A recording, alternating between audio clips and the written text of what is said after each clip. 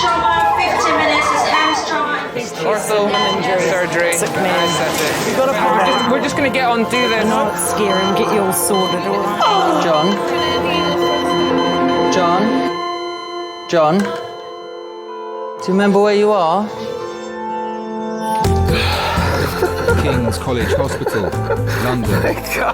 Thank God. A major trauma centre. Hit the curb, jackknifed onto the verge. Have we got a good pulse? Have we got an output, you know? One of the busiest A&E departments in the world. He will probably scream, but he won't remember. No, stop! Ah! A place where love, Come on, sir. Let's go. Up you go. No. Yeah.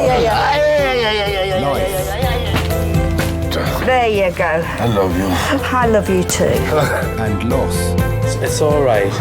unfold every single day. Don't cry. And we'll make sure Mummy stays with you. Well, listen. Right, who's not busy? Squeeze that. We can't give up on her, come on. We've got to be strong for Mum, if it is the last bit. Hey. All the patients you're about to see were treated in one department. Well done. In just one 24-hour period. I never cease to be amazed at the robustness of human beings. I love you. And the strength of their relationships. Love, it's a reflex. It's what you do. For many of the families, despite the devastation that they may be facing, they give unconditional love.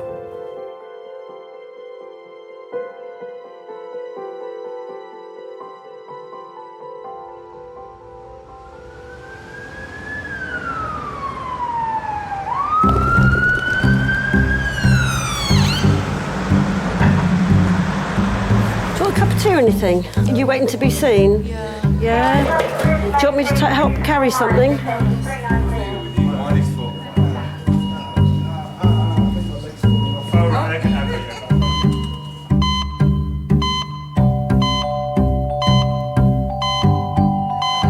Rugby?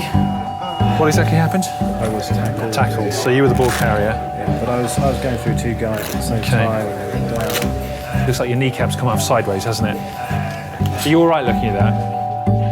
Of all the patients who arrive in A&E, 14% fit into one category. Young men. Do you remember about the family tree and where I said the family are from? Well, Dad's parents and Mum's parents, so that's 4 grandparents, and they're all from different places. And I tell you already, but you just forget. You just hear it and you just think, yeah, you've gone out your head already as soon as I tell you, innit? You gotta remember it, it's important. You don't think it's important? This is Nicholas Baldon. He's 26 years old. He had one punch to the face, and we don't believe he was knocked out, but ever since then his mouth has been locked open. Apparently this side is fractured, that side's dislocated, there's bone inside his mouth. I've had to suction him about 5 or 6 times because his mouth just keeps filling up with blood on the way. He hasn't been able to speak, obviously, at all. Okay. 26-year-old Nicholas has been punched in the face in a random attack. Right. Should we call you Nick or Nicholas? Whatever. Just pop your head back, just make yourself comfortable there. That's it, that's it. I know we're not going to strain this too much. I will take that suction there for you. So when do you think boys become men? 40. And then they regress shortly afterwards. I'm approaching 50. That's next February.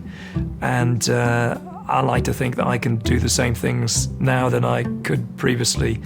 But I mean, you know, if you go out and you have a few drinks with your mate, it becomes harder to recover the next day. You like to think that you can run, you can ride as long and as hard as you did before, but that's not the case. Look at that there. Is that tooth or bone? Looks probably a bit like bone, actually. Yeah, exactly. It is bone. It's rubbing on your tooth, rubbing on your tongue there, Nick, yeah. Try and close yourself together there, Nick, if you can. I don't suppose you can. Okay, and that goes with the fact that you can't close that there. Nick, I know it's really dry there, but can you say ah? Oh. Excellent. Should have been a singer. There we are, okay. So it was just the one blow? And were they standing in front of you? Yeah. Never injured your face at all in the past? A couple of times. Any breaks? Yeah? Jaw? Oh, any treatment? No, no plates or... Sorry? Dislocation. Dislocation. Okay. All right. No any fractures of your cheekbone? With Nicholas's injury, it was unusual to have a fracture as well as a dislocation at the same time. So it's a pattern that most people wouldn't have seen before, and I haven't seen one for many years. Nick, I'm just going to feel very gently, okay, along the low border of your jaw here. And what I'm feeling for is the fact that this is all intact here and here, and that's what runs. But when we get to the angle here, yeah, okay. There are many patients who have a dislocation acutely on the rugby field, for instance, or sporting, which can be put back quite simply. But the longer it's out, the more difficult it is to get back in because of the spasm that the muscles go into. All right. Do you want to know details of what we're going to do, or should we just crack on and do it? Just do it. 33-year-old Simon dislocated his kneecap 3 hours ago. Right, puffing on the gas and air again.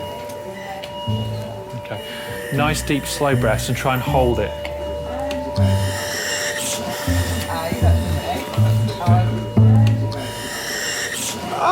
Okay, all right, hold fire. It's well, don't. Keep breathing. We might need to give him more drugs again. Nick, I haven't seen any radiographs, x-rays at the moment, all right? But given the degree of the fact you can't close your mouth together there, obviously you fractured it on here, and that's where you were hit.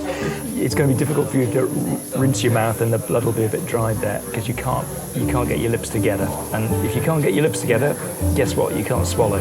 So that's why it's impossible to do that. All right. So keep going with the suction and whatever, and we'll get the X-rays and we'll get you treated as quick as we can. All right. Good. All right, Simon, this drug, it doesn't have a set dose. Everybody responds differently to it. So we give it little by little till we find the right dose for you, all right? Your job, very simply, is just to keep your eyes open, and then when we reach the right dose, your eyes will close, even, without whatever happens. So that tells us it's good to go, all right? So you'll just relax, nice deep slow breaths on that, keep your eyes open as long as you can, all right?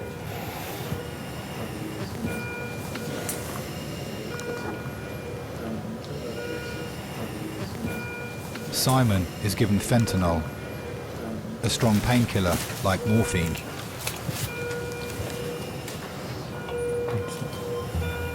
Might be feeling a little bit lightheaded. Some people say this drug's like 2 or 3 neat shots back to back, and you feel a little bit woozy, a little bit out of it. Okay, Simon, open your eyes again, my friend. Simon, can you open your eyes for me? Okay, one more time. Matt, one more.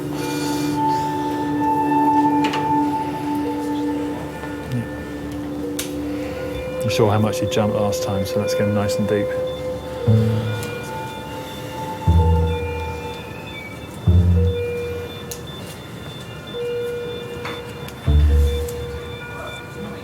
Straight head back, Simon.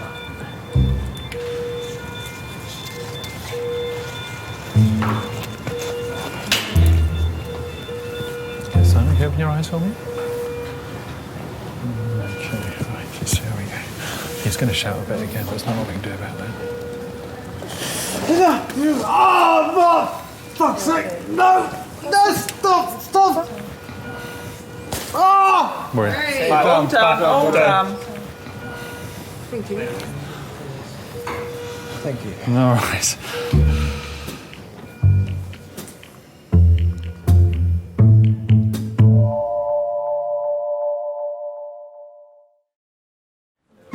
Right, so come back round this way, that's all right. So your sheet will be a bit wet, I'm afraid, where we've done the plaster.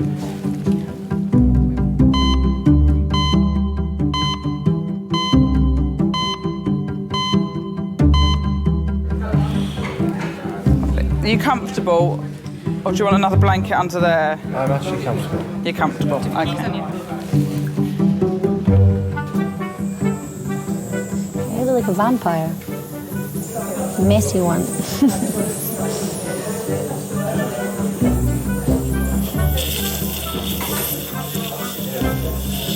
Is it still painful, or is the stuff helping? Yeah, really painful.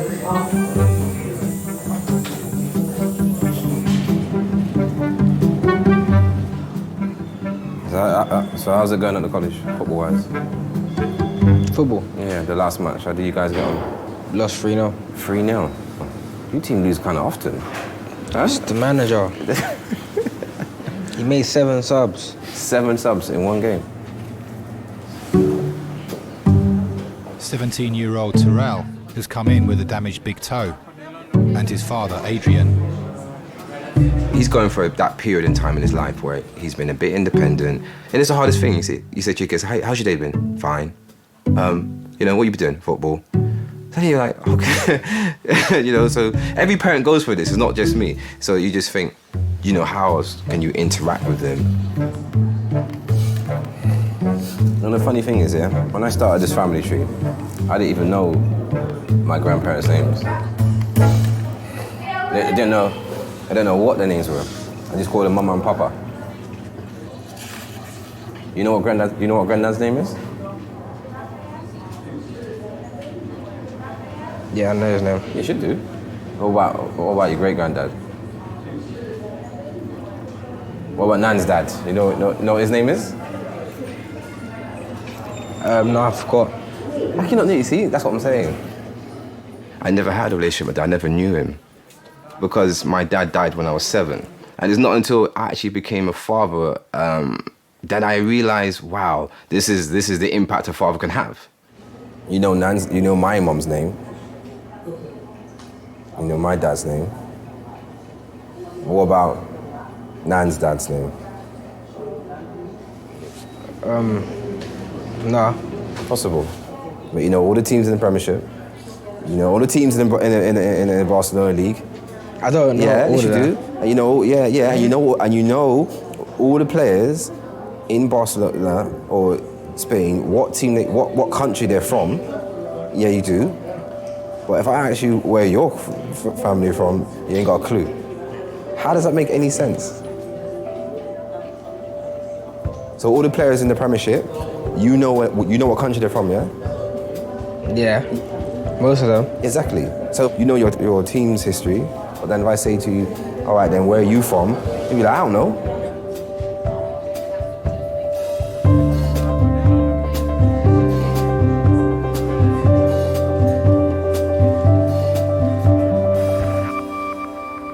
So tell me about your parents. Are they doctors?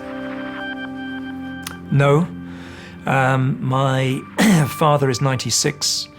He left school at the age of 13 to work in a brickyard to support the family. My mother left school at 14 and was a shop assistant. So I was the first person in my family who went to university, or in fact, for that matter, did an A-level. Rob is the clinical director of King's major trauma centre. He's also a world-renowned specialist in facial injuries. When we're treating facial trauma, it's very much the person. You can injure your arm, your leg, and obviously undergo life-saving surgery. But if you injure a face, that patient expects that face to look exactly the same afterwards than they did before. It's us. It's what we are. It's what defines us. Oh yeah, oh no, I see your tooth. Nicholas was assaulted in a random attack 6 hours ago. Since then, he's been unable to close his mouth. I'm sorry, Baba. I don't like seeing you like this. He's come in with his long-term girlfriend, Holly.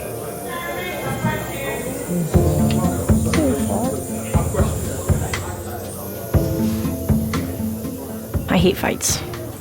I hate fights in general. I hate it when it's someone I love. Don't worry, I'm going to be here with you. Okay, not going anywhere. I don't understand it. I just don't understand why you would fight. I don't understand why you would want to get to the point where it has to result into that anyway. Either walk away or like, these people are just not right in the head that they go about looking for fights, because it's like a macho thing, I guess. So I don't approve of it. So top of your ear, okay? He's definitely not like the fighting type.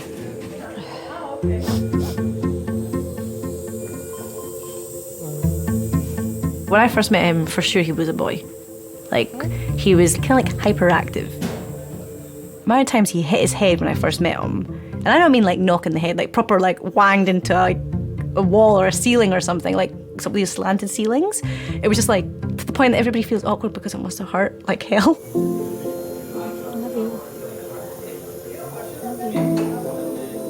Sometimes I feel like a little bit like a mum. I'm like, can you slow down, don't run, or are you gonna hurt yourself? That sounds really terrible to describe your boyfriend as you're his mum, but that's the way it is. Now, if we look carefully on his right side, what's that? And what's that? So what's he got? He's got a dislocation. That's why he can't go over now, because he's dislocated on the right hand side. You can see he's sort of, now this will be good, there you go. What a shot.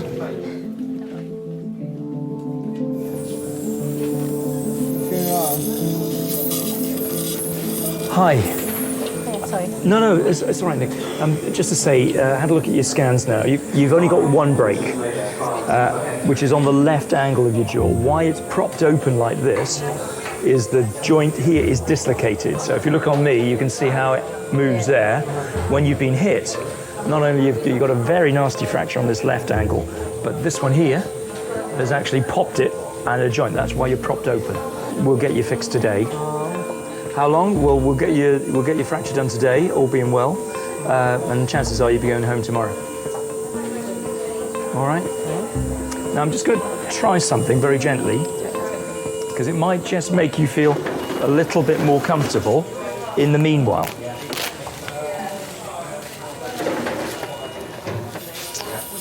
It's going to be a unilateral segment, so I'm just going to see, because I'm just thinking while he's here, we'll just see if we can make this a little bit more comfortable for you.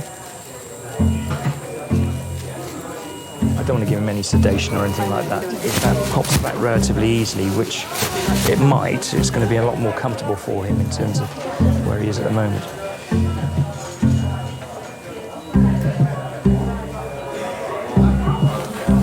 Nick, just pop your head back for us. That's it. Okay, now just bear with me. Just here. Okay. There. How about that then? Better? Close your lips together. You can swallow now. Does that feel easier? Oh yeah. yeah, transoral and buccal. What we do need is... I felt relieved from the moment he stepped in the room, because it looked like the man in charge, and then he just came to me in a couple seconds. He just put a finger on my teeth and then like locked it, like, I don't know exactly what it did, but it went cluck cluck and it was all sorted in a couple seconds with like a magic thumb, and it all went back where it should be. Well, from that moment I knew that I was in good hands. Do you remember when you became a man? There is a time in your life which is unspoken. And I think that between... sorry.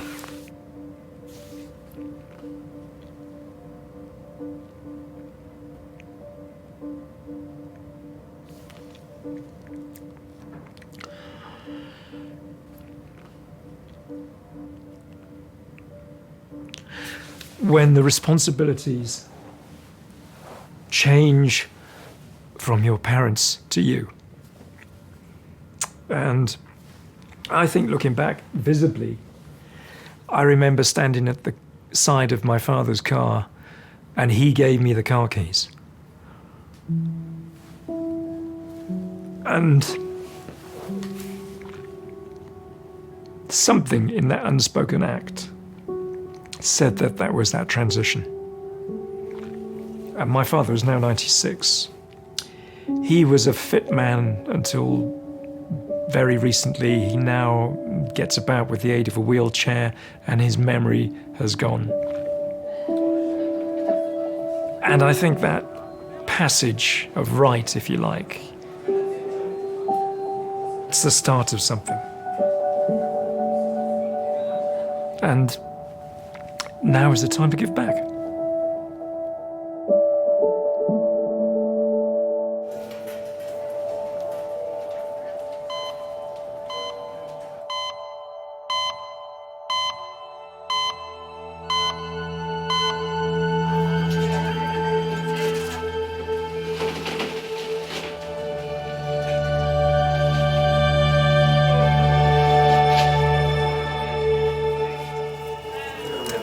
Is she on a beta blocker?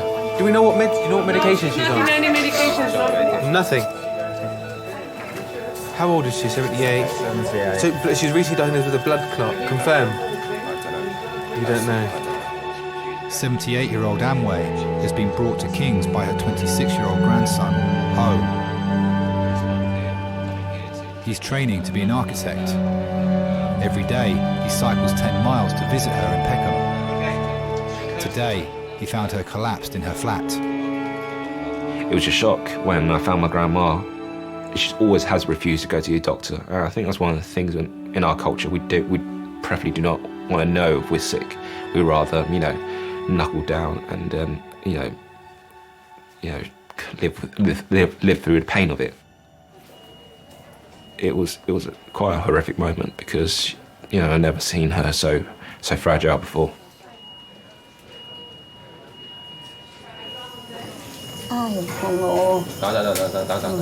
打，因為俾藥嚟㗎，唔係同埋內血，俾血。哎，我痛喎！等陣，我痛喎！黐，哎，痛！食嘅。哎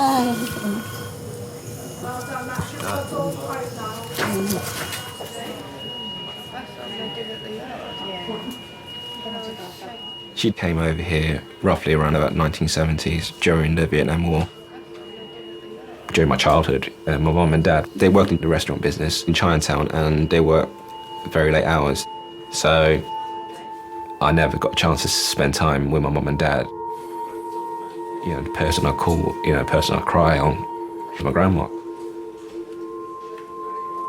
Yeah, she's a mum figure.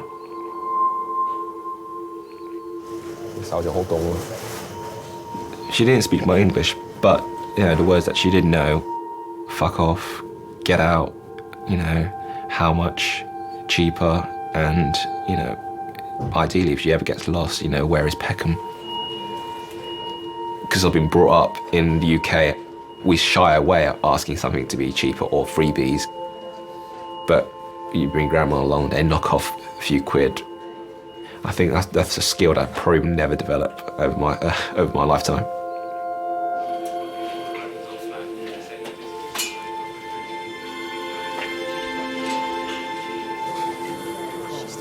We've got quite cold hands. Does she want another blanket, do you think? No? Comfy. So I've got very warm hands. Sorry, when was the last time you gave the Clexane, the injection? Yesterday. Okay. Yesterday, hello? You don't spend your time normally in hospitals, do you? No. A lot of people think that if they come to hospital, they're only ever going to go out feet first. Especially the older generation, that hospitals mean death, and so people are afraid to come into the hospital setting. But disasters happen. I'll never forget one time when a baby had died in the emergency department. This was when I was working as a radiographer, and the mother was screaming her head off, and she was running up and down resus, running up and down, just hysterical, and her little baby had died.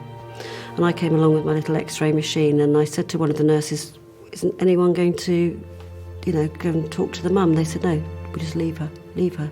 She doesn't want to be touched." And I thought, that's amazing. She couldn't be touched, she didn't want to be touched, she just needed to scream her head off. She needed to release that grief there and then.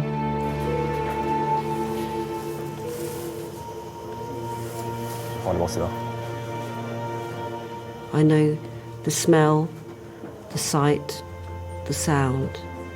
I know it. And it's familiar to me. So when I saw the granny, I could look and see and know that she was not long for this world.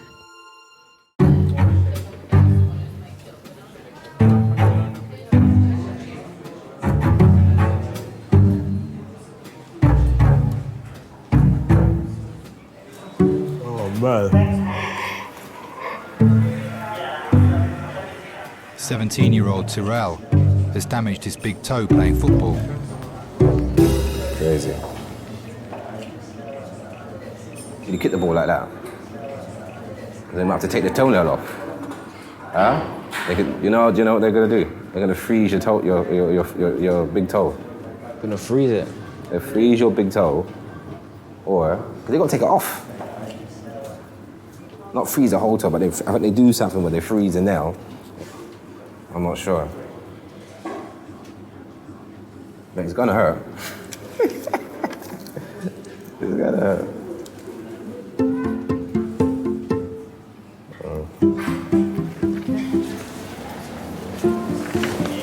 Are you with someone or are you by yourself? Yeah, Dad.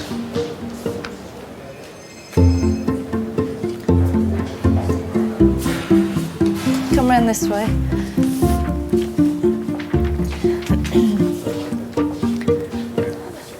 Tell me what happened. I was playing football. I had the ball. I went past the player, then he stamped on my foot. A player stood on it. Yeah. How much do you play football? Yeah, every day. Well, yeah. I think it's better we take the nail off. All right? Do that now? Yeah. Are you ready? Okay.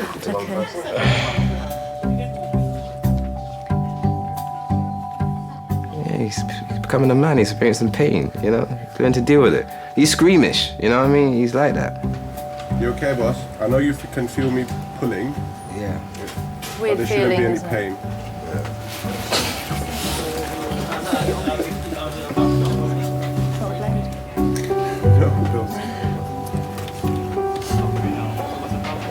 It's gone off. It's gone. There's still got the roots. There's no nail there. Nothing there. I'll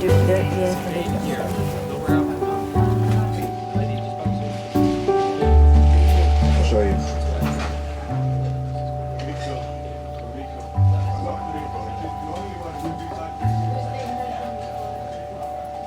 You know, and I'll still say I love you. It's saying to him, regardless how big you are, I still love you. You know, so. Does he tell you? No. No, he doesn't. He doesn't tell me.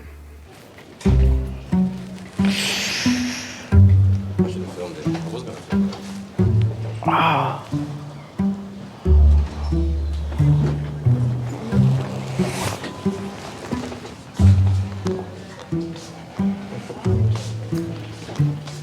Do you remember about the family tree and where I said the family are from? Nah. You gotta remember it, it's important. You don't think it's important?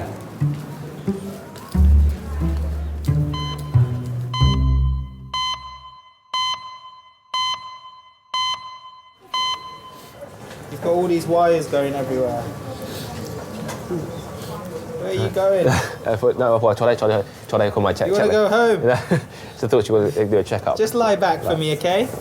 Just lie back. Bằng tay. Doctors suspect 78-year-old Amway is bleeding internally. They are investigating the cause. I'm just going to tell him to look at her eyes. Sorry. Can you show me your tongue? Show me your tongue. How to squeeze both my fingers? Just squeeze? Squeeze? Squeeze as hard as you can. Good. And this side as well? Squeeze? How to pull me towards her. Pull me towards her. I'm sorry, I know this is all tiresome. Pull me in. That's it. Okay. That's great. Sorry, I know it's the last thing she wants to do right now. So, I mean, a lot of the A&E doctors have seen and the surgeons have seen, and they think there's probably a bleed in the upper GI tract. So somewhere in the stomach, or a bit lower down. Now what we're going to do is we're going to give her blood to make her hemoglobin go up essentially, and they've given her a map as well, so that's the next step. So we'll give her lots of medication to if there is any bleeding, that the clot forms. Okay, thank you. I'll see you a bit later on, okay?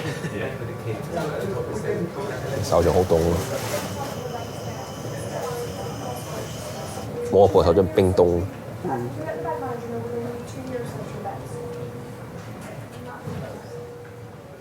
Hands actually explains a lot about the person's lifetime and what they've been through, and I have pretty, boyish, girly hands, unfortunately, but my grandma has very strong masculine hands, and you could tell that she worked hard, back in Vietnam.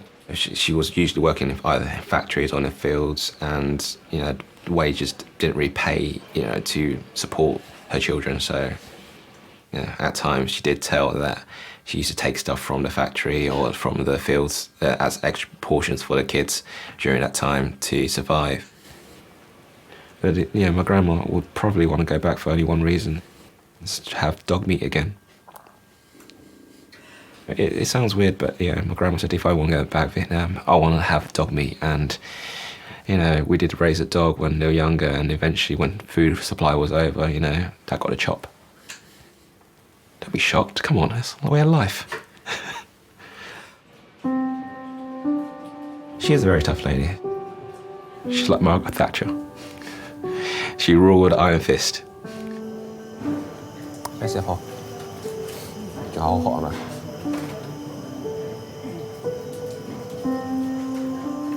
When she starts to become old and fragile, and you realise that she's getting quite vulnerable, I think that's the difficult part about it. And you want to provide back. She cooked, she did all the washing, all the dishes, everything, maintenance, cleaning the house. She was pretty much a superwoman. She looked after me always. And so I felt I had the responsibility to go and look after her.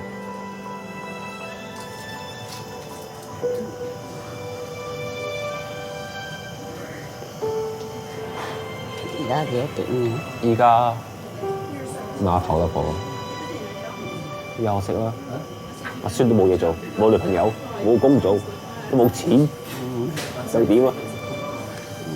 阿婆有女朋友喂，佢個睇幾時食飯？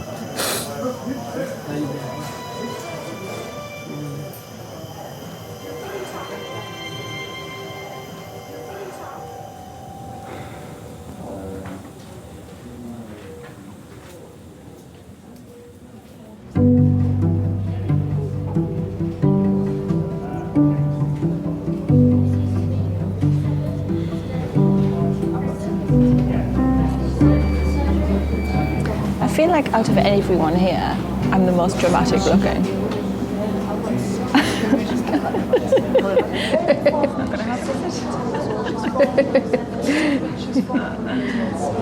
Tomorrow morning I'll be coming ice skating with my class. I can't come tomorrow.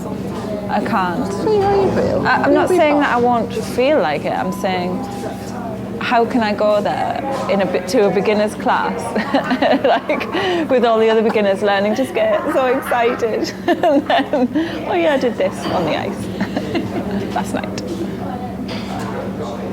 Like you say, just pop your hats on, no one will move. I might wash my coat first as well. Yeah, do that. Well, now they get like...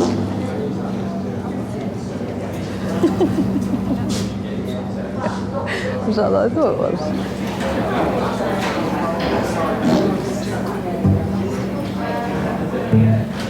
These things are sent to challenge us.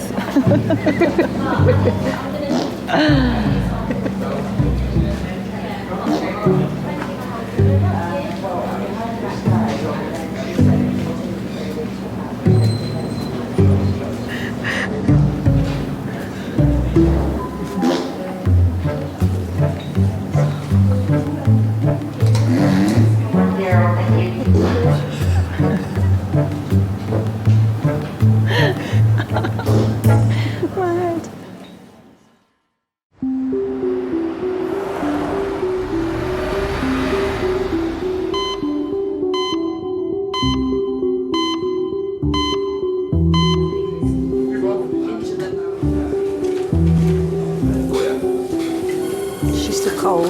Yeah, still wants a drink. What about another coffee? All right, I'll remember the sugar this time, all right? I'll go and get that for you.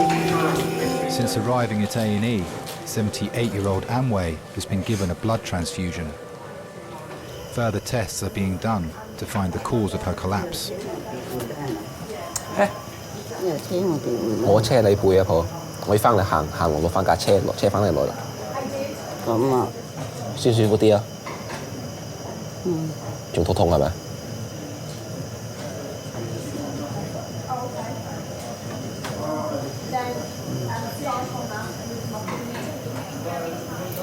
就晚死都係死咗，我跌到佢隻翅膀，幾耐冇生得。使驚個婆。啱啊，幾耐都婆婆甩醒床睡。唔使驚個婆，我喺呢度嚇。係啊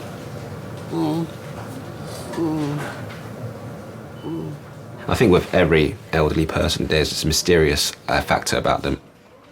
You see this sort of ideal image of your grandma when you're younger, and then when you have a few drinks, it's like, you know, a completely different person.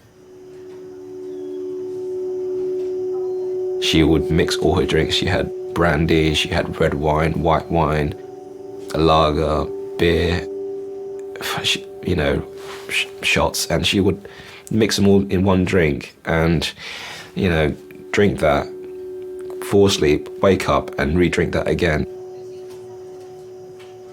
I think drinking always numbs the pain, and I think by the time my granddad passed away, she was very upset, very alone, and it was quite sudden. No one really got a chance to say goodbye, and it was very upsetting for the family, and especially for my grandma. We did tell her that, you know, her drink will probably eventually kill her, and she said it's worth it, so it made her happy.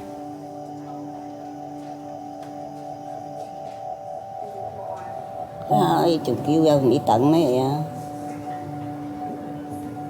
你 check 你個心臟有咩問題啊？依家冇事嘅，冇可能下次有事嘅。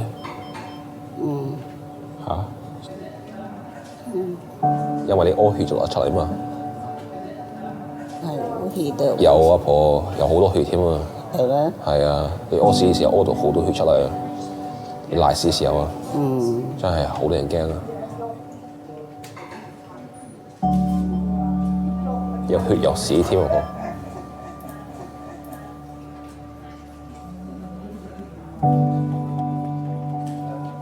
而家你救護員應該睇緊你啦，醫生嚇，我幫睇嘅。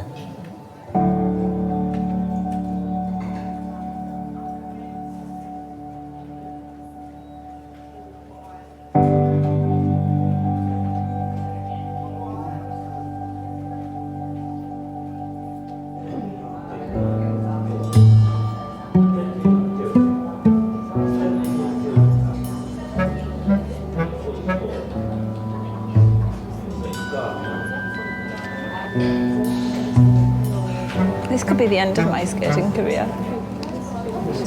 No. You'll be fine. You'll be fine. I'll be fine. I'll be fine. Anyway, tell me what it looked like. Did it look bad? Do you want me to draw a picture? It was like you kind of like. Do you really want to? Can you see my bone? Well, no, because it was all bloody. But no, well, I don't think so. Didn't look that bad. Okay, draw it. So. Oh, look, it's even a red pen. Appropriate. So that's my face.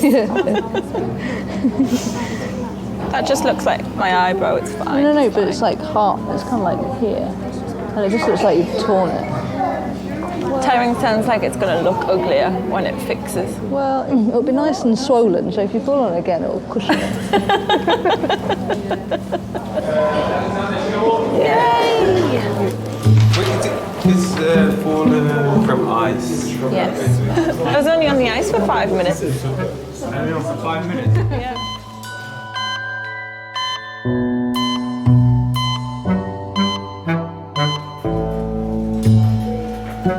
friend to have a look, to inspect it. Beautiful. Thank you very much.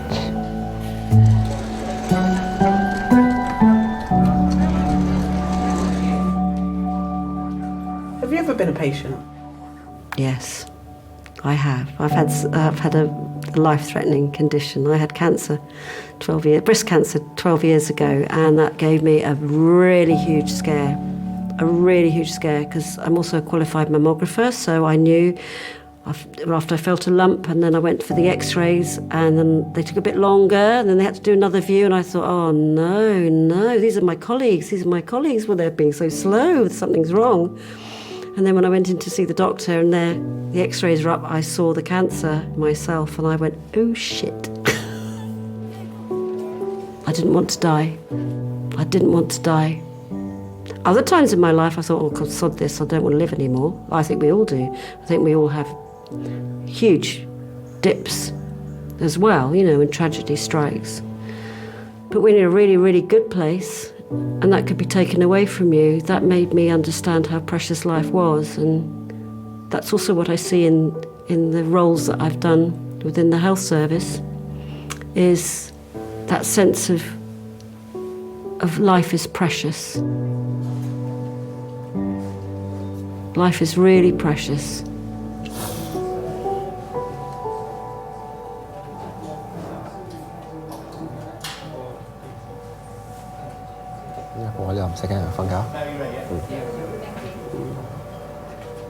Last year, she lost a lot of weight. It was that she couldn't, she wouldn't eat. She couldn't. Every time she ate, the food just seemed to come back up again. So we thought, well, maybe it's something wrong with her, but we never knew how severe it would be. So it was shocked when they diagnosed her with cancer.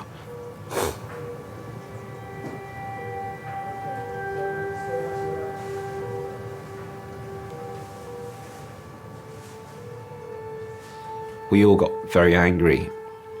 I think anger for the fact that no one picked it up earlier, or anger the fact that we didn't ask her to go to hospital, or anger the fact that none of us could do anything about, providing her, a cure, and that was the toughest part. You always believe that your grandma's so strong-willed that she will make it through.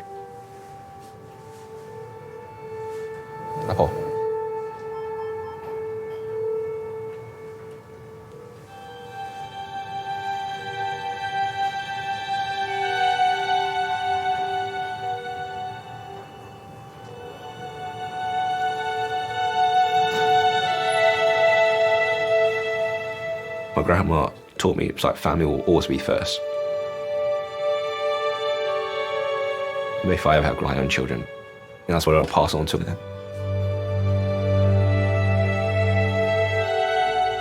What drives me is the fact that how strong-willed she was. She put more physical effort into doing things, and that thought spurs me on to do well and, not moan as much.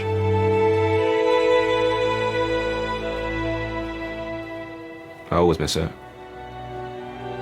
She made me the man who I am today.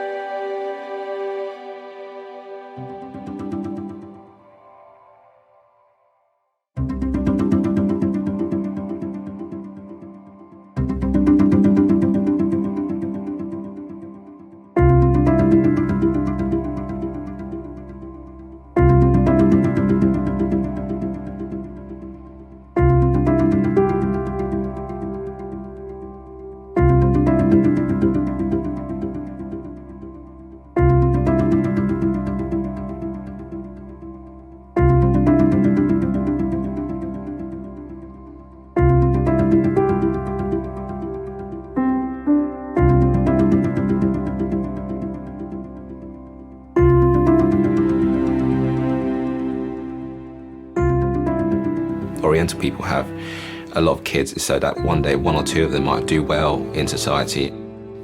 When I told her about being an architect, she was very pleased, and I think near the end of her life she said that when I'm going to start building her a house, and I think that was another goal for me, and I think that was one of the things that drove me on to become an architect.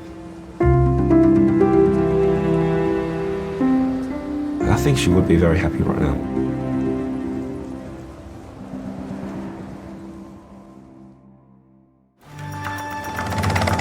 Adult male trauma. We have got food rid patient. You're thinking what will kill him first? You got a pulse on the groin? No? Have we got a good pulse anywhere else? For some reason, the blood is not running through. When you do that job every day and you realise how short your life can be, literally nothing's taken for granted.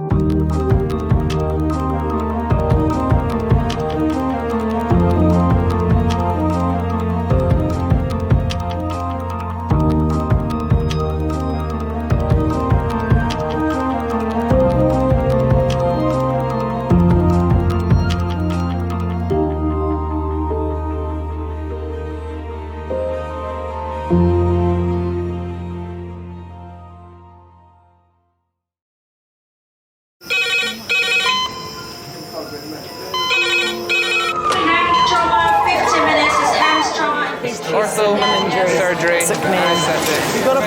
We're just going to get on, do this. Not scare and get you all sorted, all right?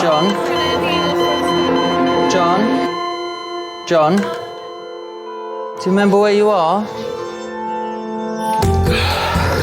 King's College Hospital, London. Thank God. A major trauma centre. Hit the curb, jackknifed onto the verge. Have we got a good pulse? Have we got an output? And one of the busiest A&E departments in the world. He will probably scream, but he won't remember. No, stop! Oh! A place where love. Come on, sir. Let's go. Up you go. No. Yeah. Life. There you go. I love you. I love you too. And loss. It's all right. Unfold every single day. Don't cry. And we'll make sure Mummy stays with you. Well, listen. Right, who's not busy? Squeeze that. We can't give up on her. Come on. We've got to be strong for Mum. If it is the last bit, hey. All the patients you're about to see were treated in one department. Well done. In just one 24-hour period. I never cease to be amazed at the robustness of human beings. I love you. And the strength of their relationships. Love, it's a reflex. It's what you do. For many of the families, despite the devastation that they may be facing, they give unconditional love.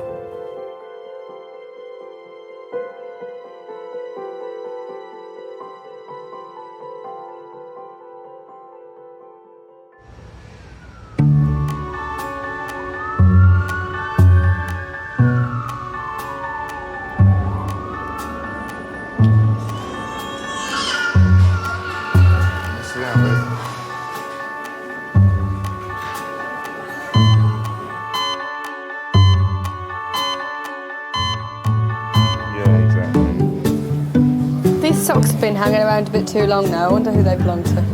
I'm better now. Mummy is nice. It's nice. It's nice.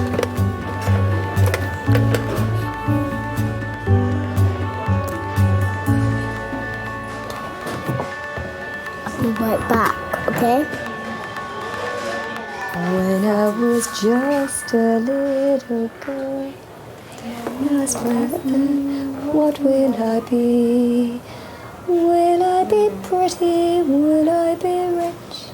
Here's what she said to me. I like working with children. Could be a future anything in that room, can't there? That's the great thing about it. It's like when you're at school, you could look at who might be the next Prime Minister and who could be the next Marilyn Monroe. What were you like as a child? I think I was cheeky and a little bit rebellious, rather than, criminal. If you'd have asked me what I wanted to be when I grew up, I'd have wanted to be a fairy or a mermaid. I thought I wanted to be a hairdresser, but the odd occasion in high school when I've cut a friend's hair, it's probably a really good thing that I changed my mind, because I'm not very good at it. I want to be a fireman, I think, although I can't go up ladders, so that was out. And then a policeman, I think, the second one. Truthfully, I wanted to be a car mechanic. The fact that I could come home absolutely head to toe in grease was my idea of heaven. What were you like as a teenager? God, you don't want to know. Awful. Yeah, I was quite wild. Any stories? Oh, no, probably not.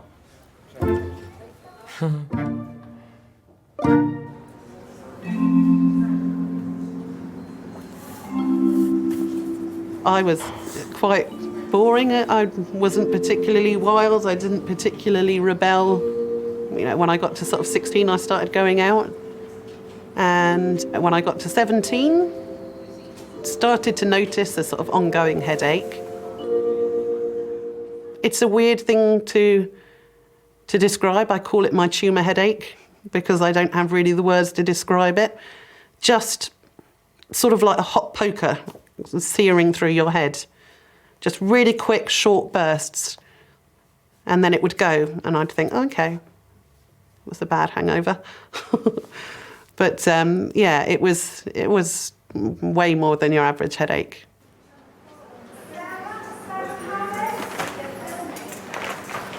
Sarah is 35. Sorry, I'll stick it all in here. Sorry. She's had a headache for the last 4 days. Okay. Oh, let me get that. Sorry, not my day. Let's get you sorted out, yeah? Okay, thank you. Thank you. Sarah. Hi. Hello, my name's Ollie. I'm one of the A&E doctors. Tell me about the headache. I'm sure it's nothing. I've had a virus, so maybe it's that. But I've had 3 brain tumours in the past. I was 17 when I had the first one.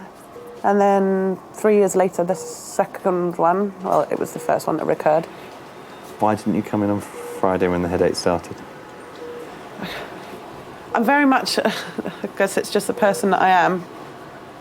I worry just in case it is something really bad, and stupidly I don't. With my second tumour, I knew for a good week that it was back. That, I went as far as Heathrow Airport to go to Australia before. Was it a little bit la la la la la? Yeah. I've always been told it won't come back, and then it has 3 times and various complications. That's fine. And it's just this, yeah. You are a VIP when it comes to head and brain related concerns. My job is to assume the worst for everyone, all right? Doesn't necessarily mean anything to be worried about, but you're here and you, with your track record, we have to assume the worst and hope for the best. All right? Okay. When you're 17, you're almost untouchable. You don't feel that much can affect you. Can I just put that on? But you're all less aware of the reality of things. We have a saying in our family, if it's unlikely to happen, it will happen to me. So, which is why. My parents put on a brave face. I could see how distraught they were. You know, you as a parent, all you hope is that your children are healthy and happy. And when something goes wrong where they're not healthy, all you want to do is put yourself in their shoes and take it away from them and be the one going through it. And I guess as parents, they felt very helpless. And I could see that. So I sort of made a vow to myself then that I would do as much as I could to never let them know how I was feeling. I thought if there was something I could do for them, it would be to put on a brave face, put on a smile, and just not ever let them see how upset or how scared or how worried I was. Okay. Oh, right, okay. Excellent. Because I've spent so long, you know, pretending that everything's fine, everything's okay. It's sort of a role you become used to playing, and And then it doesn't become a role anymore, it just becomes who you are and how you deal with things.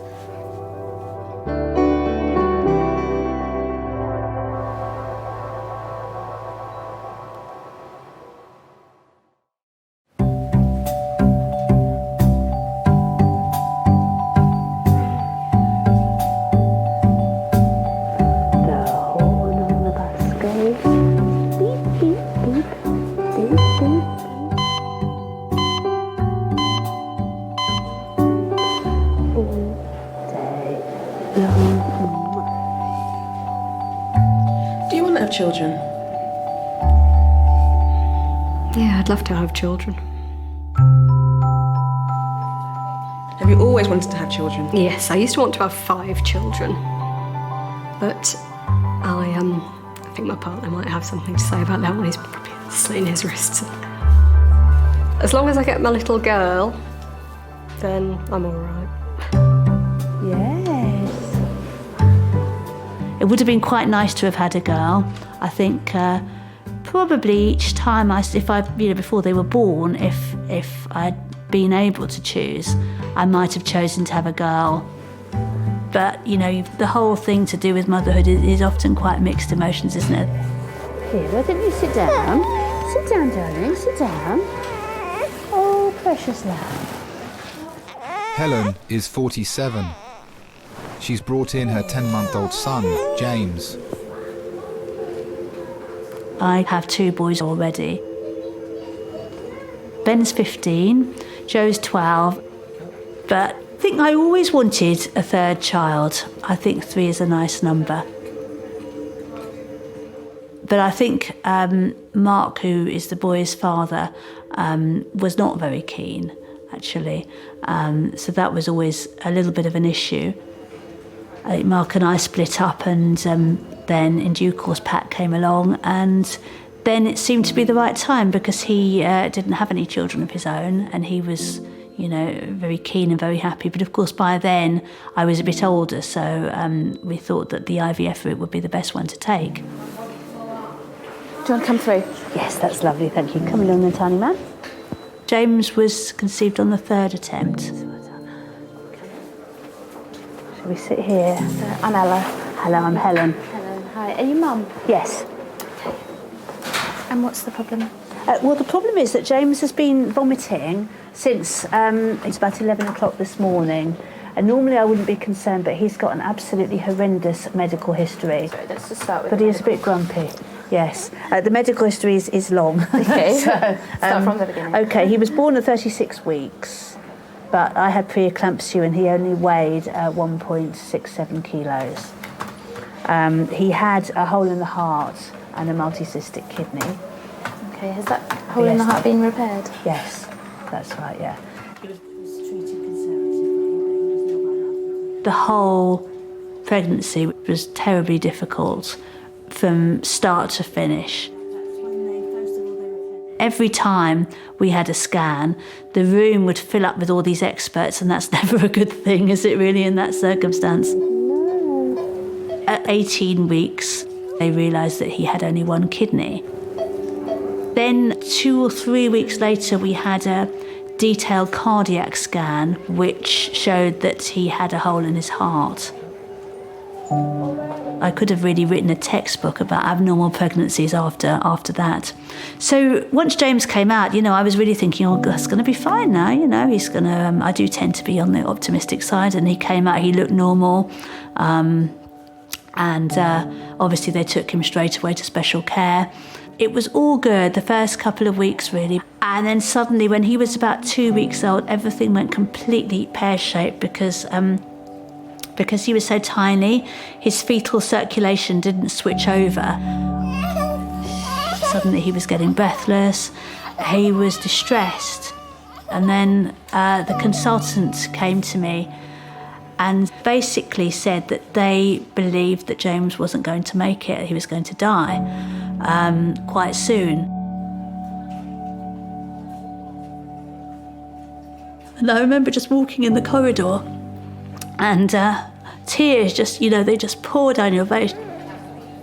And I met this really nice consultant, And I said to him, you know, it looks like James is going to die. And he just gave me a big hug. And he said to me, you know, where there's life, there's hope. And you have to believe that. And it's such a cliche, you know, but you can't imagine how powerful that felt on that particular day. I'm sorry you don't feel good. By the end of that day, he was maintaining his blood pressure, and I look back on it, it's dreamlike. It was an experience that you don't forget. Are you a happy boy? Yeah, aren't you? So yes, with that history, you can imagine that I would be very, very protective. There was absolutely no way that I was taking any more chances with him.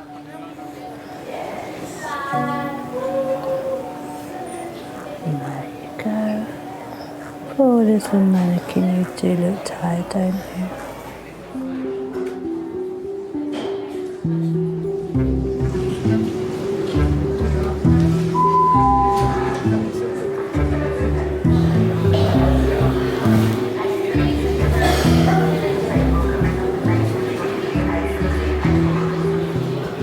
This is what I'm saying.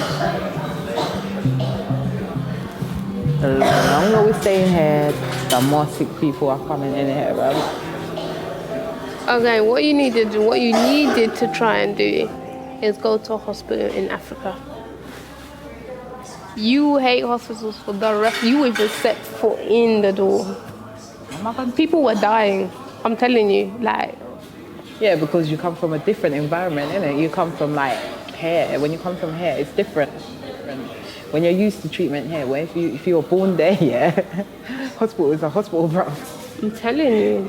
But then sometimes it's better to go in the hospital because we had the like local, and he was literally like a quack doctor. He was kicked out of his medical school. Wow. And he took out someone's tooth, yeah, with a chisel. Hold on, what chisel are you talking about? You know them little, you know them... chisel? No, you know them...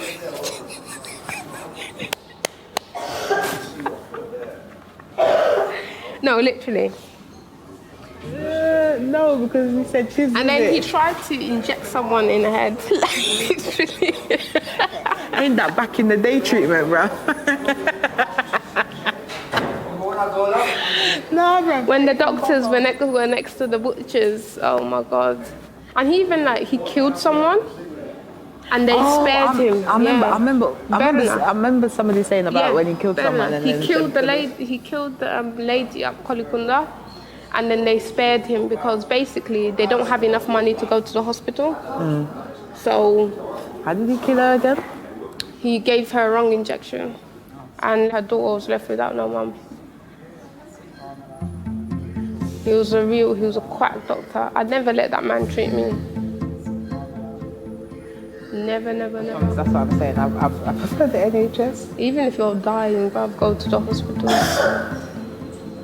I do. I prefer the NHS.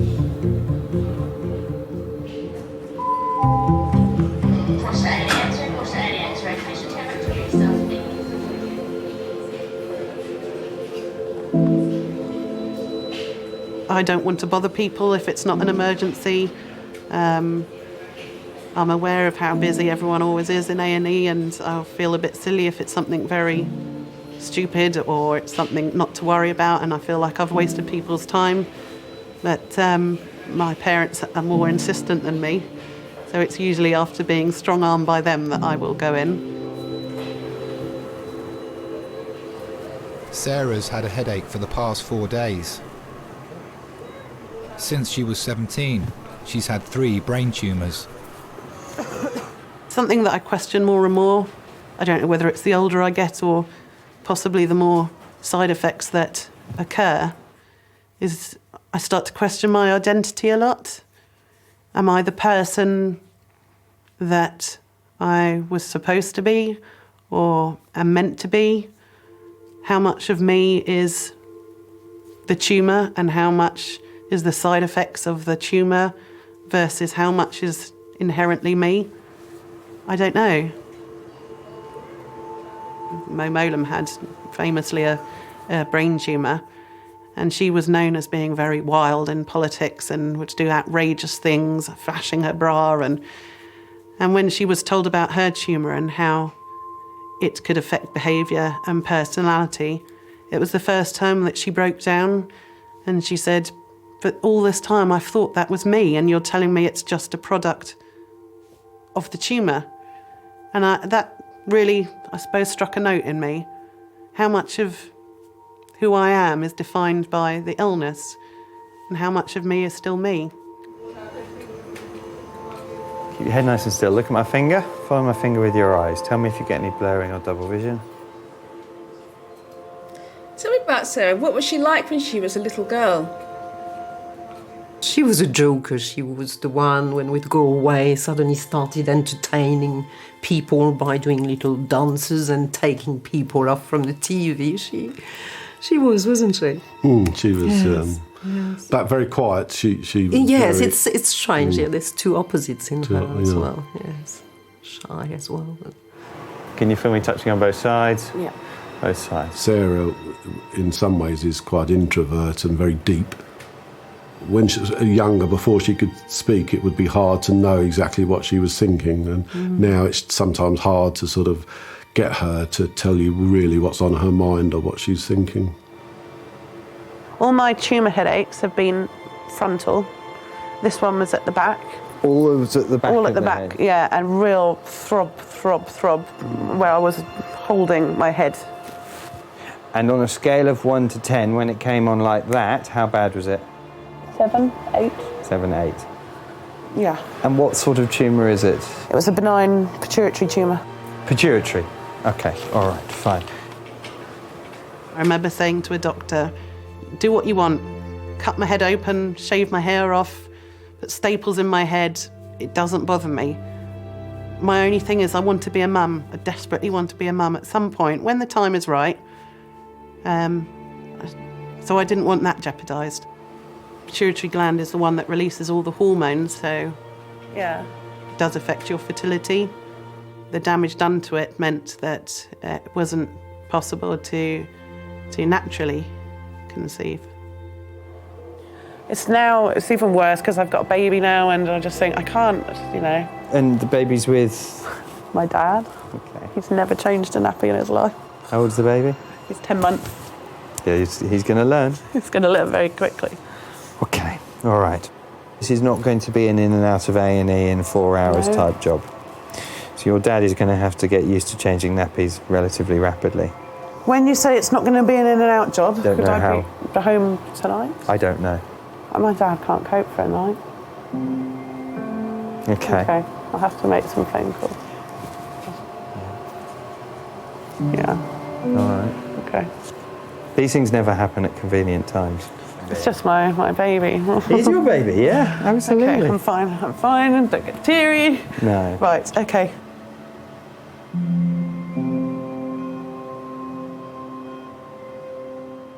It was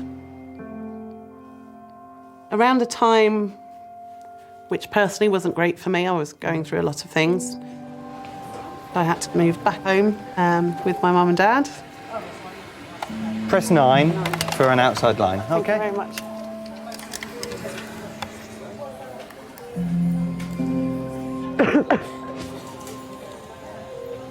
Hi, Dad. How is he? What time did he sleep till? Okay, all right. I'm not going to be in and out. It's not a quick job. May not even be back tonight. Well, again, until they do something, they don't know. But basically, with my, if somebody forget my history, if someone had come in and said, this is what's happened, coughing fit, blah, blah, blah, they would assume a small bleed at the back of the brain, like a blood vessel. It might not be, but that's what they would assume. He said, obviously, given my history, yeah. My concerns pre-Elliot used to just be, well, if something happens, then it happens and I'll deal with it. But the minute a child arrives, it suddenly changes your priorities and your perspective. But yeah, you're going to have to get Kerry's help or something, Dad. Okay. Bye.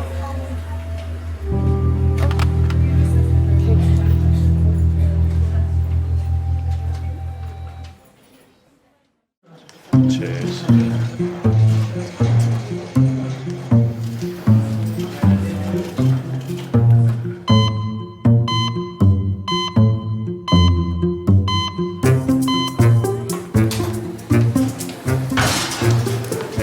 Is it worth even remotely trying to move it in any direction to try and ease it?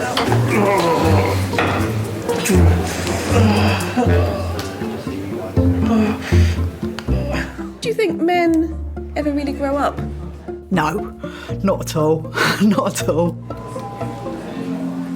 You kind of imagine that there's a certain age where everything becomes simple and I remember thinking, you know, when I was like 13, I remember thinking, oh, those 16-year-olds, they've got it all sorted out.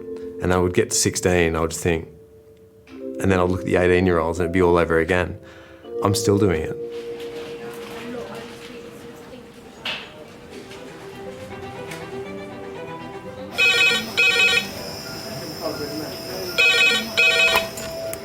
King's A&E. Yeah. Outside a South London pub, a young man has been stabbed twice. Some children are quite independent, so they can wander off and go off. He was very clingy as a child. 4, lovely. Okay, thanks. Bye. Usually people who did meet him thought, oh, he's such a lovely boy, he's so polite and he's so this, which was very nice for me. But then, you know, when they turn into teenagers, they sort of change. Red phone, 4 minutes. Red phone, 4 minutes.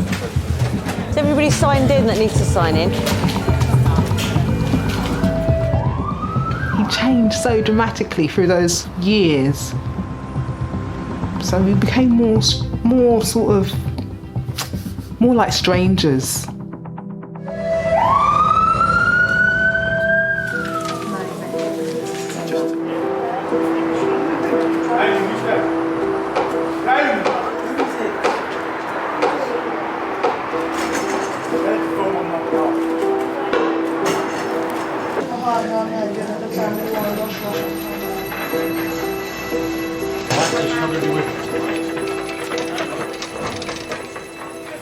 Hi everybody, this is Wayne. He's been stabbed twice in the left thigh. Done. Going. Fucking hell. Hand back on. When we've arrived, there was one wound which is about 4 centimetres long and actively bleeding. There's a secondary wound which is about 1.5 centimetres, not actively bleeding. Hi Wayne, my name's Emily, one of the doctors. Who's going to check you out all over. Can I have a quick look under here? Just check this.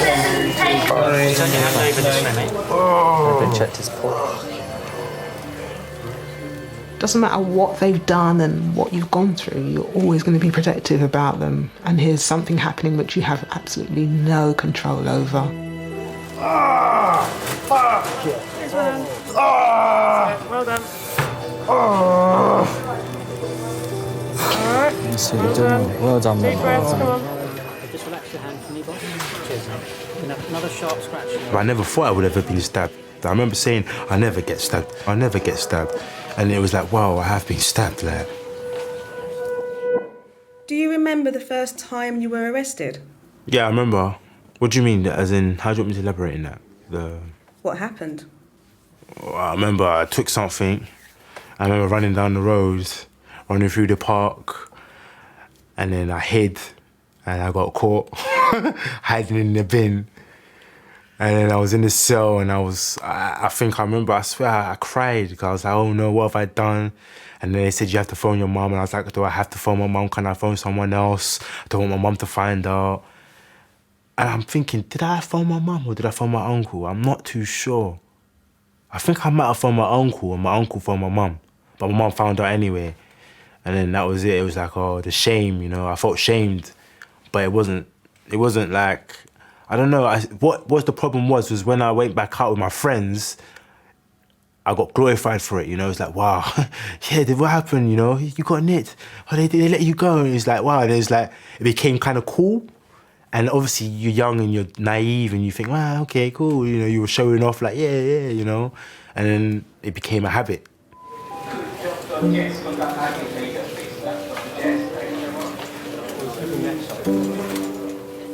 thing I always said to my mum, don't ever blame yourself, because you haven't done anything wrong. It was down to me making my own choices. You know, she always gave me the choice to make. I knew right from wrong, to be honest with you. So you could never say it's down to my mum was a bad parent or anything like that. It was all down to me. You just don't want to give up anymore.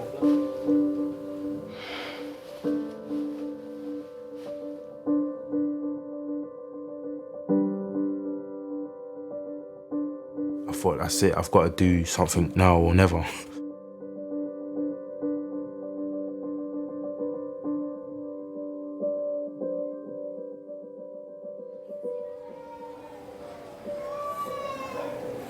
Precious babe. 10-month-old James has been vomiting since 11 a.m.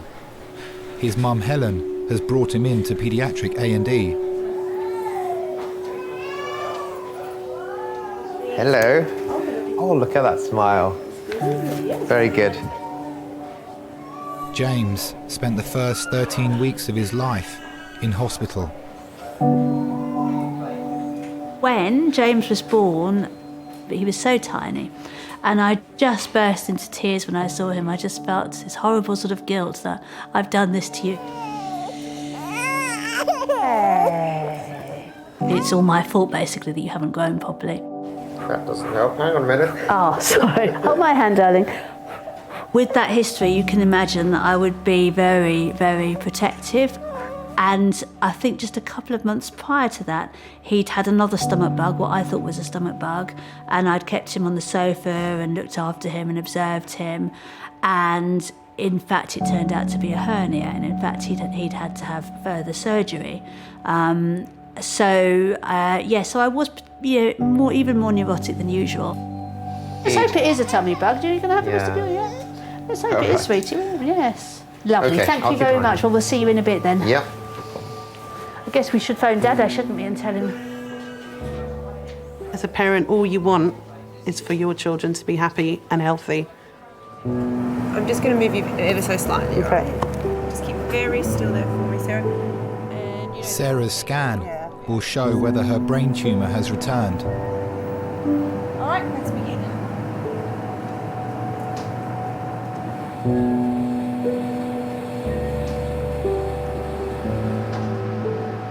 Now, I've always said in a weird way, I'm glad I was a person going through it.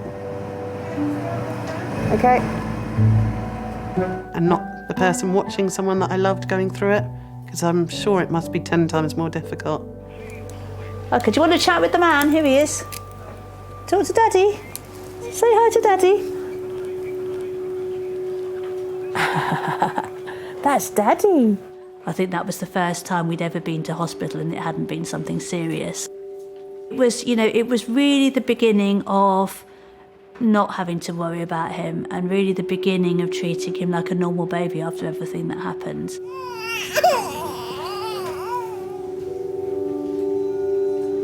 I know my mum, suffers a lot from her nerves, I suppose, because as a mother, it hasn't just happened once.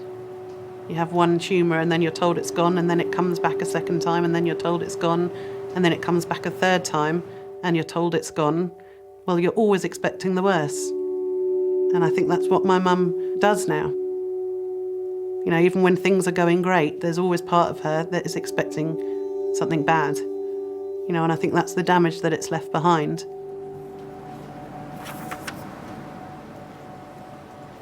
My feeling at the time was we must be in the best hands. They know exactly what to do.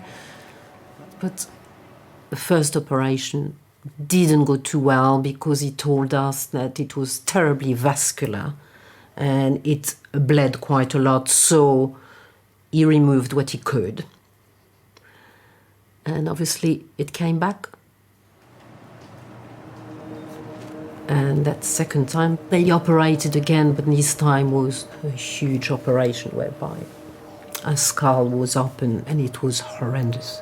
It was so frightening. And she was very lucky to make it, very lucky.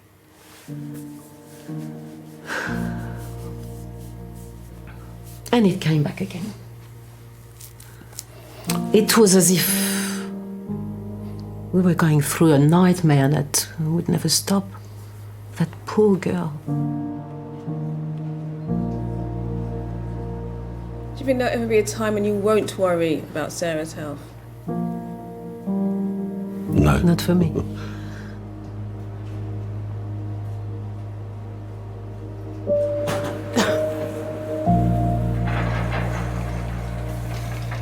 I read an email that my mum had written to someone once, and it was after the second operation.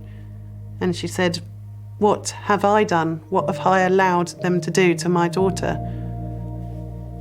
And it's just that horrible moment of clarity, thinking she blames herself. And, you know, she was nothing but amazing and wonderful, but she still blamed herself. So it's, yeah, I'm fine. It's okay. It's not a problem. It's partly lying to myself and partly lying to other people. You know, it's not wanting to face if it is back or if something has happened again. Especially now that I am a mum, I just, the thought of going through it again whilst I have Elliot is sort of 100 times more scary. You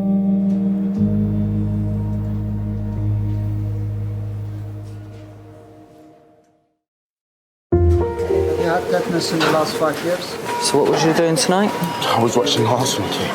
They win. Watching the Arsenal game, we came back 3-0, but we never won. Oh. So a double downer, eh?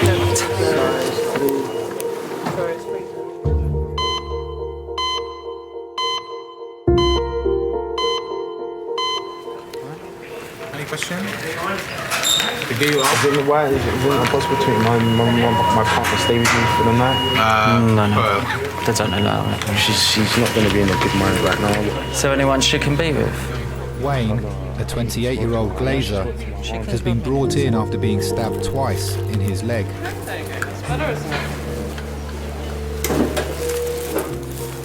Okay, what I'm going to do is I'm going to give you a tetanus injection. All right? So we've covered everything, just as a precaution, all right?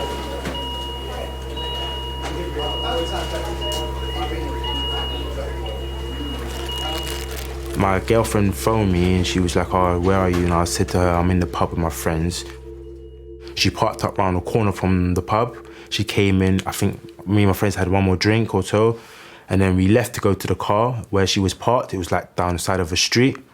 We got into the car. I remember the doors closed, the doors opened back up. And there was a group of guys all around the car. They waved the gun at my girlfriend. They grabbed my girlfriend's bag. I tried to remember holding it, and then one of them hit me in my face. And I got punched on my leg twice. Well, I thought it was a punch anyway. And then it happened very quick, and then they just ran off. And I remember trying to get out of the car and trying to chase them, and I couldn't run. And I put my hand on my leg like it was like a dead leg. And then as I looked at my hand, there was just blood all over my hand. And then that's when I realized I got stabbed. I felt sad, knowing that, I felt sad for them as well, because it made me think, you achieved one thing, a mobile phone, and there was at least 5 of you, like, what's that, £10 each? Like, I would never have done something like that in my bad times, but at the same time, it's that how far we've come. It was kind of sad to know that, people going around stabbing people on random sprees, like, maybe it's the initiation of a gang or something like that, I don't know, but I did feel sorry for them, and I felt saddened, if you understand, knowing that I could have been heading that path.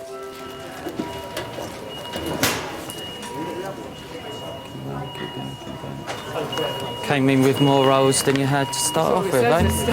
More stabs from us than from anyone else. I don't know who's worse, you or the bad guys. Yeah. You have to put up with us as well. I got to about age of 24 and I realised, like, enough is enough. Excuse me, man. Thank you very much, man. It's all right. Thank you for your help. You look after yourself, all right? And a little later.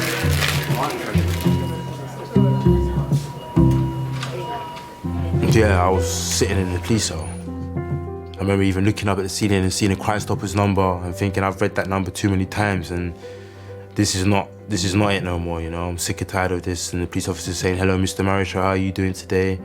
Didn't want any of that no more, to be honest with you. I thought, try to start a new, fresh start. So many people do this revolving door thing, keep getting in trouble, out of trouble, in trouble. And I think he somehow managed to catch himself and say that, you know, I don't need to be doing this anymore. Although it took time, he found himself, I think. Sure.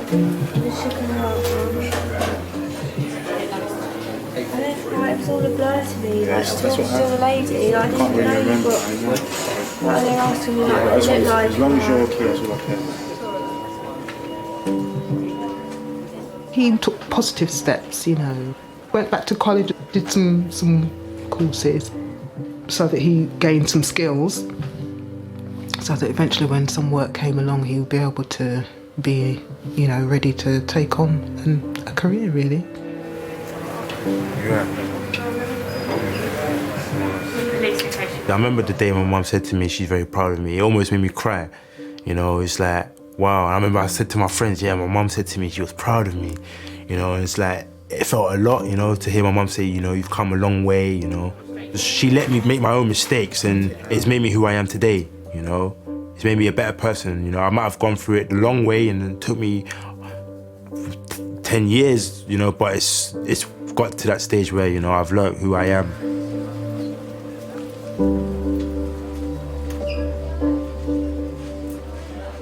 Motherhood is good for learning about the sort of person that you are and what you can give as well, as a human being as well as a mother.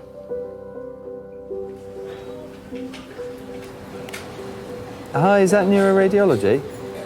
I'm just trying to chase up a CT scan report for a head CT on a young lady that's come in with history very suspicious of a subarachnoid hemorrhage. I think I pace when I worry. I was probably wondering what my dad was doing at home with my son and how he was going to change a nappy. I showed him very hurriedly before I left, but it was still crossing my mind. I mean, as a mum, you do, don't you? And you just worry anyway. And I'm always with Elliot, so to not be with him was very strange, and I just didn't like it. Okay. Thanks a lot. Cheers, bye.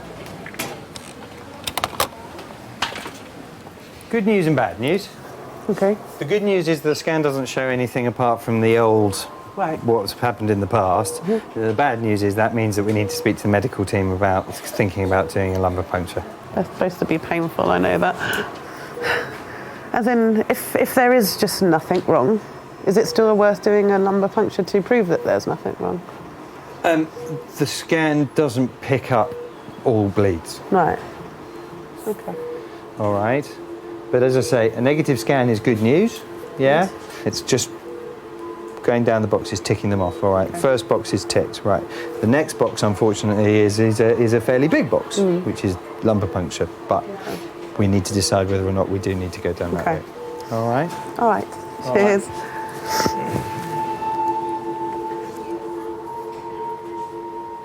I'd happily give up all the bad health for a life of good health. But then, in a way, it has made me who I am. If it hadn't happened, would I have my son? I might have other children, but I wouldn't have Elliot. So, in a way, I wouldn't change things. It's in the hands of the doctors and in the hands of God. If you believe in God, all we can do is hope that we'll be lucky and that she gets the best doctors and the best medical care, and they can sort out the things that are wrong with her and keep her alive. That's, what else can we say, really? We can just be here to pick up the pieces if I just sense she'll be all right. She will be all right. Yep. I believe that little Elliot has brought her a lot of strength. Tell me about Elliot. What's he like?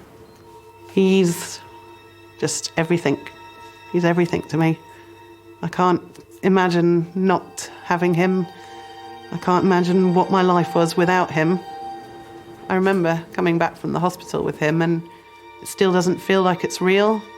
I still kept thinking at any moment I was going to have him snatched away or wake up from the most amazing dream and be told that it wasn't real. You know, it's just so much more precious when you've had to fight for it. So yeah, having come so far to have got him and then for something to happen would be awful. And I know if something happened, it wouldn't be through fighting, because I would fight the whole way. Just want to do the best job I can, be a good mum, do right by him.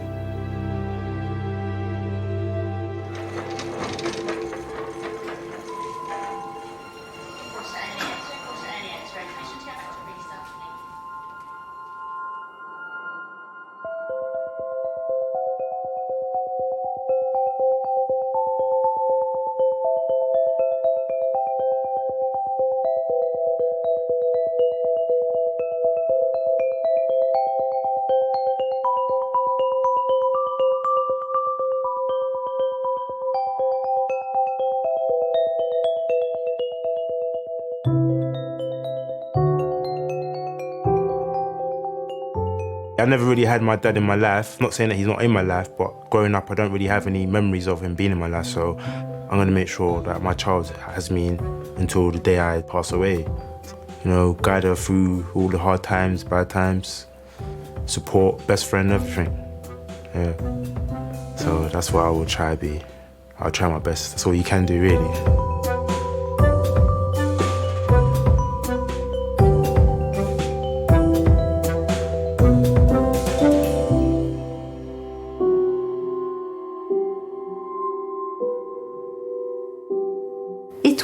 Absolutely fine.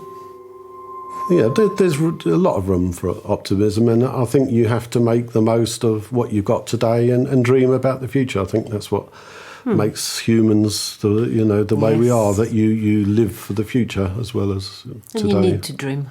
Yeah, you do. Dream. Everyone needs a dream. Yes. I dream about Kate Bush, but there you go.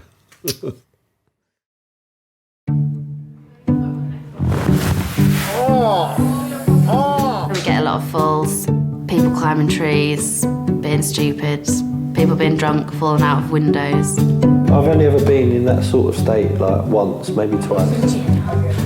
He says he's got a knife on him and he's been really aggressive to us.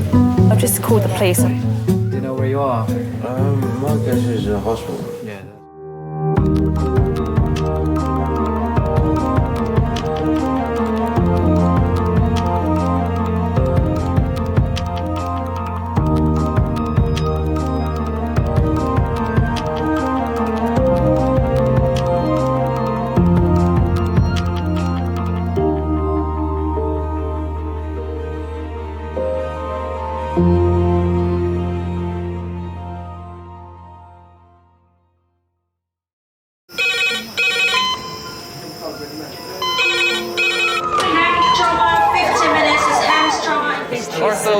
Surgery.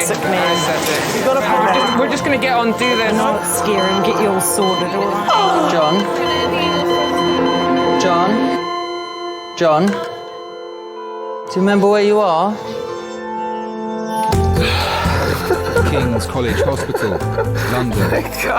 Thank God. A major trauma centre. Hit the curb, jackknifed onto the verge. Have we got a good pulse? Have we got an output? You know? One of the busiest A&E departments in the world. He will probably scream, but he won't remember. No, stop! Ah! A place where love. Come on, sir. Let's go. Up you go. No. Yeah. Life. There you go. I love you. I love you too. And loss. It's all right. Unfold every single day. Don't cry. And we'll make sure Mummy stays with you. Well, listen. Right, who's not busy? Squeeze that. We can't give up on her. Come on. We've got to be strong for Mum. If it is the last bit, hey. All the patients you're about to see were treated in one department. Well done. In just one 24-hour period. I never cease to be amazed at the robustness of human beings. I love you. And the strength of their relationships. Love, it's a reflex. It's what you do. For many of the families, despite the devastation that they may be facing, they give unconditional love.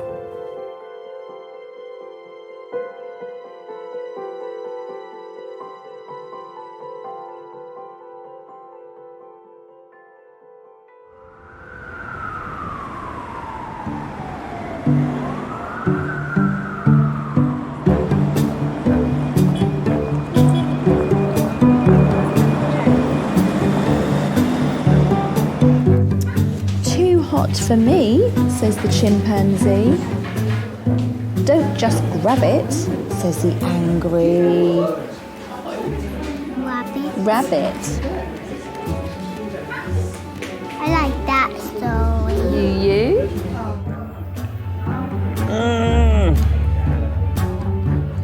It hurt to lock my phone. It's ridiculous. I need some pills. Hiya. I'm in A&E with Billy. She had an accident in school and got rushed to hospital by ambulance. She's got a massive contusion on her head. They said she lost consciousness. I mean, hopefully they'll let us out and it'll be, you know, we'll be tucking into a bottle of wine in a couple of hours.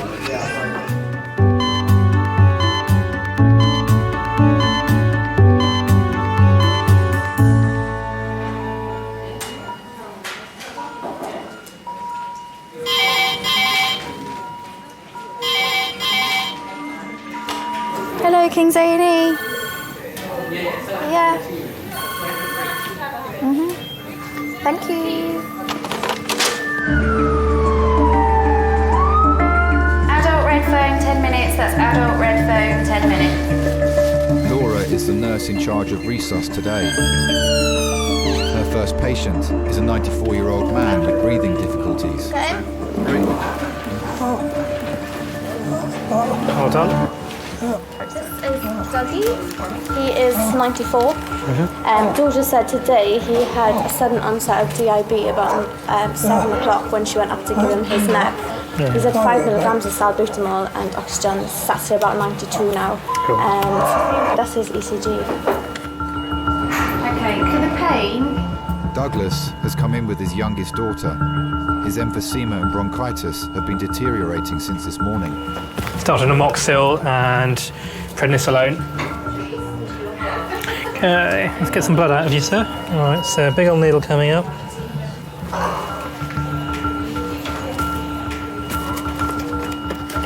Let me see if I can get your daughter in. Can his daughter come in? Yeah. Hi, my name's Chris, I'm one of the doctors. Do you want to come through, see your father? Hello. My name's Laura, I'm one of the nurses. I'll be looking after your father. Sylvie has been her father's full-time carer for over 20 years. So that medication, I don't know if he has nebulizers at home. Yes. Yeah, it's the same But stuff. he stopped taking it at the weekend and he's been back on it yesterday and today. Okay. He's on a set of steroids. He took some yesterday and today. We're just about to give him some stronger steroids through this drip. Oh, even though he's had some today? Yeah. Because your relative is in hospital doesn't mean that you suddenly become redundant.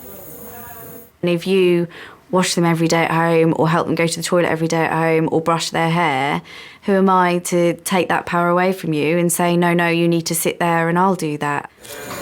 I've got quite a bit of, I say quite a bit, some tea and that down in today and some other liquid. But you tell him he's got to drink liquid and he won't. Sort of does the opposite to what you say he's meant to be doing. Sounds familiar. Yeah. It is a trait of most A&E nurses to be able to just talk about anything to anybody. You have to be able to create relationships with patients and relatives really quickly so that they trust you and you can support them through whatever's going on. Is it just the two of you at home? And the 20-year-old cat. He Wow. doesn't know what the hell's going on at the moment, bless her. She's doing well at 20. Well, she's 20 and 2 months old. Bless her heart. My husband had died, and I came up to look after Mum. When my mum died, I ended up staying and looking after Dad. It just suited. I don't actually look at it as taking care of someone. It's me dad, I'm his daughter. There's plenty worse, trust me, but he's a good one. Put your head back. Put your head back properly. That's it.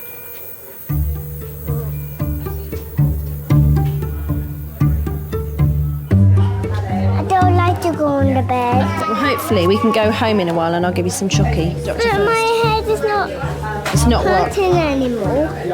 Doctor's going to come and have a look at you just to make sure that he's happy with the lump.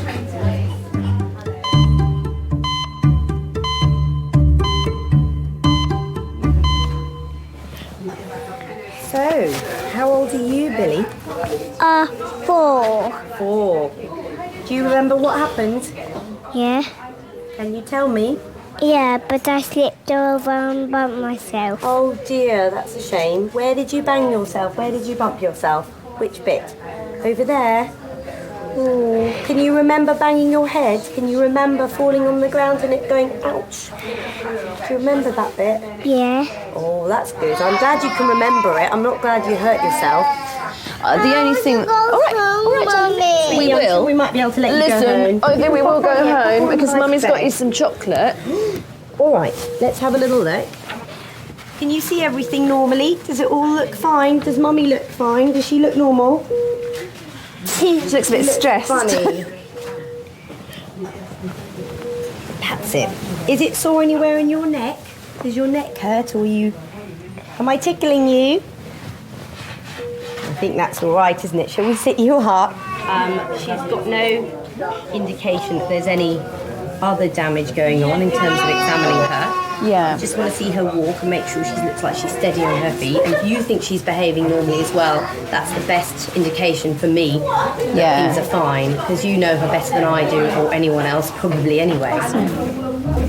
So, doing the spider, and then the water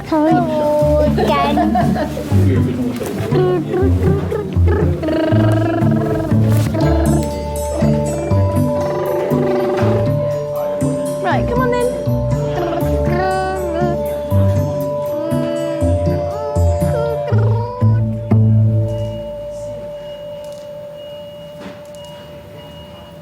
Sylvie's been joined by her neighbour Maria Hello. and older sister Heather. You alright? Where's glasses? In the bag. It's all right, he had a mask on just now, just left it on. I love my dad. Too much for words. He's our centrepiece. Yeah. You alright? You're still here then? Sense of humour. I think them words were made for him. He'd do silly things where couldn't go on holiday, didn't have the money for that. So he'd take us on a long bus ride. And we're literally going round in circles. But we really thought we'd been on a good trip, you know. End up back up Crystal Palace at grounds in the end, and it's walking distance. I thought you might have gone home being fed up waiting for me to come back. I'm going to see if I can find him a pillow to make him a bit more comfortable. Yeah. Douglas is a highly decorated Second World War veteran who served in an elite commando unit. These things are like gold dust, you know. Dad's a very brave man, and definitely as they get older, they go to the garden party at Buckingham Palace. Yeah? Okay. And he had a good old conversation with the Princess Royal when he went, and I just think to myself, oh gosh, I hope he didn't tell her any jokes.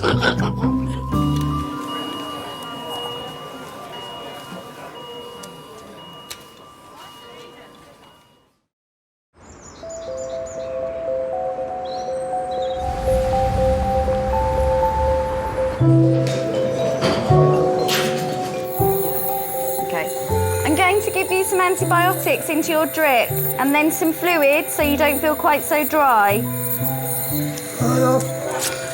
One of my best friends sent me a card years ago that said on the front, "Nurses are angels in comfortable shoes." I've still got that at home. I thought it was quite funny. It made me smile. Okay. Right.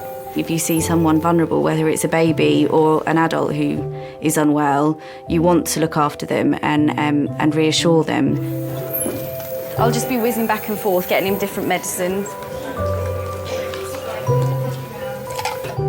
Did you have instant pain? Did Yes. you yeah. Turn your hand over. Laura is the senior nurse in Miners today. I never really got on with resus and trauma because that's working with death and dying a lot. And I knew I couldn't do that forever. So it's all across here. All yeah. there, and my finger is numb. My little It is, that finger. one. Not that numb. It's not that numb. It's like if you move it, It hurts. Yeah. There's always something a week that I haven't seen in 8.5 years at King's. Why did you trip over? What happened? I think I tripped over the wedge shoe. It is wedged, isn't it? I had a guy that slipped on a banana skin last week because he'd just left it on the living room floor. Why would you leave it on the living room floor? I don't know. But anyway, he slipped on a banana skin. I just kind of, as I do, stumbled and fell. But How much you had to drink just for health reasons? I like the characters. I think that's the best. It's not always the injury of the patient, it's the character of the patient that you enjoy. So have a seat, Midge. And Sit Midge's in the corner. friend. Midge's mate. Yeah, I'll be fine. I'll just stay. Yes, lovely, thanks. We just draw the curtain. So my name's Laura, I'm one of the nurse practitioners. How can I help you? Pretty much hit a Tell her the punching whole bag like story, thing. yeah. An arcade game where you hit it. Oh, okay, yep. This morning it's all swelled up and So I this can't morning really you do did it? I did it yesterday, but yesterday. overnight it just seemed to have swelled up and Did it hurt at the time? Yeah, and pretty much. He didn't make much of a fuss after it happened. He said it hurt, and Must have whacked it really hard. Yeah. You're trying to beat your personal best. he got the highest score.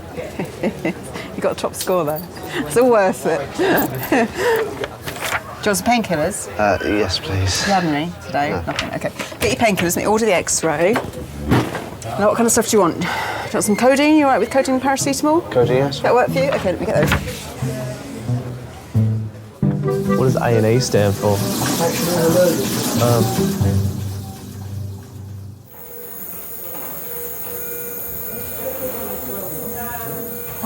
So it looks like he may well have a chest infection. So he may well be staying in overnight.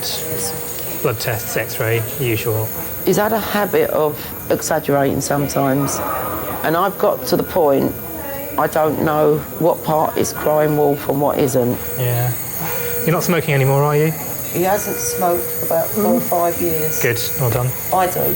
You need to stop then. At the moment I can't because it's making me a nervous wreck. Okay.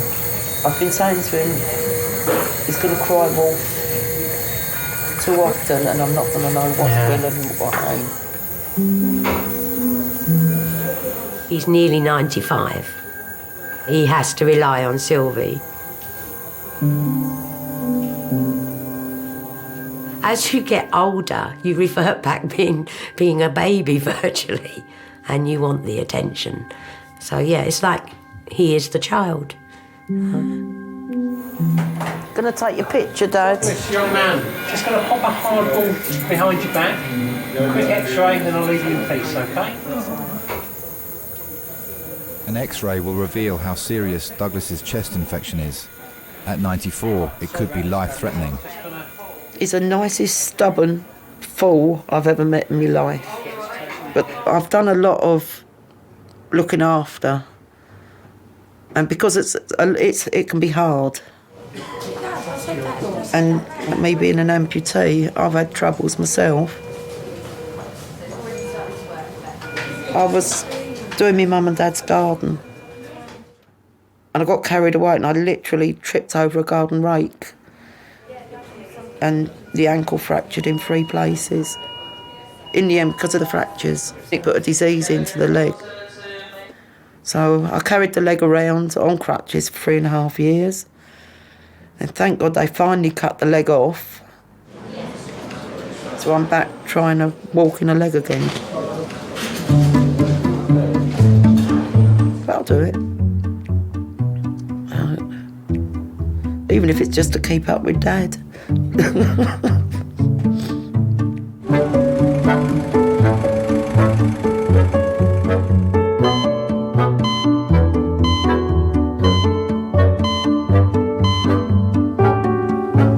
What's your first name, John? Not Stephen. Oh, sorry. You look like a John, see, Steve. Sorry about that, mate. 69-year-old Steve has fallen off a chair and injured his shoulder. He's come into A&E with his partner and daughter. Can we go home? Oh, Carol, all right, I know. He'll be right here, right? He'll do what he wants. When I first met him, he was wearing a wig.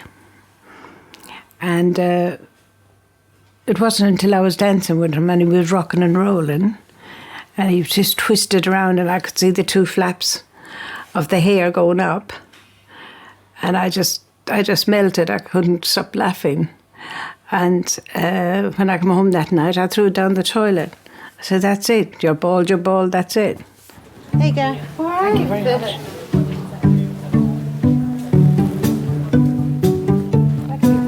You want a blanket, Mum, do you?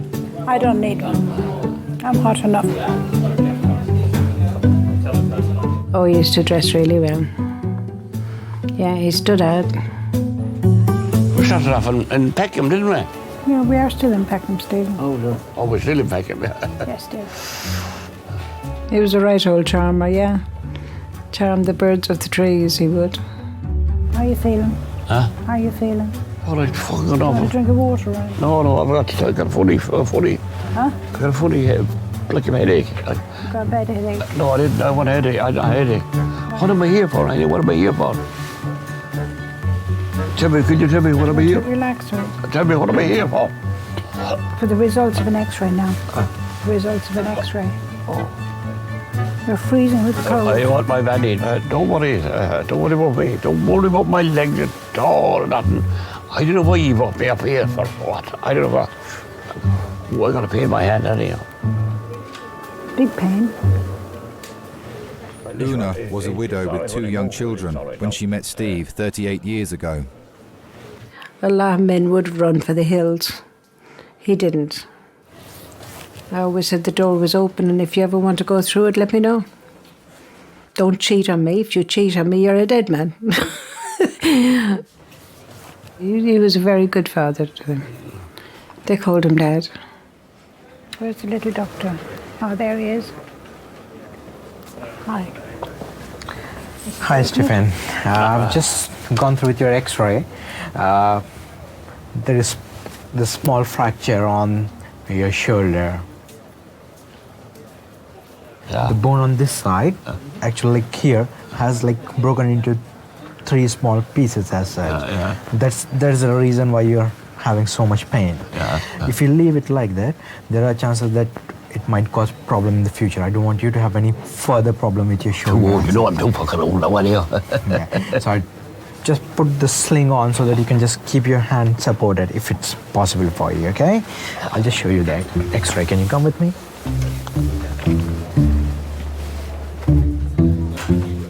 There you go, down the hatch. Now, do you want a proper sling?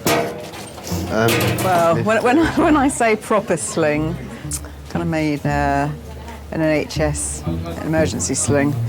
I do like some of the practical stuff, like I love suturing and plastering. So just make sure the whole arm and the wrist is actually hanging in the sling, not outside. Perfect. And dressings and wounds, because that is really nursey, isn't it?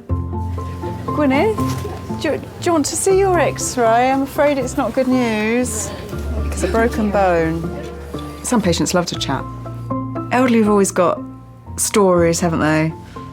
And they've always got time. They're never in a rush because they, you know, probably don't want to go home really to an empty house or the cat. Do you need any help socially at home with? Do you want to be referred at all to your poor husband? You always kind of try and think, what if that was my sister, mum, husband, friend? This thing keeps coming out your nose. Yeah. Is that all right? Yeah. Okay. I'm caught up with the crutches, it's all right. It is like having a child, isn't it? And he's been playing me like a fiddle quite a bit. Every now and again, he'll exaggerate because he doesn't want to do something. And I thought he was putting some of it on. And normally I get it spot on. And I didn't this time.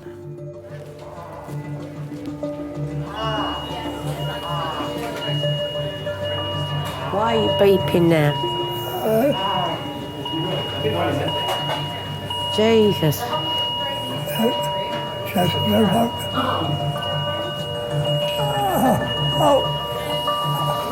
You alright? Okay. Are you feeling alright?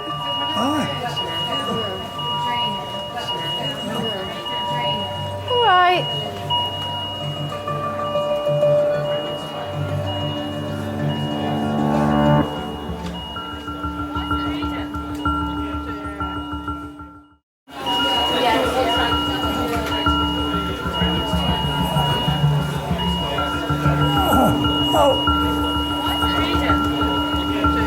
His heart rate's gone very high.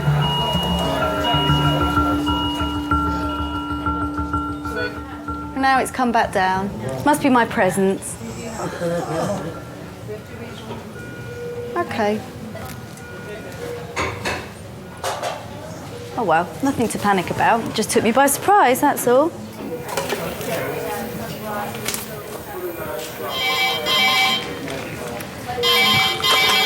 Hello, King's A&E. Yeah.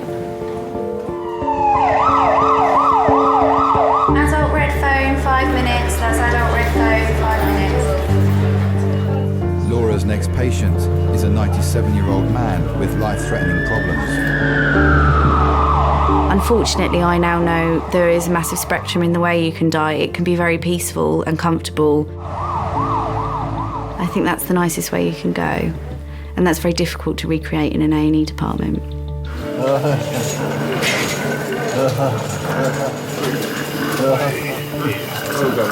This is a 97-year-old Hector. He's from the nursing home down the road. It says here he's got pseudo-obstruction, anal stricture, prostate cancer, and he's blind in the left eye.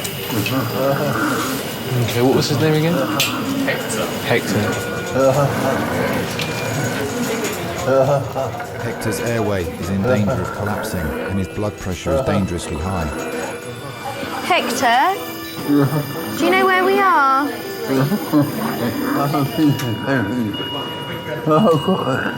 You're in hospital. And we're doing everything we can to sort you out, okay? I know you are. My nana, when she was very unwell and dying, had problems with her breathing. And she was on the similar machine to Hector. And although Hector wasn't awake enough to tell me that he found it scary, my nan was when she was really ill. So I was really aware of how scary it can be to have that machine put on you.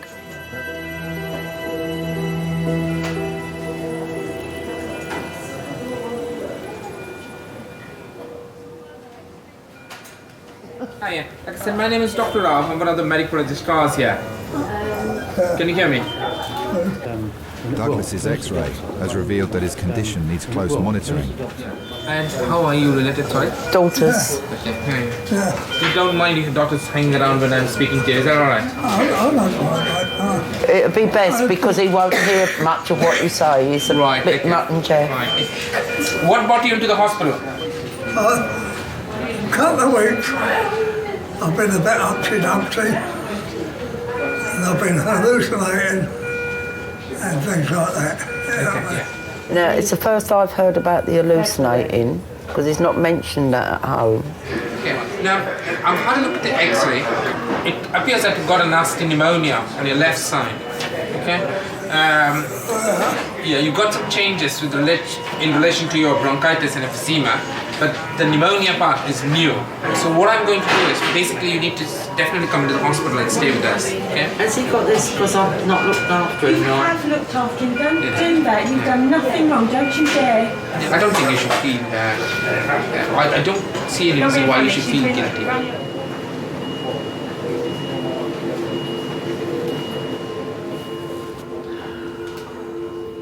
I felt responsible for him. He relies on me, and I just feel I let him down.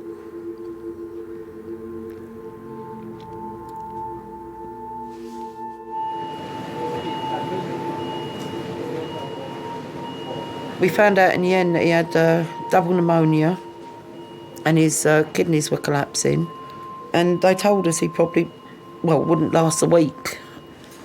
It was like all my nightmares coming through at once.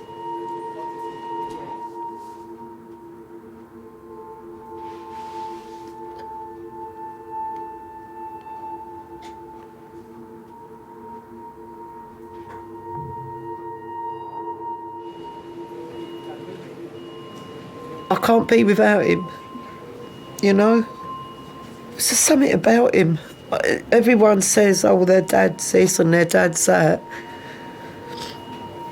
But they ain't met him, you know? I don't let him know.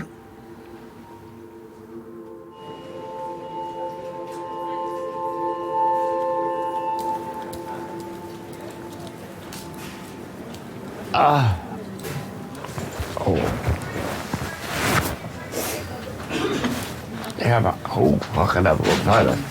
Oh, I have to go to the toilet. I want to go to the toilet. Stephen, I really want a nurse just to get you down off the bed. What's she going to do? I'm not going to piss in the bottle. Don't tell her that I'm not going to do that. Excuse me. Hello. I need a nurse. He wants to go to the toilet. Nurse is right there. I'm so busy looking after him. I forget you forget about yourself, you know. It's just like if you have a child, you don't think about you. That child is number one, isn't it? Yeah, you don't want to do it. I don't want a bottle. No, I don't want it. I want to walk. Yeah, I want to go to the toilet. I would just want to go to the toilet. Are you sure? I'm not dead yet. No, we need that in the sling. You need what? Your arm in the sling. I can put a new one. Oh. Yeah, I'm all right, mate. I think I am, anyway. Are you going to fall? No, I won't fall. I won't fall, mate. I won't fall, mate. No way will I fall. Come on now, come on. Oh. Put your arm on. Steve worked as a plumber until 4 years ago, when he was hit by a motorbike while crossing the road. Yes, you will. Oh. Which way's the toilet? It's behind the wall. You come with me. Where is it? Oh. The accident took everything away from him. He hasn't got a car now because he can't drive it. And he's woke. Yeah. He's still got multiple fractures in the back. And the 11 pins on his legs and plates. Just wait your time. Take your time. Don't go on your own. Okay.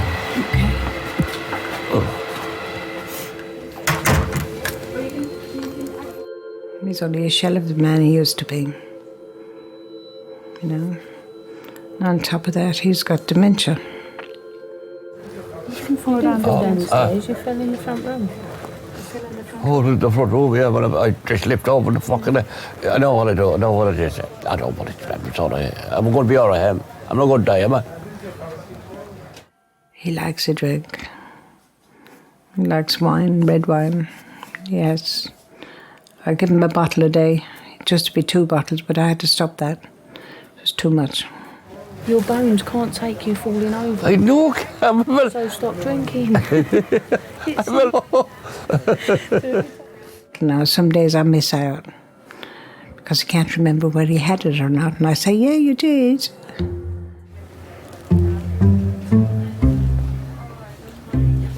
I've spoken with the orthopedics team. They have reviewed the x-ray and they have suggested me to refer him to the fracture clinic as such so that it can be seen and further treatment will be given.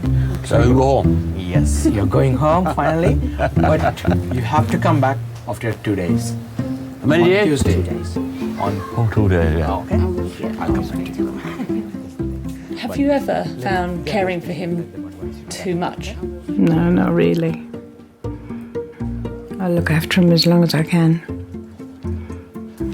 What can you do? Stick him in a home? No.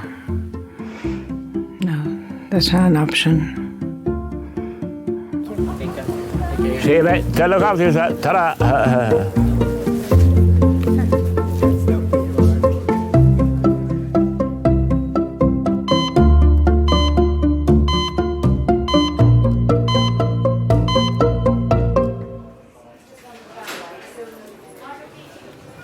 Heather's going to go up to the ward with you. Right, so we'll know where you'll be. I think everyone should care for each other. Dad might not still be here if Sylvie wasn't there 24/7. Right. All right, see you tomorrow. Do as you're told. Always.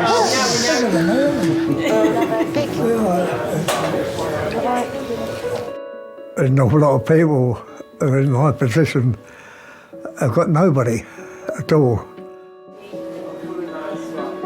But over and above that, they'd be extremely lucky to get somebody like Sylv.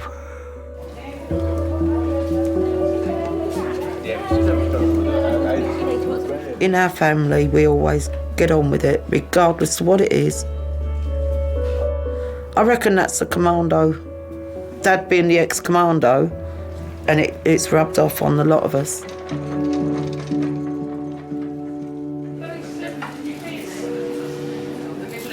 I'm just taking the mask off, sir. What's wrong? I want her to one word as well. Get on to my grandson. I think that. Okay, we'll try to get a hold of him, okay? Yeah, okay. Asking him to call his grandson. I can ring his grandson.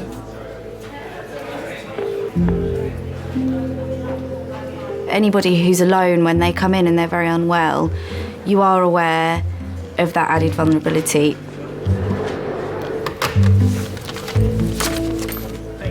Hello, Hector.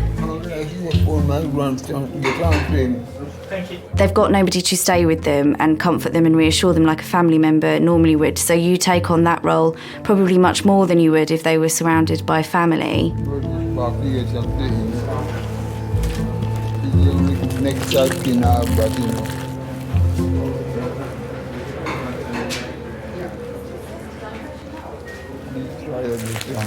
I will.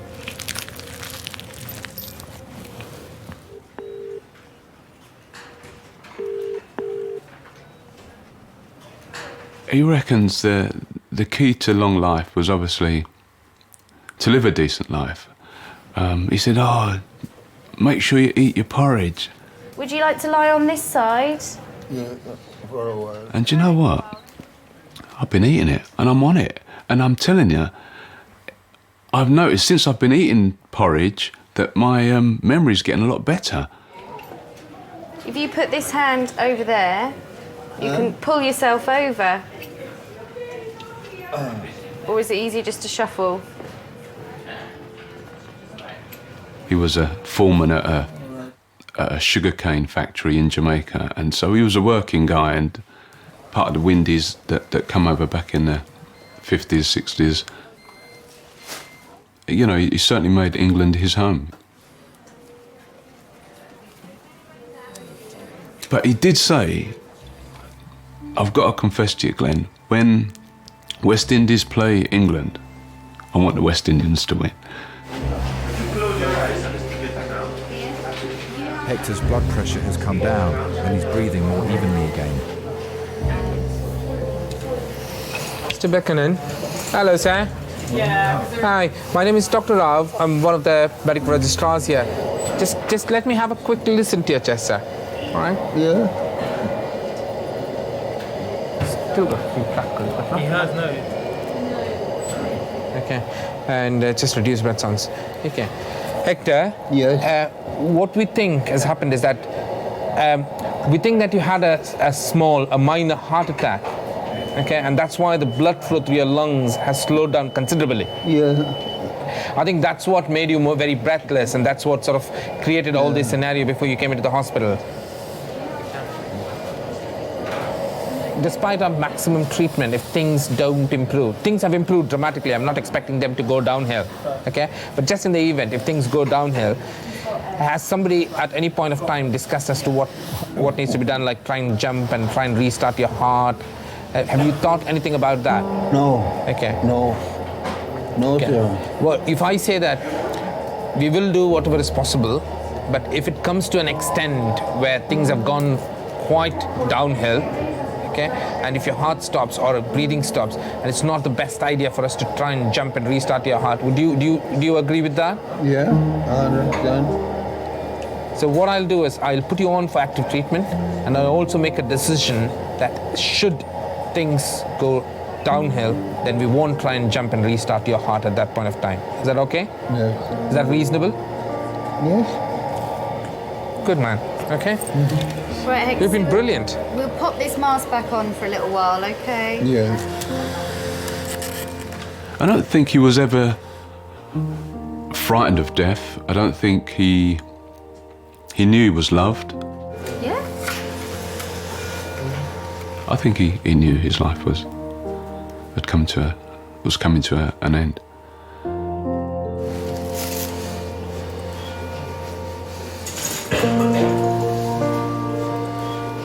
All right.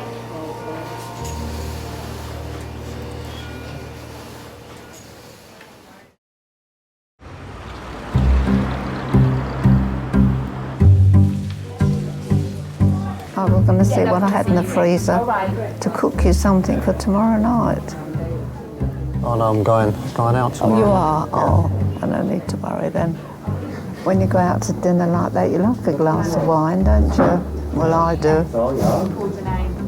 That's what I was going to ask Chris to bring over, a box of that wine. Mine's getting a bit low. They did an X-ray. I've got this for you. What's this? Just crutches. What? So what? Say that again? Do I get one or two? Crutches suck. My blood didn't look very red, it looked... I suppose it's getting a bit old and stale. It's been pumping around there for a long time.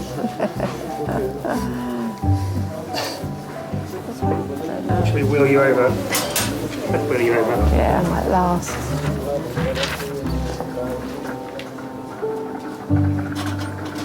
"93-year-old Peggy has come in with her son after falling and hurting her leg. Peggy? Hi there, I'm Charlotte, I'm one of the nurses. I'm just going to come and clean your leg up, okay? Yeah. So how did this happen? I was getting in a taxi. In a taxi? Yeah, and I hit my leg. I fell and I hit my leg on the thing that came out. Not very pretty. Well, you made a good job of that, didn't you? I certainly did. Didn't want to waste your time. Are you allergic to anything? No. Only nurses washing your leg.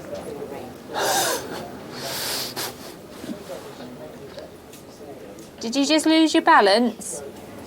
I think I must have done. Yeah. No, I hate getting in those black cabs. I just had a nice day, a nice meal, and I was so pleased to be going home. I walked away and they said, "Oh, look at all that blood coming down." Oh, really? I didn't think I'd... You had done some anything. tights on though, didn't you? That's a Stockings. Mm-hmm. That would have helped a lot. Yes. All finished? Oh, lovely. Job done. Job done. Well done. You've made a jolly good job of it. I hope so. I hope that heals nicely.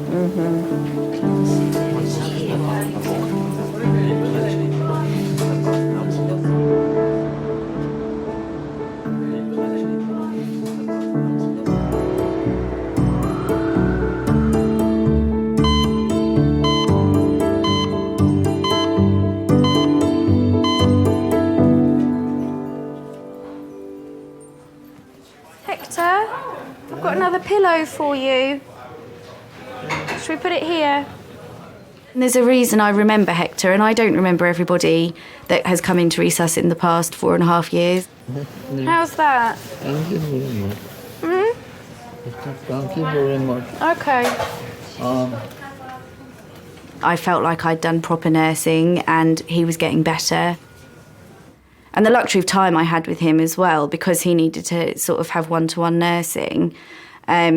That's not what every person who comes into resus needs, so he stood out from that point of view, and that's probably why I remember him more. In 20 minutes, I'll ring Glenn, because it's a normal time in the morning to be up by then. Yeah, And I'll say to him, I'll ask him if he could pop in. that's right. Okay? That's great news, thank you. Okay. I'm going to turn the lights off for you. Okay. There you are. Then maybe you can get a little bit of shut-eye. Yeah. Okay. It won't be too long. We just have to wait for your blood results and do another little test in a few minutes, and then hopefully we can get you somewhere more comfortable. Yeah. All right.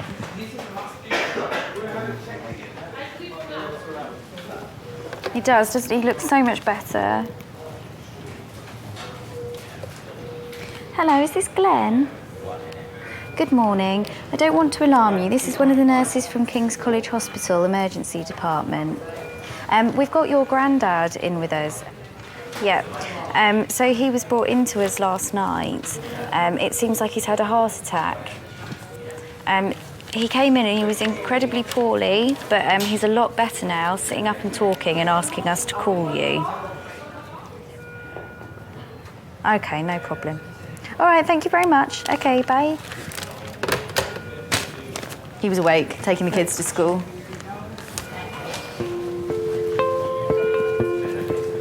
Hector? I've just spoken to Glenn. Yeah. He's going to come in and see you. Yeah. But he's got to take the children to school first. Yes. Yeah. So he said it'd be an hour or so. Yeah, okay, thank you. All right. Thank you for everything you've done for me, nurse. That's okay. What time are you going home? About an hour. Oh, no. Yeah. Yeah, well. All right, I'll leave you in peace. Yes, thank you. Okay.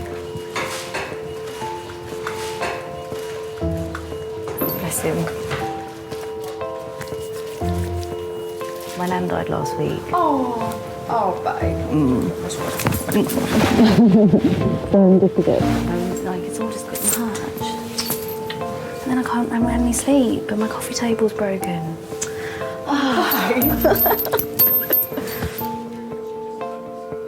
My nana, when she was really unwell, I was going to meet my boyfriend at the time's parents for the first time. And this is probably one of the last conversations I had with my grandma. And Mum had said to her, oh, Laura's going away this weekend, rah-rah. And Grandma said to me, I'll give you one piece of advice, dear. And I said, oh, yes. She said to me, his mother will never like you.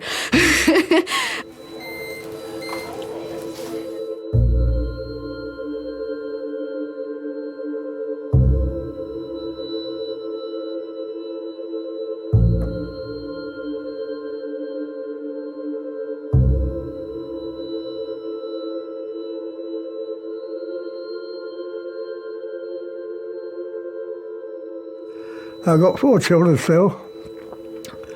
I've got 17 grandchildren and 19 great-grandchildren. I'm dead chuffed for them all.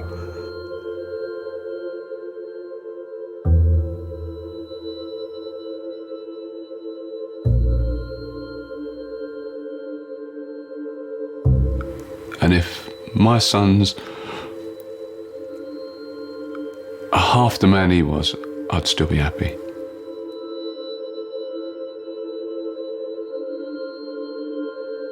What would you say to Hector if you see him again? Hello, you old git. You're next, yeah. Unwitnessed fall off a roof. He has a traumatic brain injury. There's very little happening. I mean, they're not busy, are they? No. We're getting a little bit full now. How's your chefing skills? It's all right. Do you just want to go over there and look after him? The old man.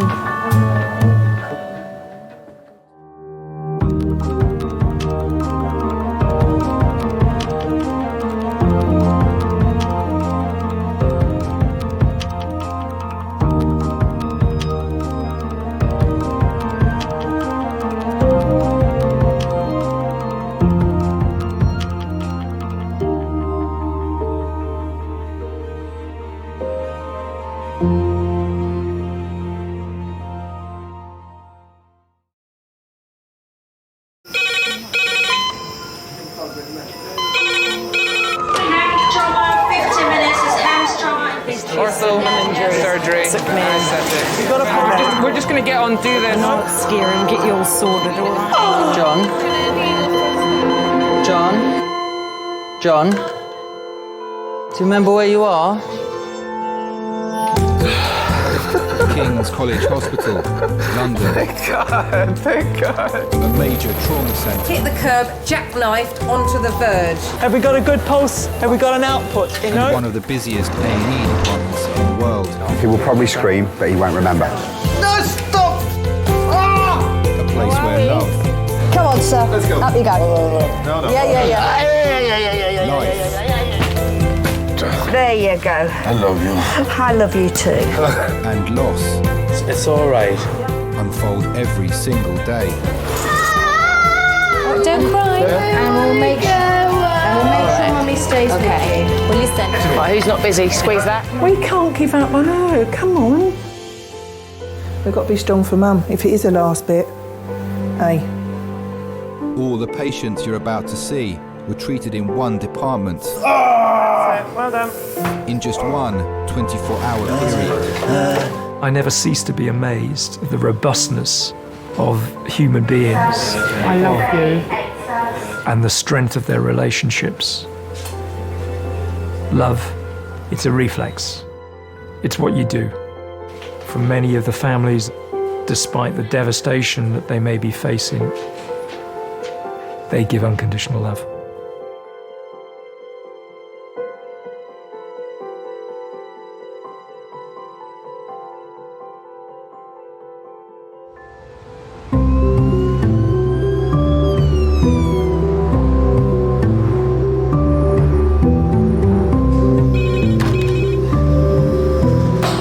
Good morning, A&E. Michael speaking. Hello. No, this is accident emergency. Okay.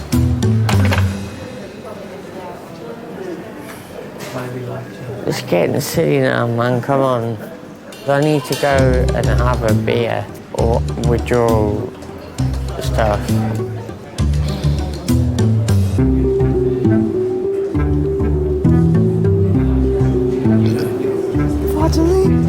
Letitia. That wasn't bad. That was a tiny one. I was just wondering, could I get something to stop me from withdrawing from alcohol? But you're not actually withdrawing them? No, I've got the shakes, but... Because I think they've seen you. The doctor doesn't think you need any of those. Medically, you're fine. Yeah. Until you show symptoms, so it won't give you anything. Okay, I'll just go back that way. It's gonna be one of those days.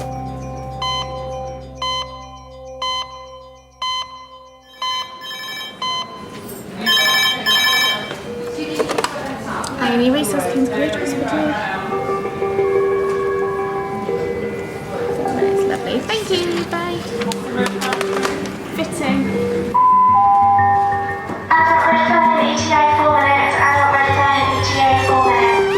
Fitting after head injury. So do you think it's a fit and then fall over and hit the head? Have we got lorazepam, sister, or have we got diazepam? IV access, if that's possible. Just normal saline in case it's a drinker. Hello, King's A&E Resource. Okay, go ahead.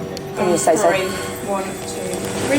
Stroke red phone, 8 minutes. Stroke red phone, 8 minutes. If you imagine your brain's entrapped in this shell, from a head injury point of view, if you bang your head, it's been shaken quite vigorously. So you're going to be confused, disorientated, and then you've opened your eyes, you don't know any of your surroundings. Hello, Elaine. I'm Dr. Hobbs. I'm one of the accident and emergency consultants. Hello. And can you remember what happened? Okay. Now listen, we're going to have to pop a little line in your arm and take some blood. Imagine how scary and frightening that must be. You right there, John? Can you hear me okay? Yeah. Do you know where you are yet? No. Do you know who I am? No. You're in the hospital now, John. You need a pet sign? I've fallen down the stairs at a tube station and woke up to a doctor who I knew, shaking my leg, saying, you know who I am, you know who I am. And I said, I don't know who you are. I don't know where I am. Where am I? 1, 2, 3. And I was petrified. There wasn't a friend in sight. There wasn't a face I knew. I'd never been so scared in my life. I was petrified. En route, he was quite absent en route, and since the police has no idea where he is, who he is, what he's doing, anything. Okay. Can you tell me your name? Good old shakes. John. John. Do you know where you are right now? No. You're in King's College Hospital. So I know and imagine what these people are going through in their heads. He has got complete right side of it. He's got no sensation down his right arm. He's got sensation in his right leg, but no sensation in his left arm. Do you know why you've come here today? No. No, okay. You went to St Thomas's Hospital. You showed signs of a right-sided weakness. So they're querying whether you may have had like a little stroke or something. Okay? Now we're a specialist centre for that, so that's why they've sent you here. So we can get a scan of your head, and if it does show that you've had a stroke, then we have a sort of clot-busting drug to clear that blockage, yeah, and try and get you back to normal again. Are you allergic to anything? Just work. Work. I think I might agree with you on that one.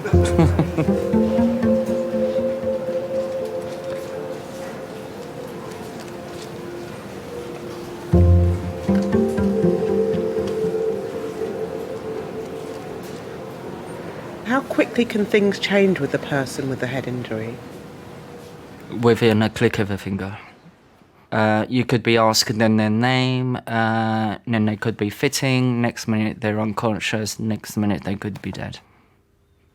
So very, very, very quickly.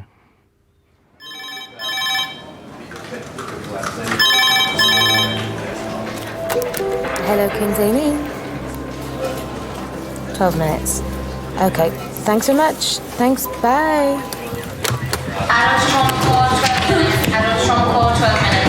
Who have we got? I think we have an orthopod. I think we have a surgeon. All we know is that is a pedestrian hit by a motorbike, so we need to make a quick assessment. So does everybody know what they're doing? Should we go in 7? Yeah. Is that all right? Katrina, we'll pop this next one in your room. Okay, so we have a call to the strike, trolley Teresa's by 7, call to the strike, trolley Teresa, thank you. We're not going to have a good day, are we?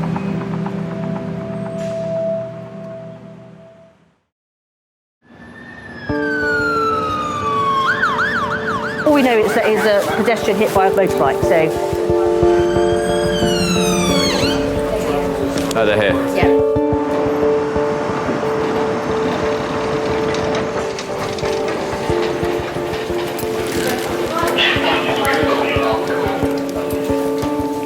Seven-year-old Chrissy was crossing a road 500 metres from her home when she was knocked down by a motorcyclist. Okay, this is Chrissy, she's a 47-year-old female, hit approximately an hour and 15 minutes ago, left-hand side impact with motorcycle RTC. Querying loss of consciousness, she doesn't read the internet or spot impact on the left-hand side of the face, she's got ultra swelling to the left-hand side. We'll wrap you all up in a minute, okay? We just need to get some clothes off, okay, lovely? A is clear for her central. Concussion is equal. The left side of Chrissy's face took the force of the impact. The main concern is potential bleeding behind the eye or in the brain. Okay. Coming up and just going to try and lighten your eyes. Pupil 3mm post reacting, no regular medication. Doing really well. Chrissy, got a concussion, my love, and a little bruise in your brain. Okay, we're going to scan your head. Do we need to ring anybody? Depends how long I'm going to be here, maybe. You got some details of ringing anybody? No. Do you have any details of... I've only got the female's details. She's got a mobile phone, but it's obviously coded. Coded. So I can't get into that. We believe her husband to be Tim. Let him fell. Is there any chance you can try and track down a number for him? Because her Yes. memory's a bit Okay, no stuck worries. at the minute. Chrissy, is there any pain there? Where? On your neck. Here? Here? A little bit there. So maybe a bit in T7. Yeah, all right there. I'm at this RTA shoot to see I've got the casualty up at King's.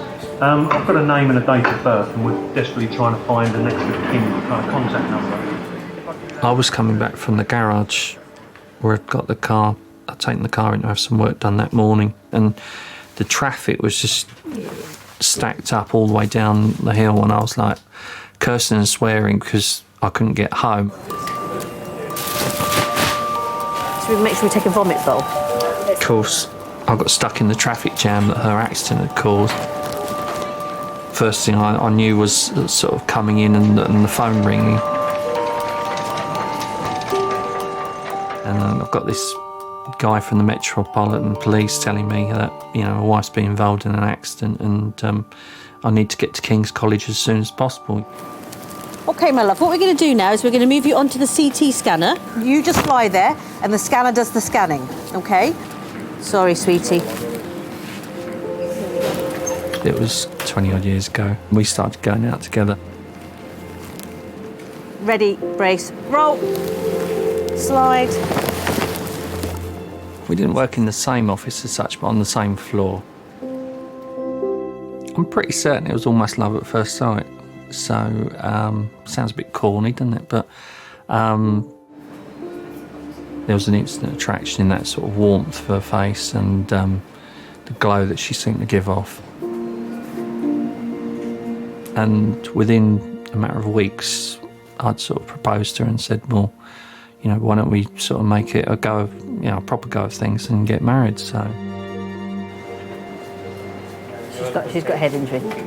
She's got a head injury. She's got quite a bad bruise around her eye. She's got a black eye here and a little laceration. I think I felt some gravel here, but we haven't really examined her scalp with the collar off, if you see what we run the back off. But there's no huge big hematoma there. It's all here. I suspect she may have some facial fractures because she's vomited blood en route. But she's very, very sort of drowsy and amnesic. At the GCS-14. 2 hours after the accident, there's the police there. There's still the tape up and everything.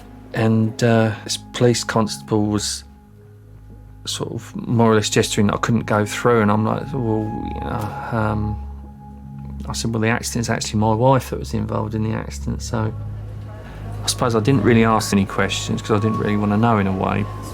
I was just focused on the idea of getting to the hospital.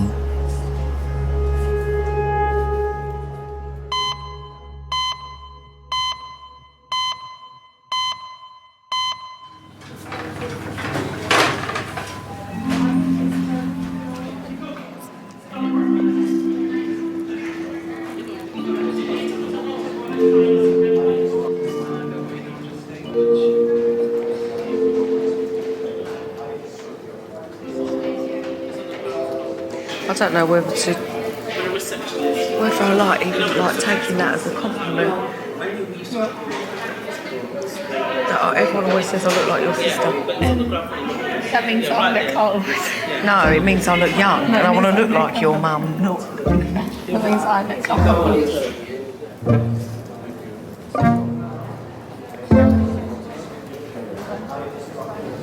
That wasn't me. Lucy has gone for you as 19. Who did? Who? Lucy was 19. Her mum thought I was 19. So that's embarrassing, Roxanne. She showed her mum a picture back from my birthday and that, and then she was like, how much do you think that girl is? And then she's like, about 19. Roxanne, that's embarrassing more than anything. Hello?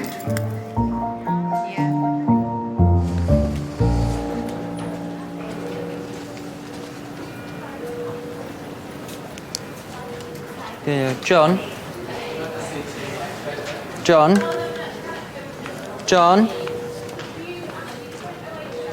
You all right there?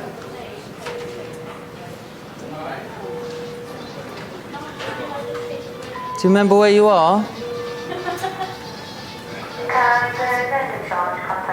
I was just speaking to you. My name's David. You're at King's College Hospital. Okay. Do you remember anything else I said to you? No. No. Okay.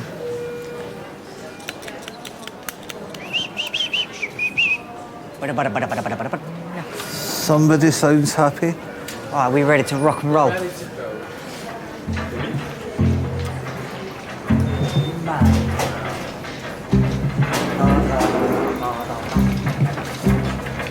And now the under's near. I must So I face the final curtain. Yeah, you got it, my friends. You got it. You got it. They did it my way.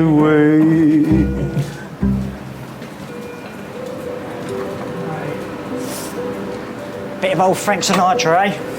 Oh, he can't beat him. Hello. Do you think you'll be able to shuffle yourself over onto our bed, or do you want us to slide? Of course I can shuffle. Lovely, great. Lovely. I could tango as well if you want. Just the sliding for the moment, maybe the tango later. Oh. I know, spoils the water. A stroke is a blockage to a vessel which stops oxygenating blood getting to various parts of the brain. If you have a blood clot on the left side of your brain, your right side of your arm and leg will stop working. Whenever you're ready. Okay. I think. The leg's not working. Not working. Okay, Let's we slide. can slide you Let's there. slide you across. All right. Why is it not working? Well, we're not sure at the minute, so that's why we're going for the scan of your head. Okay. But let's slide you across. All right. It won't take too long.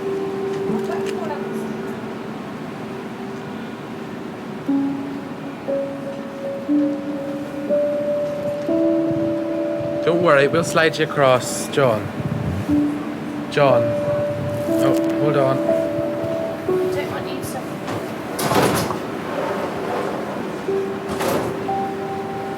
Lovely, well done. Keep coming over. That's lovely.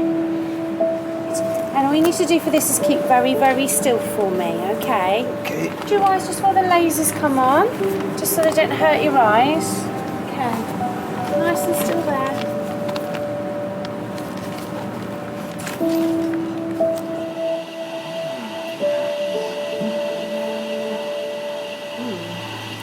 You did an operation for a cyst.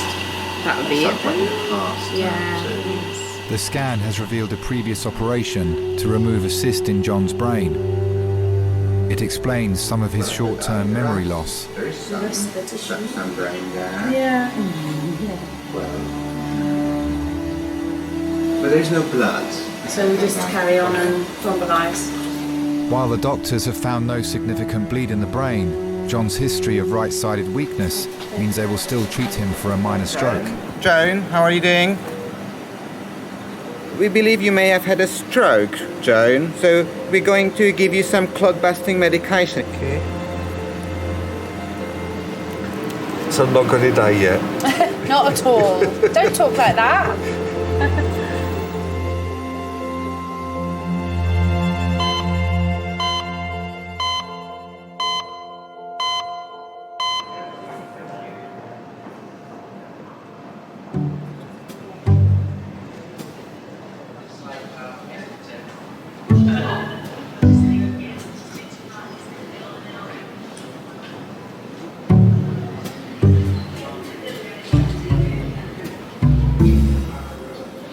I swear I blink about 1,000,000 times a minute when I'm tired. You always blink. I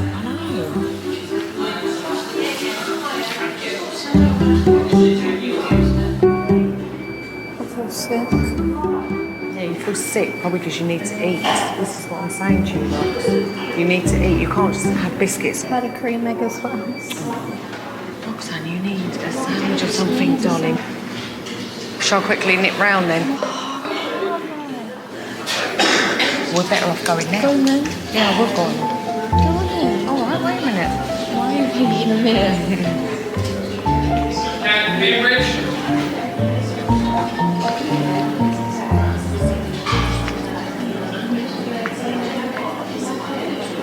Okay, I'm gonna go. Right, what do you want?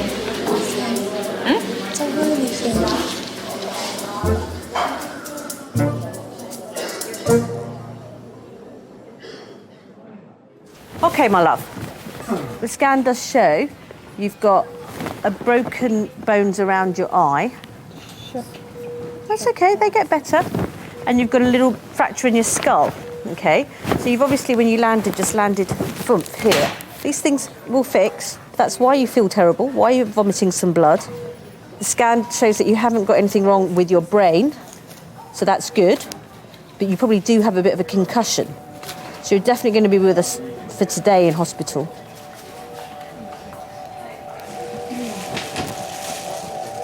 This lady, the whole imaging's been done. Spiros here is her trauma fellows, just making the phone calls to Neuro and Max Fax as we speak.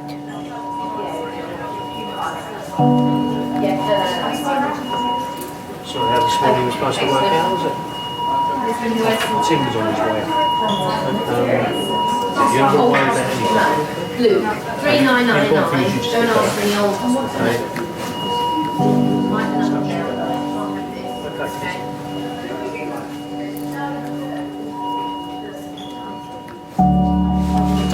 It's a significant accident, and like she does not. Your mother walking past would say she doesn't look right. Yeah. Do you know what I mean? It's not life-threatening. It may be life-changing. When people have severe head injuries, they can have epileptic fits. They can have character changes, particularly the frontal ones. The truth is, you're not necessarily back to normal again once you've had a serious head injury. You can affect blood flow to particularly the frontal cortex, where our personality comes from, and our personalities change.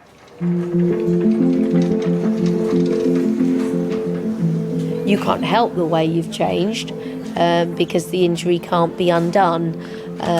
But unfortunately, that living has to go on.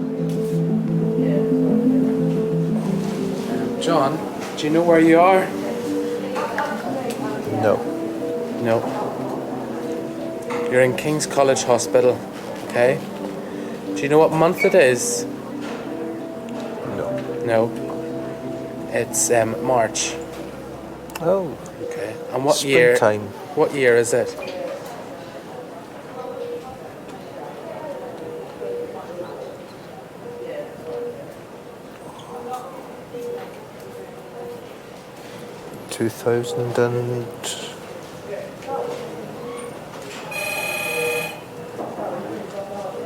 Eight. It's 2012. No. No, it is 2012. Okay. Alright, Alright.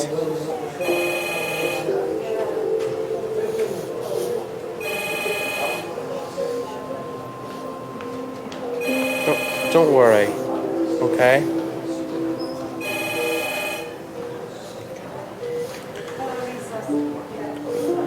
Gonna have to shine light into your eyes as well. The tissues over there. Got some tissues here. It's all right.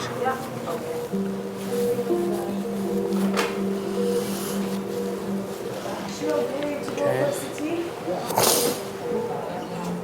Yes. It's gonna be all right.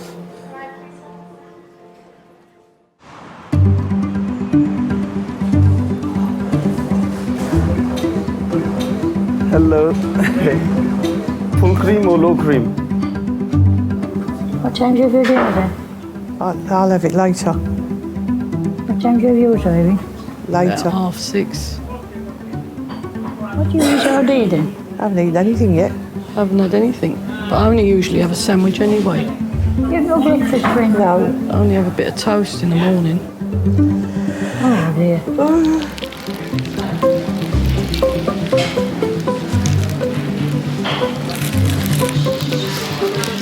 Picnic in A&E waiting room. This is a picnic, just a sandwich. What did you do about your dinner? Marion, she's talking to you. Aren't you hungry? A bit. Survive. Are you hungry? A bit peckish. My life. Huh? What a life.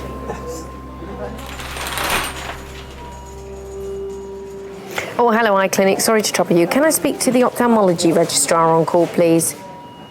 It's a lady who was crossing the road who was hit by a motorbike. In her left orbit, she's got a fracture of every single wall.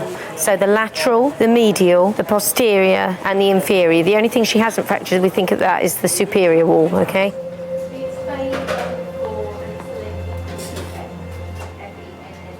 I met Tim when I was 21.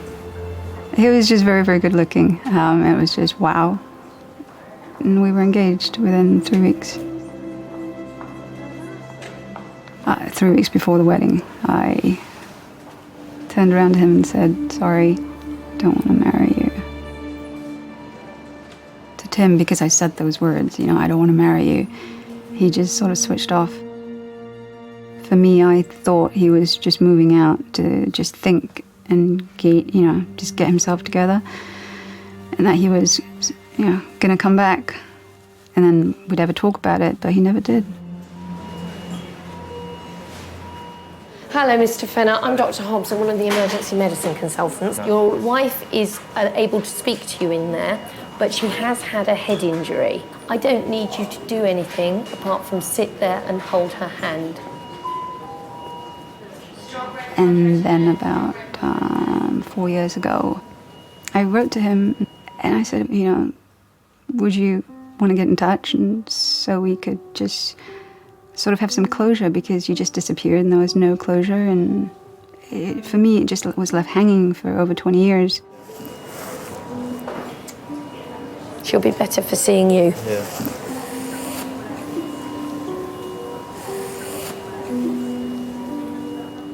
There's this letter in front of me from a person that I'd really loved and felt such a great bond with, and yet, yeah, things went wrong at the time, but there were still those feelings there. I actually sat on that letter for about a month thinking about things, and I got to the point where I thought, well, what have I got to lose? There is no bleed as such in her brain. Right. Where's the blood at the moment coming from? And it's just like a bit of sort of tissue or swelling, blood swelling from all the soft tissues and the muscles that surround the eye, and it's in its socket.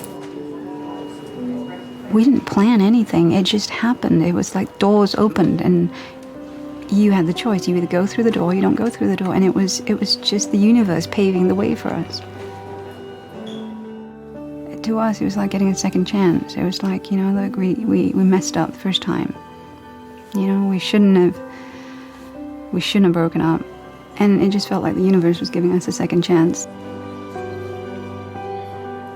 And I suppose I felt an overwhelming sense of, you know, I'm home, I suppose, in a lot of ways.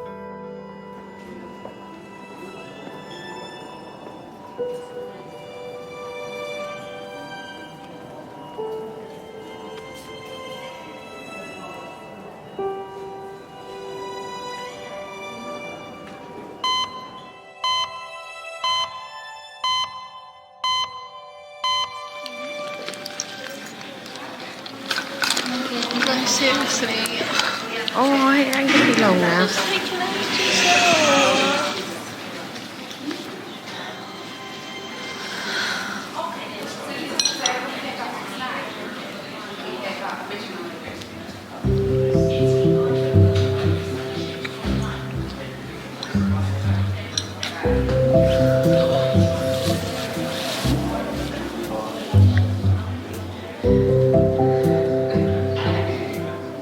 What have we got to wait for now? For him to arrange the scan. A scan or an X-ray?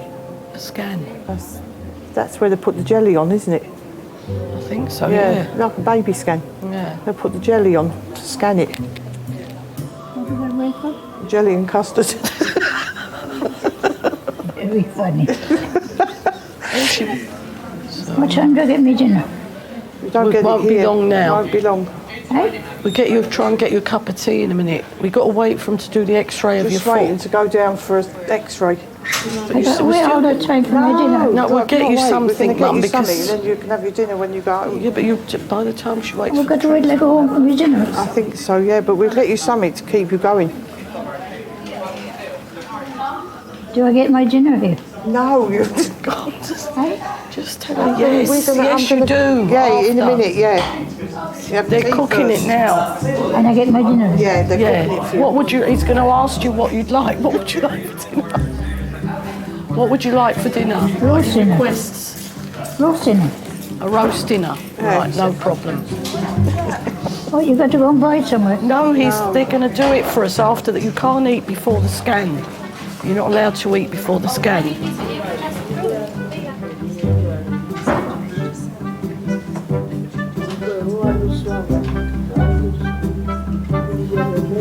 What am I doing here?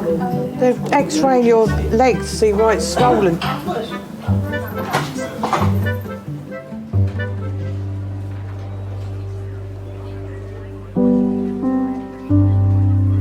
"22-year-old Benedict is back at King's. He's been drinking. At the time, before I realised I had a drinking problem, I felt on top of the world.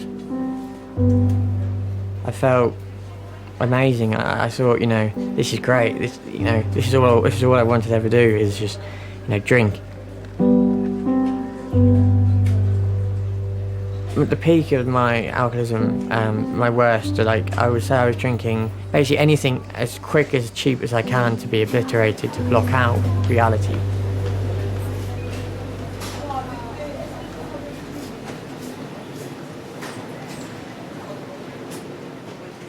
I was just in my own little world. It was just me, the street, the off-licence, and the can of lager. That was me. How much do you normally drink a day? About 74 units. About how many? 74 units. 74? Yeah. A day? In one day? Wow. And what in the cider, is it just cider? Cider, yeah.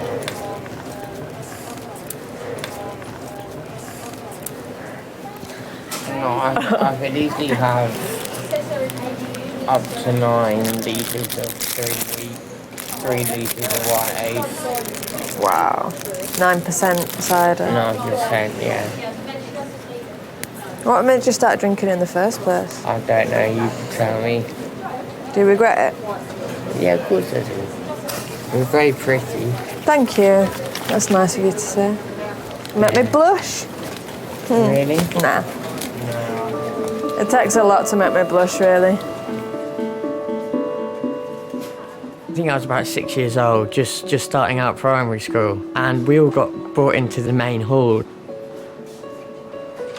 This guy stood up and he said, well, this is what we call the trumpet. And he must have played something really cool, like the Pink Panther, or something really cheesy theme tune. And I said, from that day onwards, I said, that's what I want to do. It's letting your emotions free. It's my voice. If I can't say something, I'll let you know via the trumpet. I'm just sick of the withdrawals and the fits. So. And then you drink to stop you feeling like rubbish. Yeah, I don't enjoy it. I hate it. It must be hard. Yeah, Hard work. Stop you feeling rough. Yeah. There were some times if I left the house, you know, I would have my trumpet case with me, but there wasn't a trumpet in there. There was a big bottle of cider. I couldn't stay sober enough to sit through one rehearsal. The drinking had really messed up something that I've always wanted to do.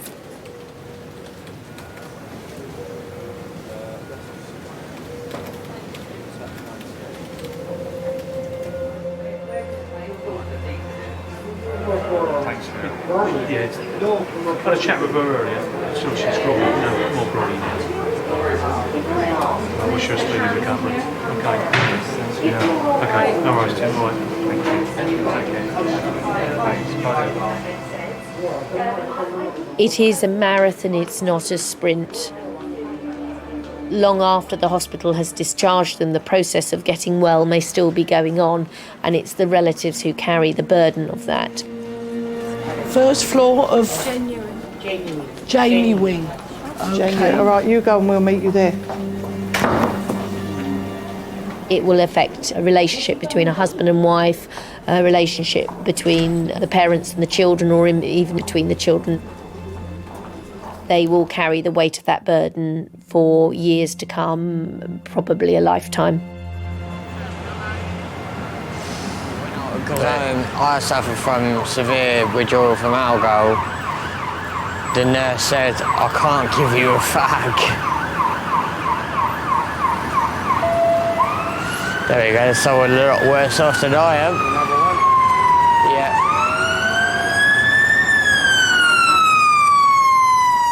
I had 3 children. Simon is very political, which I enjoyed. Emily went to my college and did English and drama, and I love English. And Benedict took up the music, and of course that was my first love and first profession. I'll see you in a sec. I'm very proud of Benedict. Taking the lead in Tchaikovsky 4 or Bruckner 4, I mean, at one end of the spectrum, or hearing him playing a trumpet concerto from memory. But when somebody that you've brought up and been proud of is an alcoholic, I think there aren't enough words really to describe the intense sorrow and pain that one can feel. It's a disease which just, it's like cancer or MS. It doesn't matter who you are, where you live, how rich you are, how powerful you are, whether you have one parent or no parents, whether you're in prison or whether you're a high court. It just grabs you, and I think there isn't. I don't think there is a stereotype. It can happen to anybody at any time. No.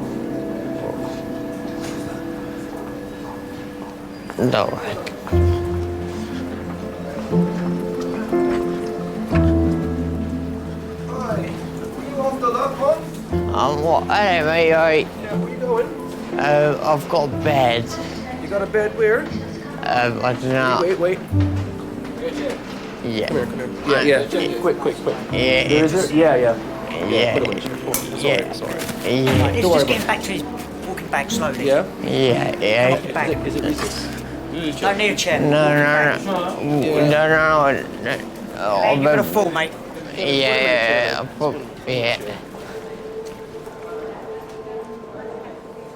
I can't control it, and I can't cure it. It's the 3 C's. It's a sort of standard little mantra, isn't it? I can't control it. I didn't cause it, and I can't cure it. And again, that's the insidious part of the disease, is that only Benedict can cure it himself.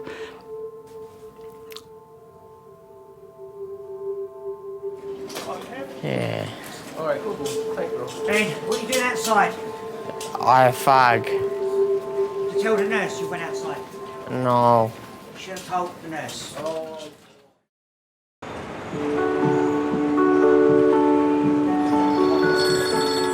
Hello? There's no blood clot. Oh, and everything's all right. Oh, so where are you now? On your way back? All right, see you in a minute. Bye.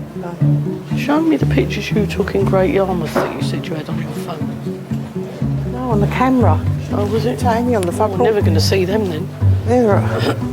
No, I didn't take Annie on the phone there. So she's okay, there's no clot? No clot.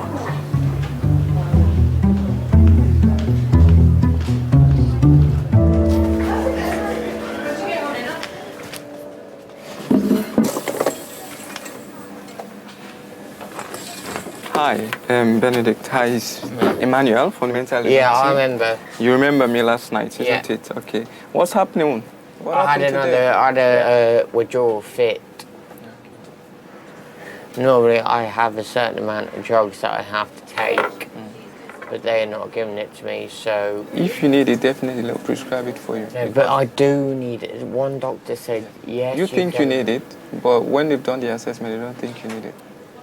It makes you feel sick to the stomach that I actually became a compulsive drunk alcoholic liar. I was that guy. I was the guy. I was like, I'm not him again, you know. Here we go again. It's the same routine. I wanted the attention. I wanted the care. How best will you describe your mood at the moment? Out of 10, about 1.5. And how long have you been feeling low for? I'd say since I was about 19. I'm now 22. I cut my 2 sides of the neck, as you can see. And why did you do that? I tried to kill myself.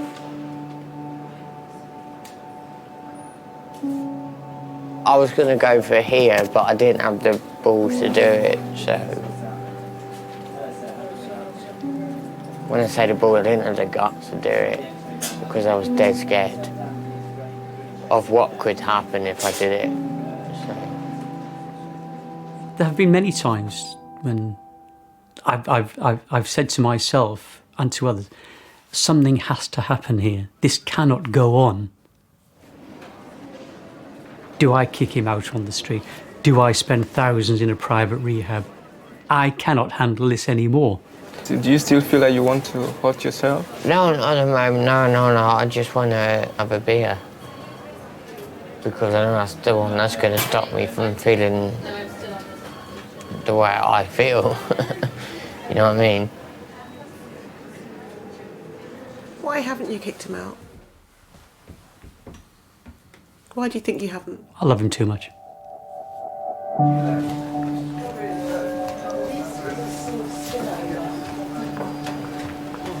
Yeah, I'm good to go. Well, I'm having a go and chat with the doctor, so you just take a seat. I wonder what's going on. I'm not going to see him on a park bench or drinking with the winos down the street corner. I'd rather have him here unconscious than allow that to happen. At least when he's here, I know that there'll be a solution. Your bloods are all completely normal. Alright, Your liver function's absolutely fine at the moment. Don't think for a minute that means if you keep drinking like this it'll stay fine, because you won't. Yeah. Not at all, but at the moment it's fine. Okay. So, thank you very much for your time. Okay. All right, take Thank care. you. Bye-bye. He doesn't need to apologise. He doesn't need to explain. Because when he's not drinking, he's my son again, and we just move on. I forgive him. Full stop. He doesn't even have to say sorry.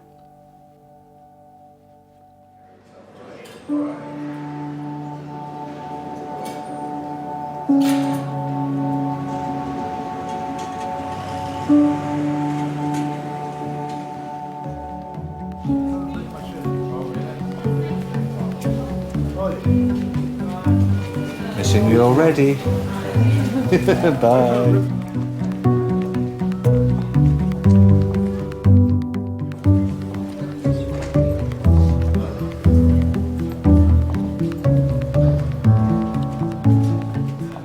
I'm not very good at being romantic or anything else. I suppose that's the one good thing that's come out of the accident, is the fact that it's woken me up, and hopefully I think she sees that I actually try harder now. Couldn't imagine life without her, really.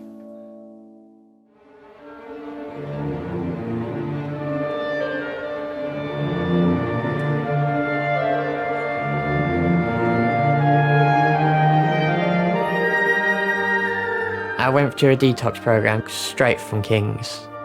I was there for 3 days.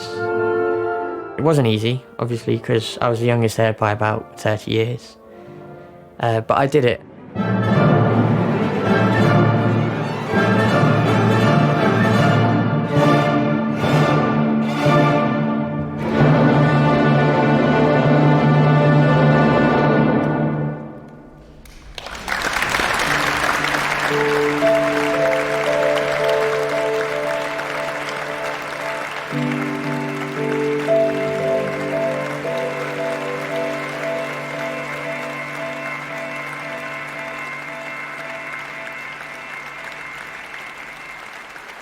Every night I lie awake and I'm scared. Dad. He was powerless over my addiction and my actions. You know, the one thing he said to me was, I'll always have a roof and a plate of food. But I didn't realise how grateful that I should have been at the time, you know, to have a roof, a bed and a full stomach every night and every day, you know. To this day, can't thank him enough. Security control, good evening, hello. There's a reason why we do checks, okay? There's a reason why we do checks. It's a hospital. 8-year-old fallen 3 metres. Do you want to go round? Head injury in children always makes me worried. They want, please tell me this is going to all be all right. And I can't, because I will not give false hope.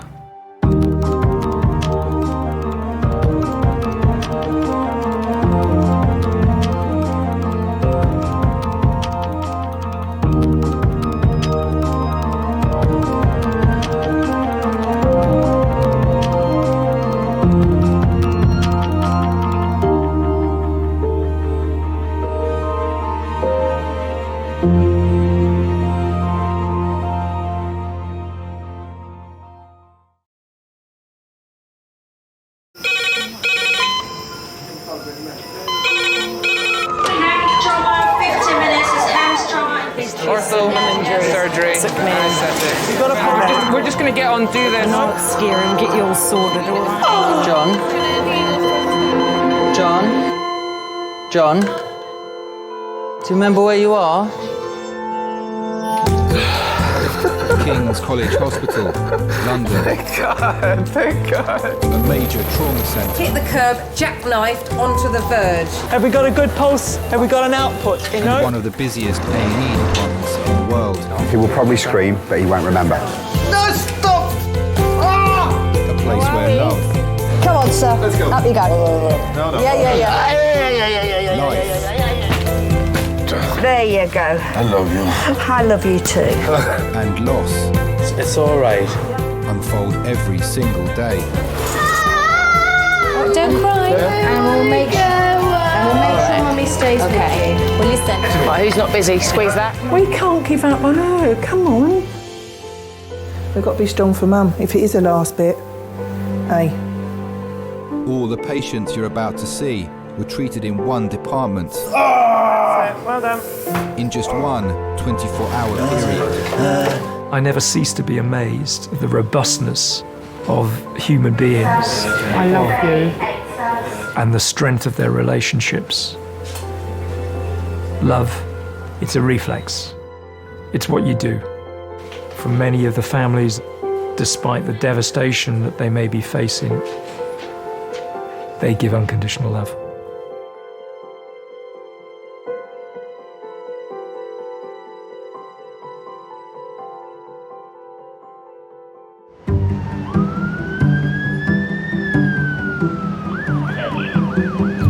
Yeah, just keep your eye on the guy that's sitting on the chairs near the phone.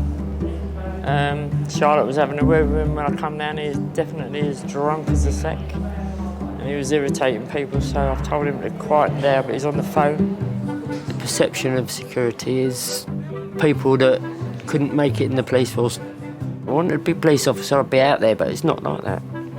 Hospital was different, 100% different.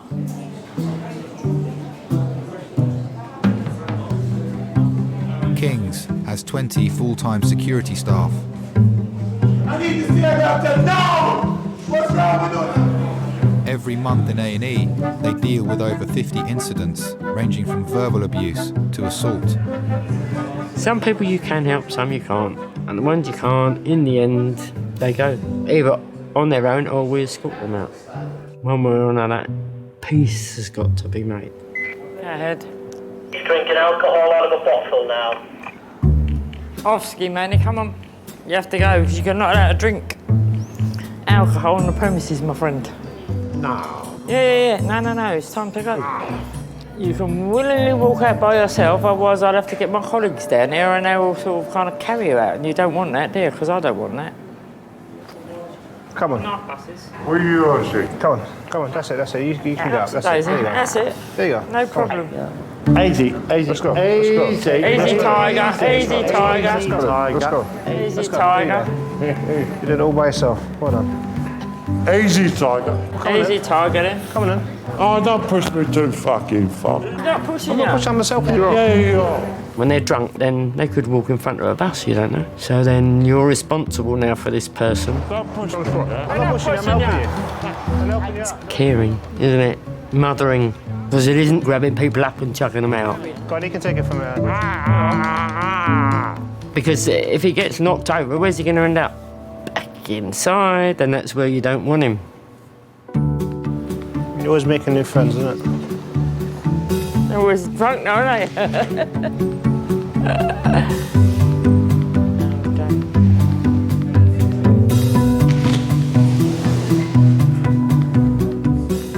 Yeah, control that gent's left now, and he's gone on the bus to Croydon. Jolly good. I won't go into an A&E, I think I'm dying. And that's what it is, an accident. What is an accident? And an emergency.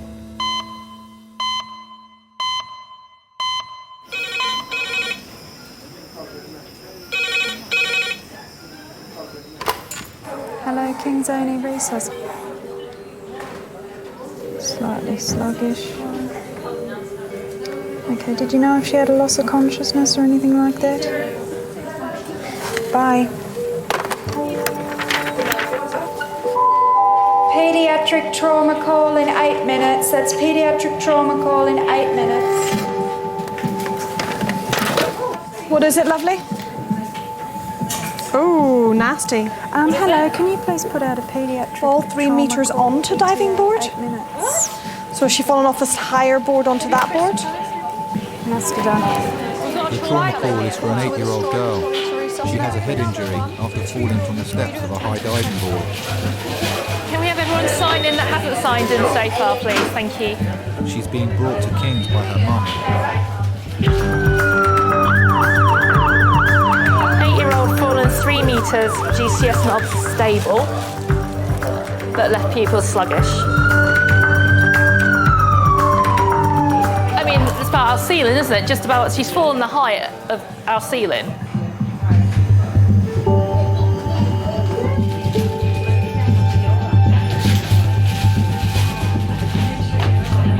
Yes. Yeah, if you're happy to, thank you. Leading the trauma team is paediatric intensive care consultant Tusha.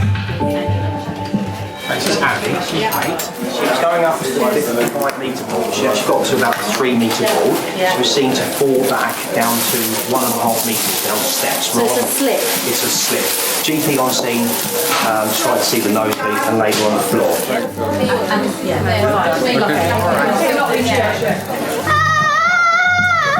Okay. Do you want to go around? Why don't you go around to the top end? Baby, you're so Take a deep breath. Hey, baby. All right. Look at mummy. Look at mummy. There's a good girl. Yeah. Head injury in children always makes me worried. Abby, you want to sleep? Do you feel any pain here? Okay, Abby, don't worry. Here, any pain? Okay, here. Here. Seeing her getting drowsy was not good. Her brain could be under pressure from a blood clot. What does that mean if it's sluggish? Normally you expect it to react very quickly to light, so if it's not, I just want to make sure that there's no reason inside her brain why it's sluggish. So what we're going to do is we're going to take her to the CAT scan to do a picture of her brain. If there is a reason inside her brain, then we need to deal with that reason. And that reason could be a bleed. A bleed. What would be the procedure if that were the case? I think we should deal with that if we need to. Thank you. I noticed the sheer look of panic and that bottled up emotion that every mother has when they're scared. You're such a brave girl. Yes, you are. I'm so sorry, sweetheart. Abby, calm down, breathe, okay? I know it seems frightening, but I'm here and you are doing brilliantly. wanting kind of, please tell me this is going to all be all right. And I can't. All right, look at mummy. Look at mummy. There's a good girl. Because I will not give false hope.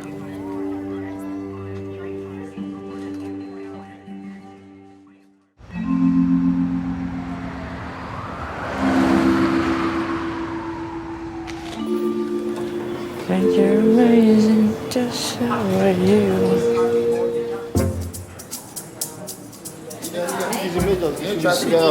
Hello? You need to get up from the floor. Can you do that for us? Nah? Can you get up from the floor? Sit on the wheelchair. No. There's a cooler there.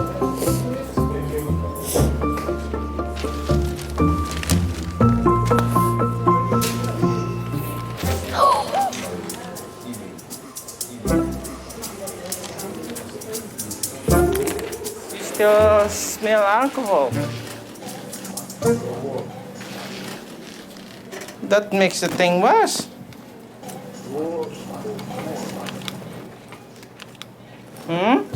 Did you have a drink today? Okay, so why you are here then?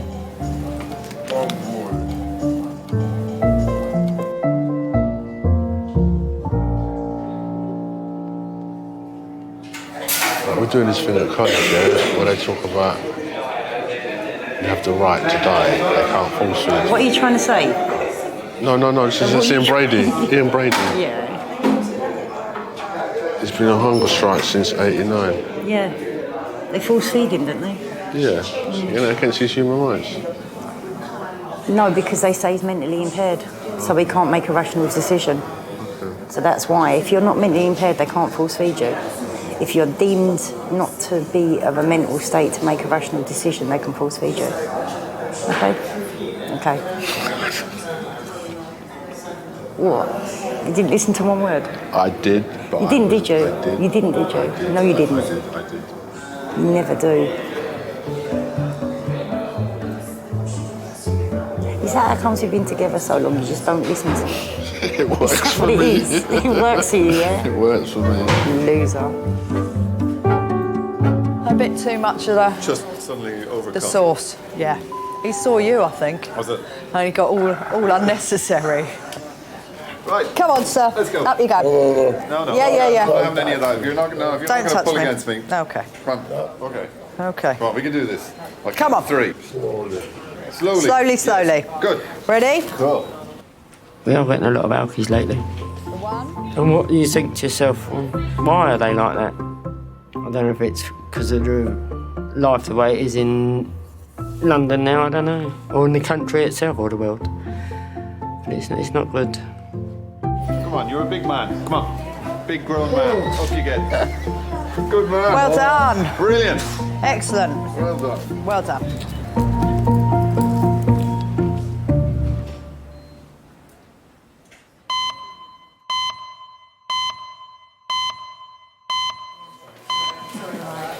Daddy's up in Edinburgh, isn't he?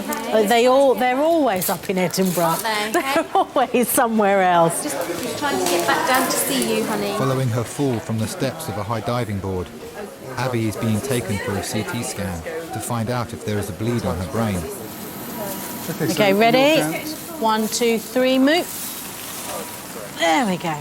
Okay, all right? Abby, hey, we just need to tape you down so that your head doesn't move Just going to too put a little bit of much. tape over your head. You can still move it, but I don't want you to move. Just to remind you not to move, all right? We used to go swimming, and in the centre you can see all the kids diving. And she said, I want to do that. She would just jump off, do these straight jumps, pike jumps.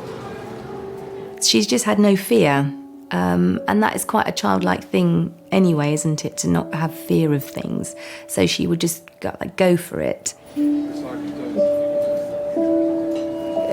It was frightening because when you've got so many doctors around her, you've got one at her eyeballs, 2 are trying to get needles in her arms, and it was just frightening. I'm just waiting on the CT scan. And of course, that's your initial thought is that it's a bleed.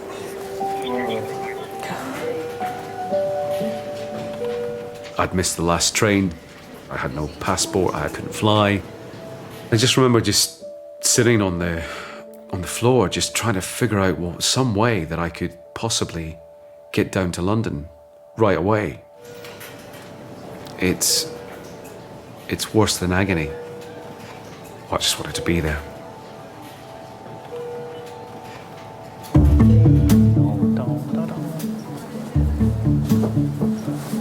You okay? So you got your work in here, eh? Ah. Edit. It's on your staff area only. This is on your staff area only. Sorry. Thanks.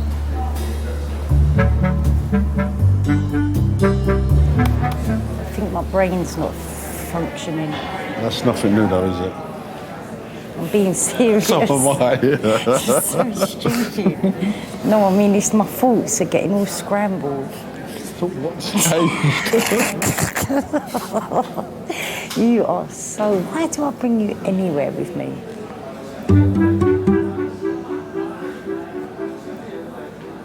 You should have stayed at home. You could have hoovered, made the bed, washed up, cleaned the sides. None of it got done today. No, it's a hard one. Phone Billy and tell him to clean up. Yeah, okay. Please. I will do. Thanks. I don't want to go home to a mess.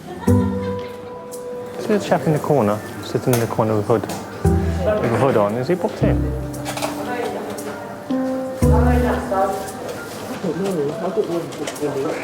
Let me get his name, yeah? Hi, have you booked yourself in? Well, people here are booked in to see a doctor. I'm asking you. Okay. I ask you. If you've been booked in, yes. These are all these are booked in, but you're not. The staff don't recognise that you're booked in. Okay, the staff have asked. Okay. Yeah. Okay. Then I'm going to ask you to leave then. Why? Because you're not answering my question. I don't have a personal question. Oh, that's a rubbish question. Are you booked in? Yes or no? So you're not booked in? I got nothing to say to you. I got nothing to say to you. All right, I'm going to check with the staff now. Again. Why's that? It's just asking to see if you're booked in, that's all. It's not a big deal. No. If I ask anyone else, there's no problem saying, yep, I'm booked in, this is my name. Simple. There you go. Sorry? We'll ask that question 100 times a day, especially at night. Sorry, hey. Excuse me, hey. You're in uniform, you've got security across your chest. You're going to be a certain type. I mean, I get it all the time. You're being really intimidating towards me. Why? I'm not. I'm just talking to you. If you don't tell me who you are, you can't just walk in there. This is a children's area. Yes, we try to get the questions out of him, but he's not answering. This one here? Is he with anybody? Yeah. He is. So why don't you just say, if you're with relative, why don't you just say, attitude's all wrong? Don't tell me please don't talk to me like that. Your attitude's all wrong. Yeah, attitude's... Please don't... Hey. Don't do it. Don't do it. Don't do it. The language, okay? Don't do it. Don't do it. No for swearing. Some people could be upset because they've got a family member's really ill. But you got to be a little bit sensitive about it. And those type of people you want to try and give a chance. That we finally figured out why he was there. But I mean, that took what, 10 minutes, when it should have really took 10 seconds. Don't. Okay, but you got to understand he's got to do checks. There's a reason why we do checks. Okay, there's a reason why we do checks. It's a hospital. Okay. You're here with your child. We ain't got no problem with that. All you have to do is tell us. It's not a big deal.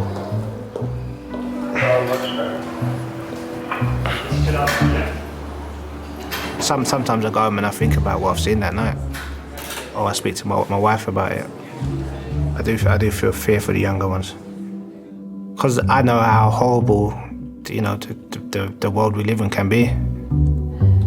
My mum says I'm overprotective, but my daughter, she gets a little bump on, on her head or something. I feel like I want to wrap them up in cotton wool.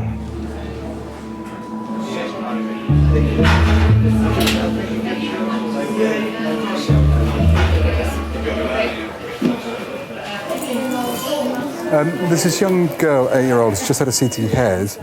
but she needs a C-spine X-ray, which is in resus. The CT scan has shown no bleeding on Abby's brain, but there's still the possibility that her spine has been damaged. I can't do that, darling, because you've got to take one more. I know. Yes, you can. Yes, you can. A little bit. Can I read you a story? Yeah, can I read you one of those stories? Well, you feel helpless. To actually face that your child could be paralysed, it's just the worst feeling ever. Wilma and Biff saw a notice. It was about a go-kart race. All right, baby. Get the saber! It will come up soon, my darling. It will come up soon, okay? I can't take it off, baby, not yet. All right, you were such a good girl. We're going to go on a little journey again. We're going to try and get those x-rays and those pictures of your bones, and then, hopefully, all right, baby. we'll be able to take all this tape and that horrible collar off. And can I go home? I think, sweetheart, because you had a nasty bang on your head and you're a bit sleepy. Oh, don't cry. Let's see. Let's get this Listen, X-ray we'll first, see, okay? Yeah. And we'll make sure Mummy stays with you. For someone who was so bubbly and crazy, it was sad to see her little broken body and her broken spirit. But I still have to say to her, you know, you're going to be fine. You're doing really well. Just to get through it. Just to get through it. Yeah. We're going to do a few pictures of your neck today, okay? Alright, hold nice and still there. Oh, you're doing really well. Okay, you've just got to stay nice and still for us, alright? Take this collar off, it's double strengthening. Can I bring a mum in and put an apron on? Yeah. Abby, you just need to get the pictures on. Should we get Mum in? Should we get Mummy in? She's coming. She needs a neck. You're doing so well. Darling, I'm here. Really still for us.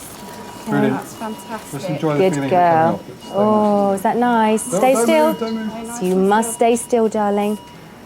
Good girl. Keep nice and still, okay? Abby, listen to me. Make my hand go up and down with your breathing. In, nice and still. Abby, listen to me. Right, it's going to be 2 minutes, okay? See if you can be a statue. Okay? Brilliant. Can you make my hand go up and down? That's it, up and down. Good girl. Imagine you're on a nice warm beach, okay? The sun on your face. See, can you hear the waves crashing on the beach? Okay, it's lovely and warm. Oh, that's a good girl. Yeah. Well done. That's a good girl.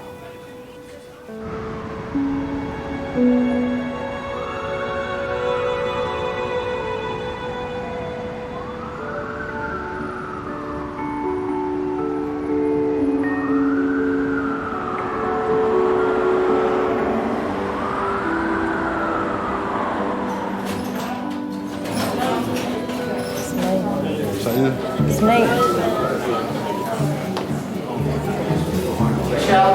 Lunny. Looney, I don't know. It's okay. 46-year-old Michelle has come in with back pain. She's here with Hubert, her partner of 30 years. So tell me, did you have an epidural yesterday? Yeah. What was that for? I've got nerve damage and a slip disc. Oh, so you had a spinal injection? Yeah. So since the time it was given, Has it it- felt shaky? Really shaky, and then as they pulled it out, then I just thought I was in shock because it really hurt. Gemma was breech. Ashley Oh, Ashley was the worst one. And Billy was born in 6 minutes, and I had him in accident emergency at King's College. And Ryan was 20 minutes. And then Amir, I think, was about 30 minutes, start to finish. Got spontaneous labour. But it's right down the bottom they gave it, right there. When I had Amira, through the pregnancy, the weight of the baby was completely on my spine. So it caused some nerve damage, slipped disc. So what they decided to do was give me a spinal injection of steroids to try and calm the nerves down. And I had a really bad reaction to it. Okay, because this was done by the anesthetics department, I would actually like to, I would like to speak to them, and I'll let you know what they say. So let me just speak to them, yeah? Okay, thanks.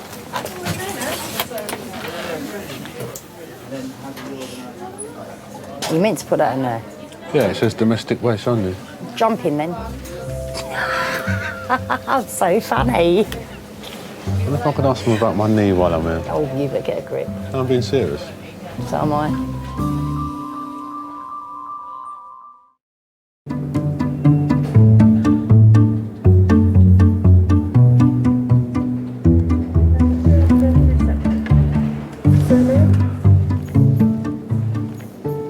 James.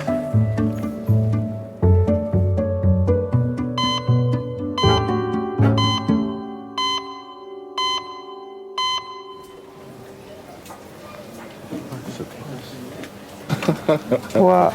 It says Surgeon Smith. Speciality, pain. Well, listen, you don't understand. Specialises in pain. That's like one of them Dr. Death type dudes. God, mate, you don't understand how much that hurt to get a needle like that up into your spine. And he tells me, hey, just a little prick, just a little stinging sensation. And you, but I wanted to cuss. My face just feels like it's bright red. Is it red? I'm not going to answer that. Is my face red yet? Yeah, it is as it goes, yeah.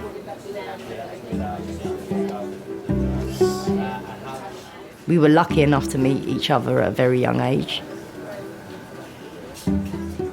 Sometimes relationships are long as ours, with as many kids involved as ours, you sort of lose sight of each other.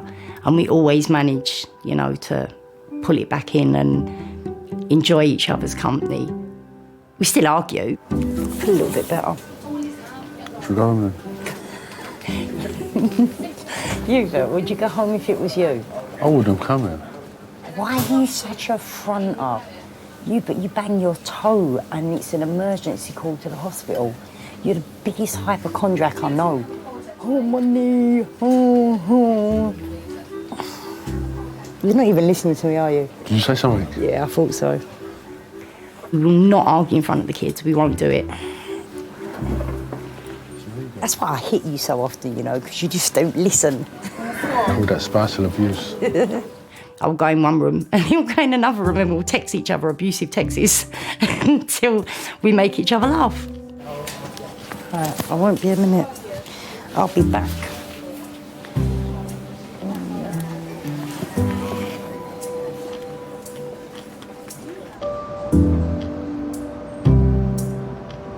So this one little thing I've got wrong with me and, you know, the aches and pains, and yeah, it impacts on my life.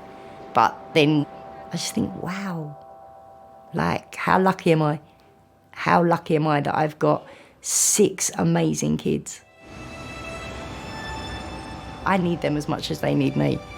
You know, they're sort of like, down my breath, you know. They're my life, they really are. Uncle Stuart's here. 24 times. And say hi. Hey. So she's got the imprint of the steps. Okay, that's fine. She was so flipping lucky she didn't kill herself. I know, should have been. I'm surprised that, you know, it didn't smash her skull if she fell from that height on concrete steps. Or maybe she fell halfway down.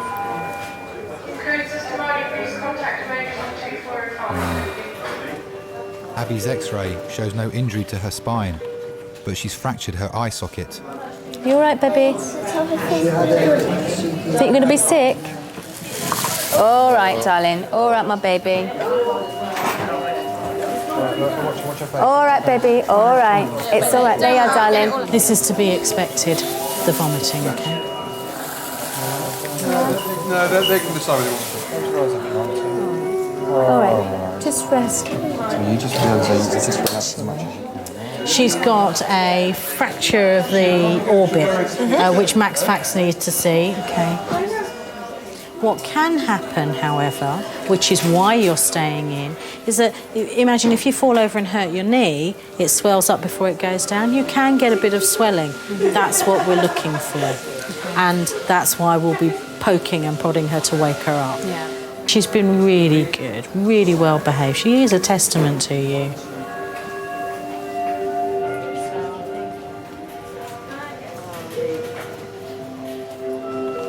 Hi. She's fractured her eye socket. Yeah. She nearly broke my heart though, because at poolside she said to me, "I love you, Mummy." But she's done so well. She's been a little trooper. The doctor said she's a testament to us. I just wanted to comfort Abby, I wanted to comfort Nikki. Suddenly you just realise that your family, there's the little family that you've created, and it's bigger than anything, really. And you just feel as though you want to make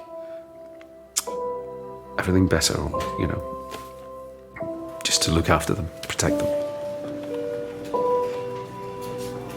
Hello, baby. I hear you've been very, very brave. You're a very good girl. You're a very brave girl, darling. Oh, my little darling, my little poppet.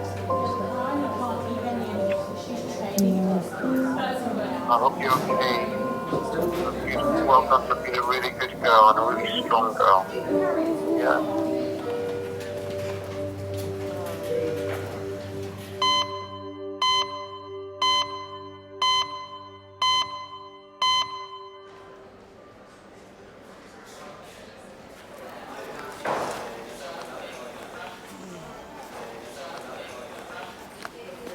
Go buy Banty.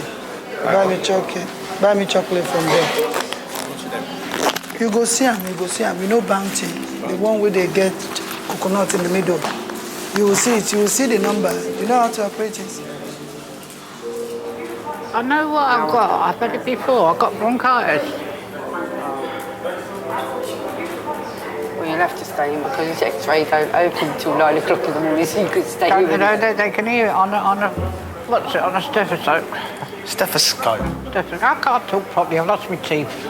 I was going to say, they still use them. You bought the wrong thing. That's Snicker, innit? That's the wrong thing. Bounty is the blue one. Only the Bounty I can see is in front of you. You go buy Snicker. Oh, here we go. Yeah. Oh, it's not me. Got my tablets. My manager loves Snickers. My children love this. Either when they were young, Robert loved Snicker. Michael liked Masba. Masba is true. Mama? Hi, my name is Ade. 74-year-old Joyce has been brought in by her daughter Anne and her grandson Chris. Can I say something? Yeah. I'm not trying to tell you your job. I haven't smoked for 3 days because I can't smoke. Okay. And I think it's bronchitis, I don't know. What, you a doctor now? I've not had many illnesses, but when I do get an illness, I know it's bad, and I know what it feels like. Oh, no. Therefore, I can tell the doctor what it is. She's diagnosing everything now. Yeah, that's all right. I mean, you know your body, and if it's happened to you before, and if it looks like that, it may not be, okay, but it's a good observation. If you've had the experience before, you think it's similar to what you had then, that's fair, Okay, so the plan now will be, we'll do some blood tests. I will organise a chest X-ray for you. All right? Okay, I'll speak to you later then. All right. All right, thank you. And I want to go to the toilet. You take me down to the toilet, please. Where is it? Down here? Go to the toilet. Toilet, yeah. Have you given us a sample? No. I get you a tiny pipe, yeah? This should be fun. Oh, I'm not helping with that. I didn't ask you to. Yeah, let me get it out and set it up. You'll be in there forever. She's coming home, gutted. You have no manners. No, she's coming. No, they discharged her, yeah. Michelle has no infection as a result of the epidural. She's going home and being asked to come back if symptoms get worse. So did you hear that? You have to stay home and care me. Did she say that? That is what she said. Oh, I didn't hear that. She did. That's a pity. I would have done it if I heard it.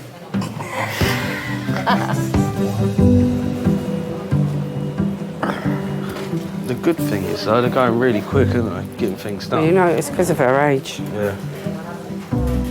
It's your fault. It has to be. Sending me the wrong way. It has to be. I keep telling you, dumb arse. Thank you, Michelle. He's fine. He can. The ambulance driver said he can walk. Stay in there. Stay in The there. security team has been Stay in called there. to help Listen, a drunk and don't disruptive touch- patient don't touch me. with suspected mental Okay? health issues. Stay in there. They need to keep him in the treatment bay until Stay the in there, psychiatric okay? liaison nurse arrives. Will you stop grabbing hold of me, okay? Hello, security control here. How are you? What has Marty said to do with this patient?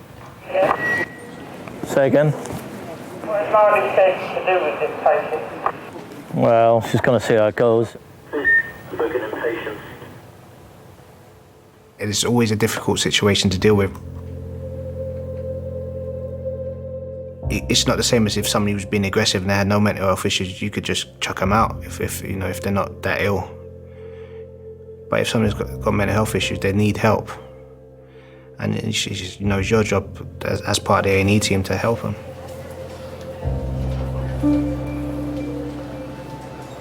I hear voices in my head. I hear voices in my head. Yeah, the PLN's going to come out and see that patient. Yeah, they're probably not because he's intoxicated. What that person's doing, that you know that person is not aware of what they're doing. You just know they're in a different place. Oh, yeah. Hello. I've got to hold him like this. Good morning, sir. How are you? Someone wants to talk to you now. Come on. There's some things I've seen that's stuck with me for years.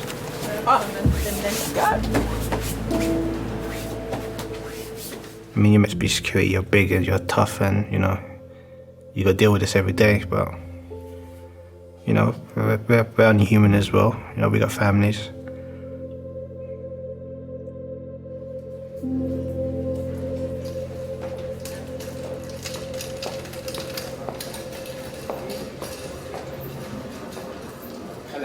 Hello. Your X-ray shows that you've got chest infection. Mm-hmm. So you will need antibiotics, and hopefully everything should clear out. Oh, All right? good. As long as I can go home, that's all I Yes, want to do. Thank you.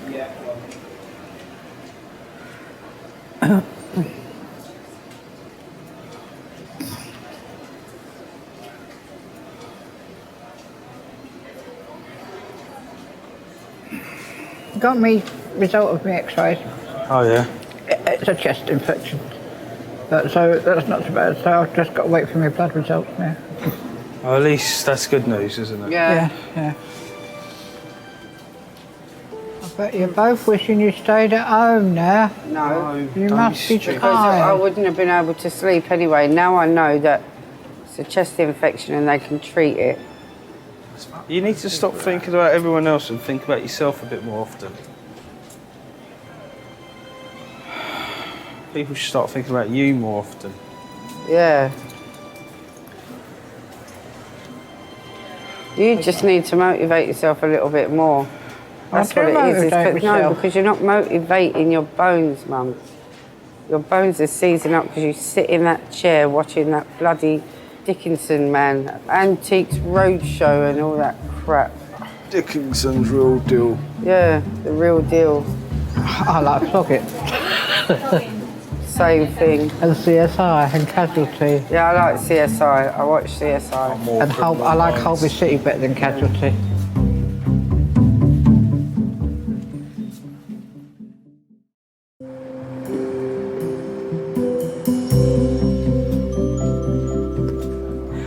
You got far to go?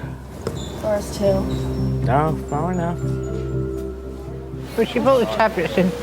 I've got me. It's okay to go now, yeah? I've got my tablets, so I can go now. Yeah, you can go. Okay, thank you very ladder much. goes straight here. Show me to you. Okay, thank you very much. I won't sleep well tonight.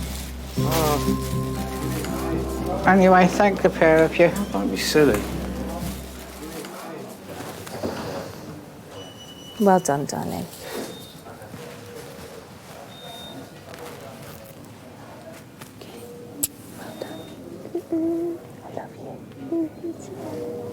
So much. I love you more than bacon. You're supposed to say something back. Sausage.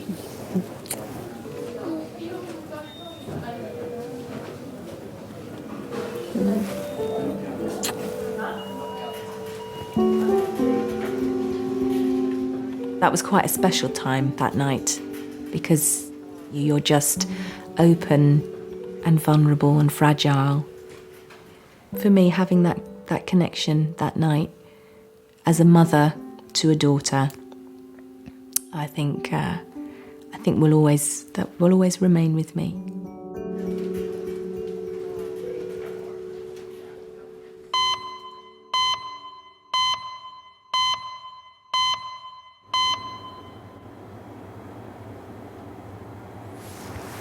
It's starting to get light outside already, isn't it? Oh, it was really nice. Last night before we came to work, I was sitting, my laptop, my window was wide open, the sun was just going down slowly. It was a really lovely evening.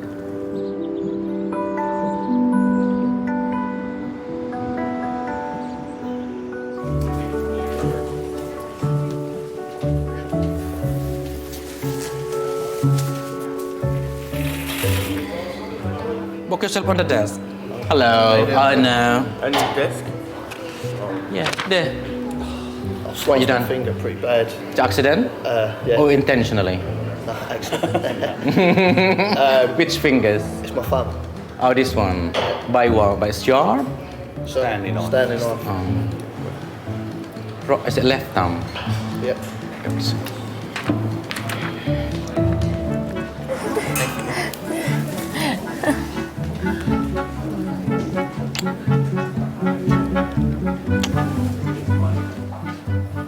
Hello, Michael. I haven't seen you for a while. How's it going? Keeping busy? Hello. Morning. Good morning. Why are they passing you or what? Sorry? Why are you standing here? I was waiting for you. Yes, exactly. You got it right. See you later. See you, Mike.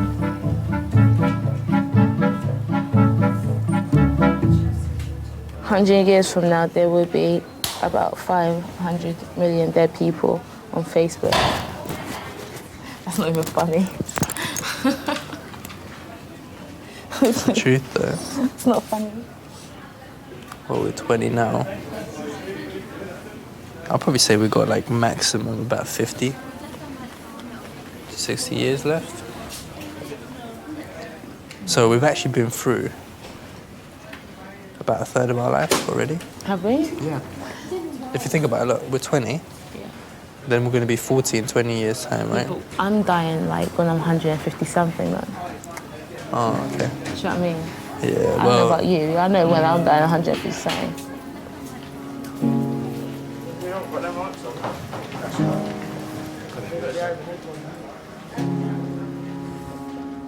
I don't ever want to die, so especially seeing it here, it brings it home. So you just go out and enjoy yourself. And you come to work and you can enjoy yourself by helping people. That's me.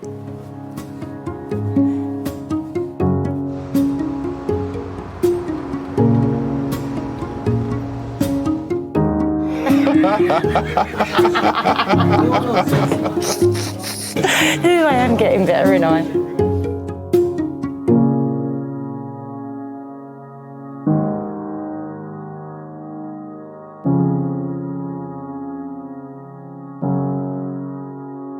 Probably a week after the whole incident, that both Scott and I would just burst out crying for no reason. But I think what it was just all that pent-up emotion. Because after the accident, there was a period when we didn't have our little girl. We had some girl who was quite morbid. I think she had just had a shock, a really, really bad shock.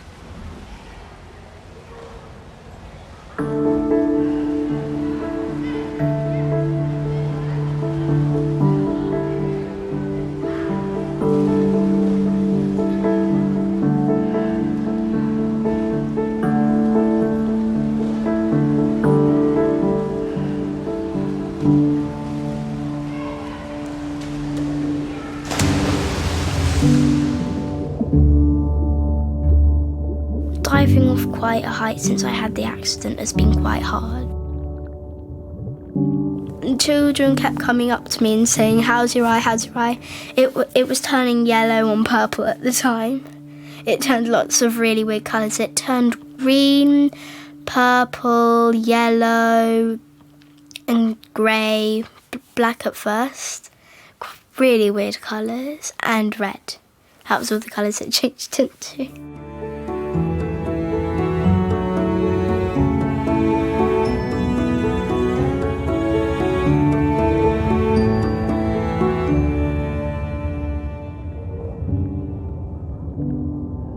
I would like to go high, but I thought just leave it for a few weeks and then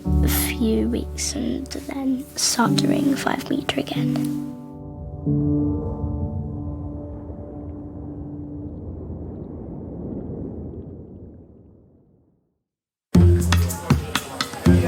This is Nicholas. He had one punch to the face. This side is fractured, that side's dislocated. I think it's better we take the nail off. I feel like out of everyone here, I'm the most dramatic looking. There are many patients who have a dislocation. The longer it's out, the more difficult it is to get back in. No, stop!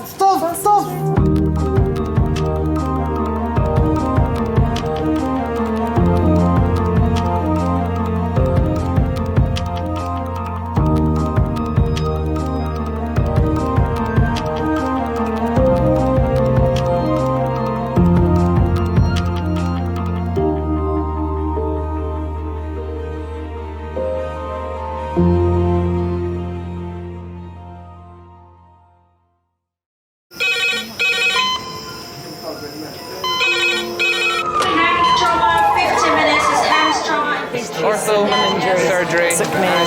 We've got a problem. We're just going to get on, do this. Not scare and get you all sorted, all right? John? Do you remember where you are? King's College Hospital, London. Thank God. A major trauma centre. Hit the curb, jackknifed onto the verge. Have we got a good pulse? Have we got an output? You know? One of the busiest A&E departments in the world. He will probably scream, but he won't remember. No, stop! Ah! A place where love, Come on, sir. Let's go. Up you go. No. Yeah. life, There you go. I love you. I love you too. and loss It's all right. unfold every single day. Don't cry. And we'll make sure Mummy stays with you. Well, listen. Right, who's not busy? Squeeze that. We can't give up on her. Come on. We've got to be strong for Mum. If it is the last bit, hey. All the patients you're about to see were treated in one department. Well done. In just one 24-hour period. I never cease to be amazed at the robustness of human beings. I love you. And the strength of their relationships. Love, it's a reflex. It's what you do.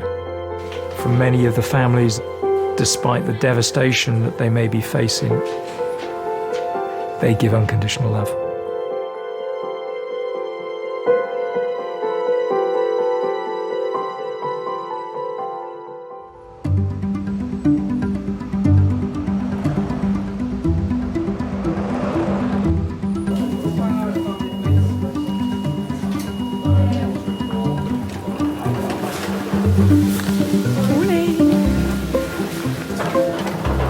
I've got trauma, I've got stroke. Well, in half an hour's time, you'll be on your way out, won't you? You live in Peckham? Yeah, go to working in centre, there's no waiting in there. That little sore throat can be dealt in the area. Okay? You're welcome, bye-bye. We give all this information to the patient, so you need to be assertive, you need to be firm. It happens in any career, that you've gone from being the new kid on the block, you know, not knowing how things work, to the ones that people look to. I think that's two things, experience and common sense, isn't it? Do you agree with that small little thing? Yeah, I kind of do actually. Yeah. Experience is like massively important. Yeah, I think. experience is a good teacher. Senior nurse Scott has been at King's for 13 years. Today he's in charge of all 10 beds in resus. Hello, Charmaine. Hello, nice to meet you. I'm Scott. This is just your first shift in here, first day? I noticed the scared look.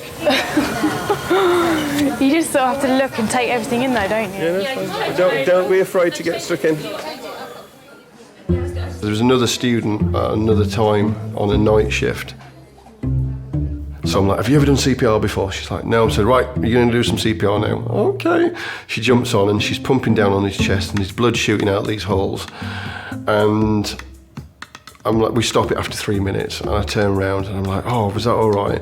And I could see her kind of filling up. And then it occurred to me, and I just went, have you seen a dead body before? And she went, no. You forget that people have a first time.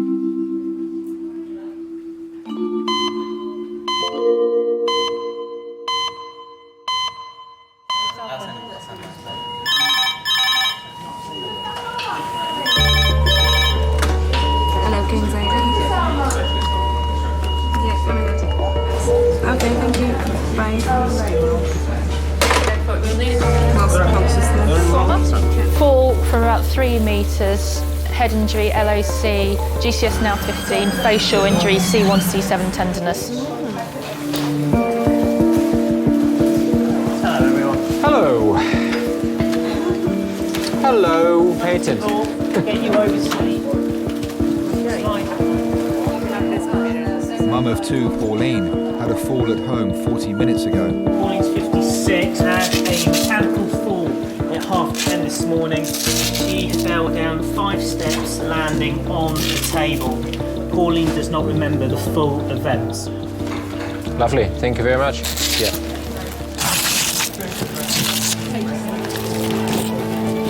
Okay. For you. Okay, we've got 5 minutes for a primary survey. The first 3 minutes are gone. I haven't heard anything. Let's go. Hello, King's College Hospital. Wow, okay. Hems, red phone, 20 minutes. Hems, red phone, 20 minutes. The air ambulance is bringing in a 62-year-old man.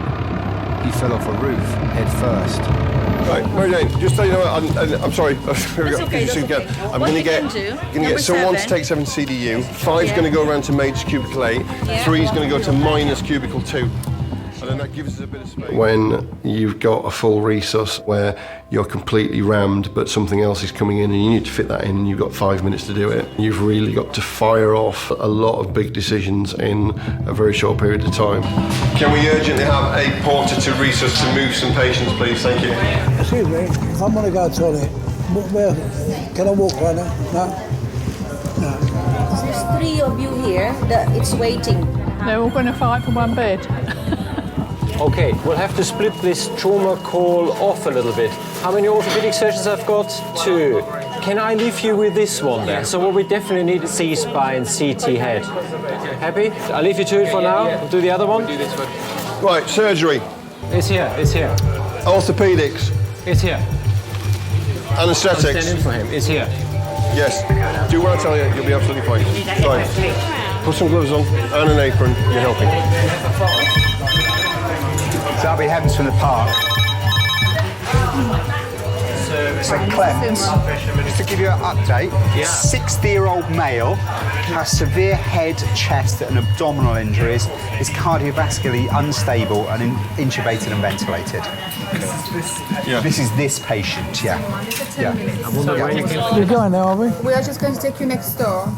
There's somebody quite sick coming in, so we have to make a space. Oh, it's okay, yeah. If you want to get hands on, do. If you just want to stand back and watch, I'm not forcing you to do anything you don't want to do. I want to get in there, but I don't want to get in people's way. You won't get in people's way because you'll be told to get out of the way. As soon as he rolls in through the door, it's attached to blood. So we could be looking at chest drains, we might even open his chest, or we could be looking at just, there's nothing we can do here. He might already be dead by the time he gets here.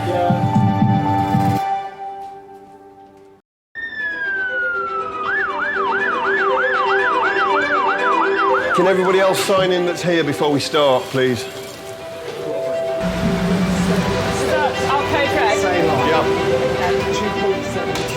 A 62-year-old man with life-threatening injuries has been flown in from Sussex. He fell to the ground while working on a roof. It's a very time-critical situation. A fall from height, the two big things you're looking at is a head injury and a chest injury. Straight up in here, guys. We'd heard that he'd fallen into his head, so in the back of your mind you're thinking it could go either way here.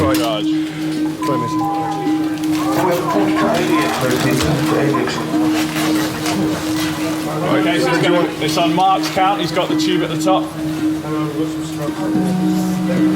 we'll go on ready, brace, lift. Ready, brace, lift. Coming out. Okay, we're all ears, thank you. Hi guys, this is David. He's approximately 60 years of age. David has had an unwitnessed fall 30 feet off a roof, landing on concrete. Injuries top to toe. He has a traumatic brain injury with a right parietal hematoma. He has chest injuries with suspicion of bilateral rib fractures and concerns of intra-abdominal bleeding. Okay, thank you very much. Okay, first of all, I want the blood connected in cardiothoracic surgeon, 2 chest drains in the thoracostomy. Primary survey, we've got 5 minutes. Come on then. Ventilation, Jenny. Blood is being connected, yeah? Peggy, that's me. Okay. Okay, chest drain, please. And just some 1/0 silk, please. Since arriving, David has been given 3 pints of blood. Good. Primary survey plan. Blood being taken, blood is coming up, chest drains in, and we should be ready to go for scan very shortly. Barbara, do we have any details for him, name-wise? What? Yeah, come on, so we've got David Beck. Okay. Okay. Are we almost ready to go to scan? From an airway point of view, yes, we got drugs. Okay, let's go. He went to work as normal. He used to fit aerials and satellites up on the roofs. He gave me a kiss goodbye, and I always give him a kiss and say goodbye and, you know, have a good day and all that, and I didn't this particular day. I was always saying to him, it's about time you give up. But no, he wouldn't. He loved it.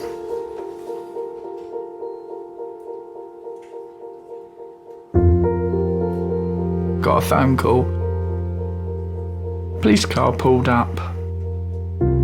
And he sort of said, Mrs. Beck, I said, yeah. And he said, oh, we're taking you to London. And I honestly, truly thought he was already gone.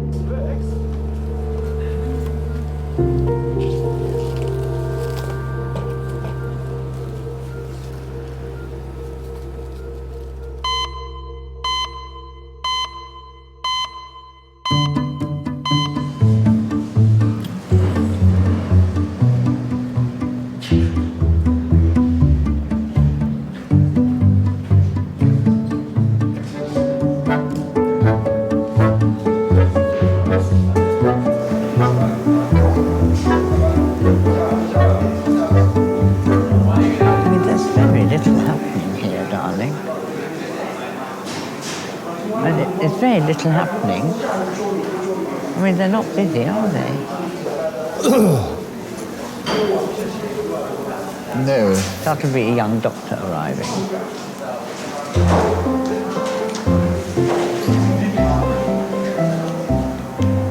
And I don't know what the delay is.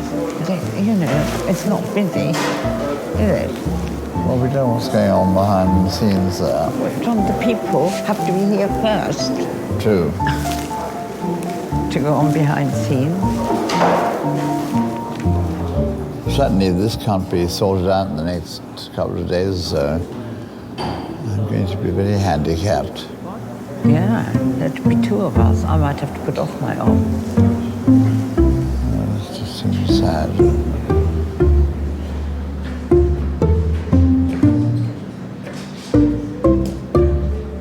I haven't got a space or a nurse. You just wait there for 2 minutes. I'm getting both. Oh, lovely. Tess, number six. Tess, can you just take this new one? Status. Okay. Lovely. Thank you, Tess. Well, his CT's going to be delayed, isn't it? Unless we find out when it's where, because they're going to be chocker with these two now. The CT. Yeah. 56-year-old Pauline's been given pain relief. She's now waiting for a CT scan to show the extent of damage to her spine and neck. Just arrived status. Yeah. Just needs to go into CDU. Medics. Just arrived, gone to AAU. Okay. Yeah. Thank you. I think no, that's I know.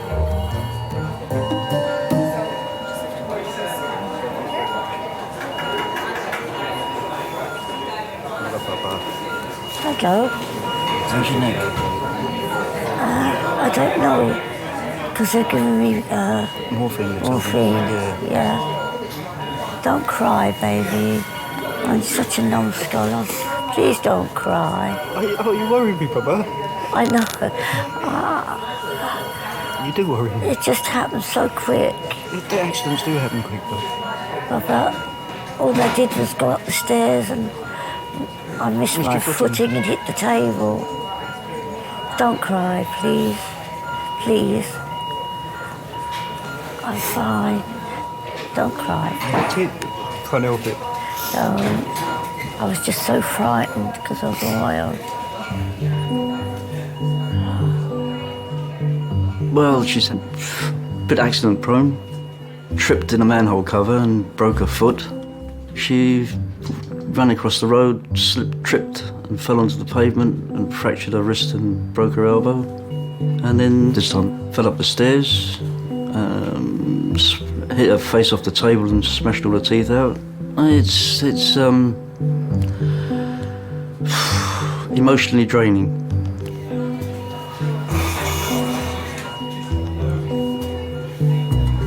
Well, I keep trying to tell her that, you know, just slow down. You know, you're getting old now, you're older, and just slow down and try and take things easy, you know, rather than dashing across the road and falling over and falling up the stairs and, you know, all the stuff that's happened to her.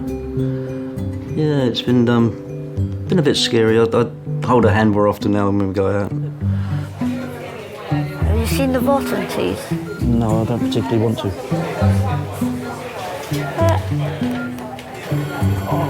Man. It's just my teeth. There's not many of them left.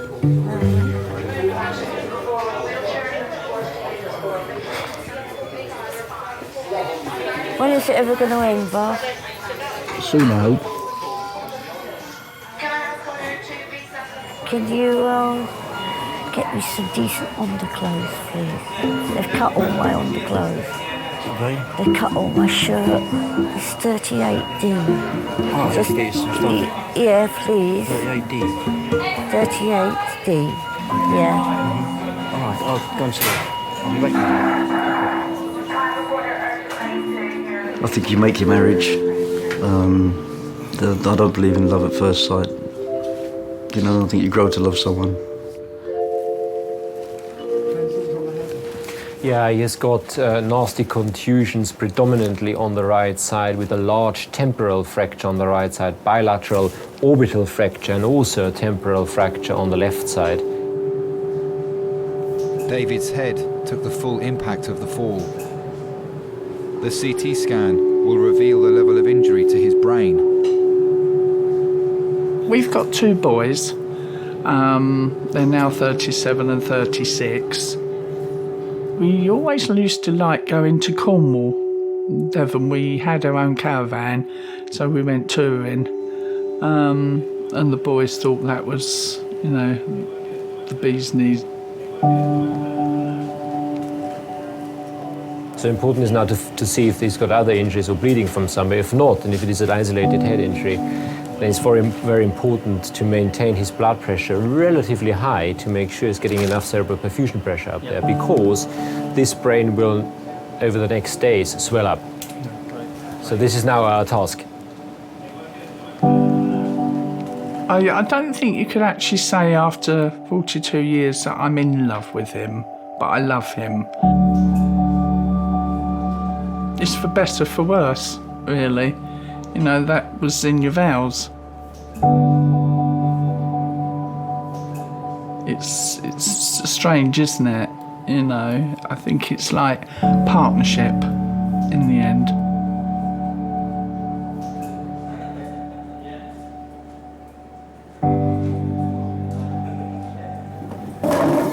Right, you're going to roll you again. There you go. Madam, you can sit in one of this chair. Opera critic John injured his ankle while on a skiing holiday. Right, you're John Bakan, is that right? That's right. And how young are you now this time? I'm 78. Right, good. Right, how can I help you today, mister? Well, I found the second morning running that my left ankle is so sore that I can hardly put any weight on it. Right, okay. Fall in love, don't forget we were in our 30s, you know. It wasn't romantic love, oh, here's the love of my life. It was just a very interesting man and very charming, very easy. He asked me to go to an opera, the English version of Wagner opera, and we've been going to music ever since. I've been married to John for 42 years. So we tried massaging it a bit with oil and did not make the difference it made yesterday morning. So you're being oil massage? Yeah. And pain relief? Yeah. Sorry, I didn't take any pain. Oh, right, okay, just the massage. She wear the trousers, do you think? Yes, I think probably she wears 1.5 of the legs of a pair of trousers, yes, I'd say so. Do you have any medical problems, sir? Yes, I'm suffering from prostate cancer. That's been treated. It's got out a little bit of it onto the pubic bone. Yeah. So he's on female hormones. Okay. Casodex. Daily. Many men die with cancer rather than of cancer, and that seemed to me a fairly encouraging thing to keep in mind. And I've never had any pain, so I've been lucky, perhaps. Just stay on the chair. Yeah. And someone... medicines, if you need to know them. Oh, we got simvastatin as well. We got blood pressure. We got cholesterol as well. The way I look at it. Cholesterol is under control. Good. Plus your diet, I think. You need to get your diet the done. Diet, we eat extremely well. You need to limit your level of oil, basically. The only thing he takes too much is... Yeah, fish is less oil. That's all. My husband would say that I rule the roost. In everyday matters, there's absolutely no doubt. You know, he's not interested enough, really. Right, sit you back to the waiting area. Okay. But with my husband, it's not a matter of let you do, really, is it? You know, you kind of accommodate one another, don't you?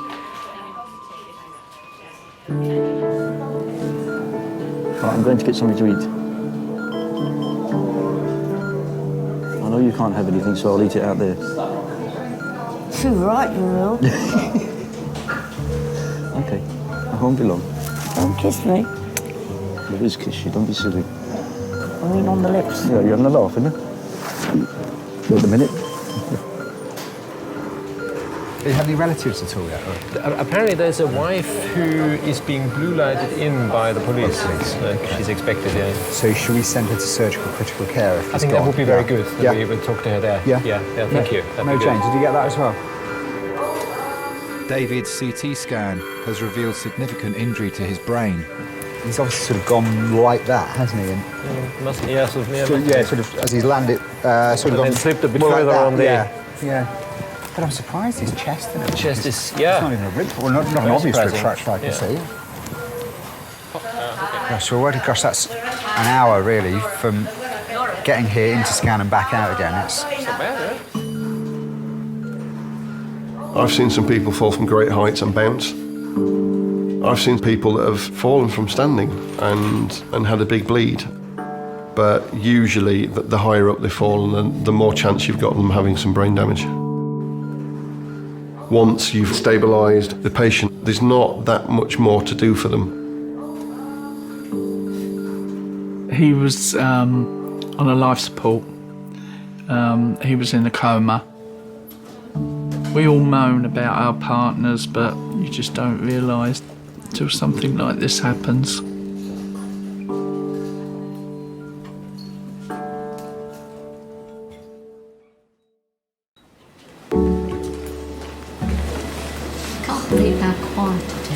I can't believe how quiet it is. Yeah. The floor's a bit cold. Oh dear. So I can't get my shoes. I've got shoes there, I can't get them on. All swollen. I put my coat on the floor. Getting chilly now.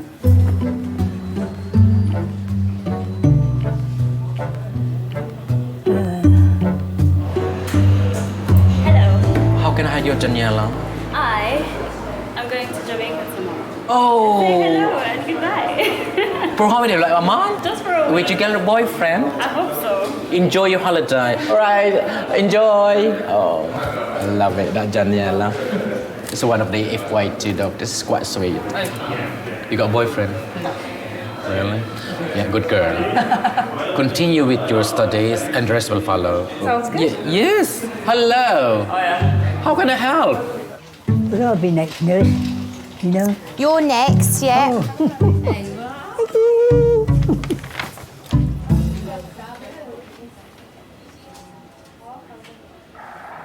A very, very fit man. Just finished with the army in 1952, April 52. And it was, I went down to get a job, you know, at the Labour Exchange, and they turned around and said, "We ain't got no job for you." I thought, that's tasty. I said, I've been out there for 2 years, right, doing your bit and pieces, whatever it was you had to do. I said, when I come back, there's no work for me. I said, tell you what, don't bother. I said, I'll go and get my own work. And I took to window cleaning like a duck to water. I was really fast. You don't stand going like this, clean the wind. Come, finished, next job. And that was it, you know.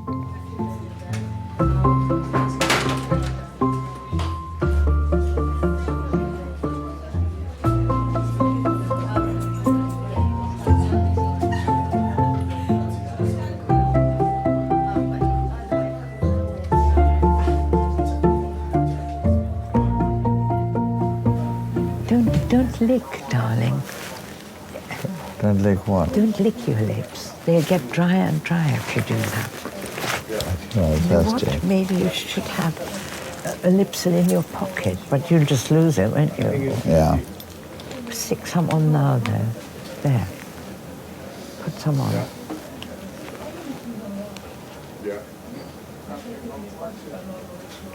See? That's better, isn't it? Yeah? Mm-hmm. She's probably cared for me better than I've cared for her. She looked after me pretty well.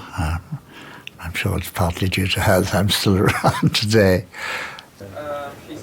Darling? Yes. Your feet are not your best part, darling. No, I know. Not much of me is my best part. Well, your smile is lovely if you only had your teeth, you know. He sort of doesn't really focus on his cancer. There is a danger, and that's, you know, always there. If you're awake at night, it will worry you, or if you're having a reflective moment, it will worry you. But in our kind of normal, busy lives, no, we don't let it. And John is a sort of optimistic man. That he would.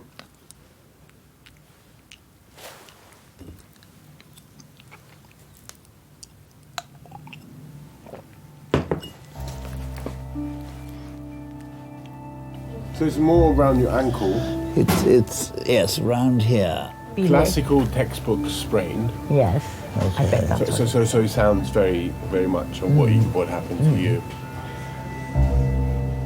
We have good times and the not so good times, and you work through them together.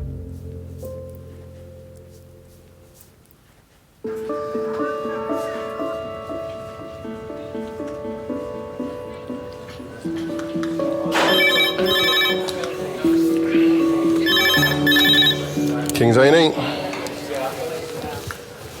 We're getting a little bit full now. Go ahead. Charmaine, do you want to start putting these on? Red here, yeah? Yeah. Then black underneath, isn't it? That's it. It's 10. Lovely. Thank you. And another one. Okay, go on.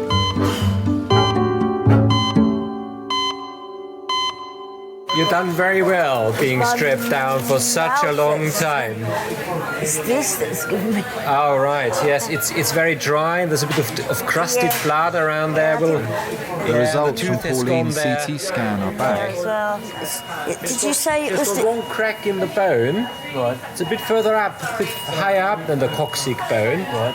We call it the lumbar region. All right. Lumbar spine. Yeah? Yeah. And there's no specific treatment for that apart from taking painkillers, really. Yeah.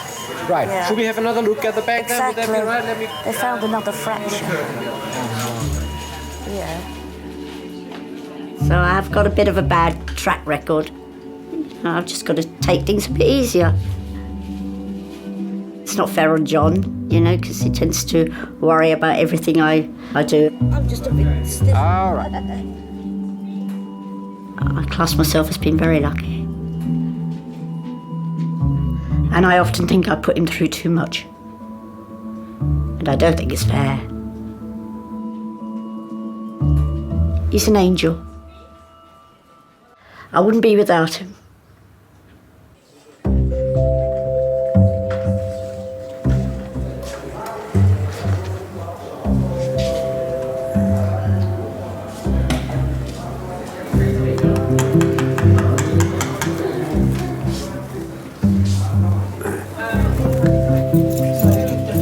Hello, is it Mr. Runcorn? Yes, it's me. All right, would you mind coming through this way? Yeah. Anyway, see him. Oh, okay. All right, come through this way. You don't seem to have any shoes. I know, I couldn't get them on. All my feet are swollen. Okay. All right, do you need any help? Yes, please, with legs. Let's get those legs up onto the bed. Oh. Oi, well done. Oh. Right, well, very nice to meet you. Thank My you. name's Josh, I'm one of the doctors here.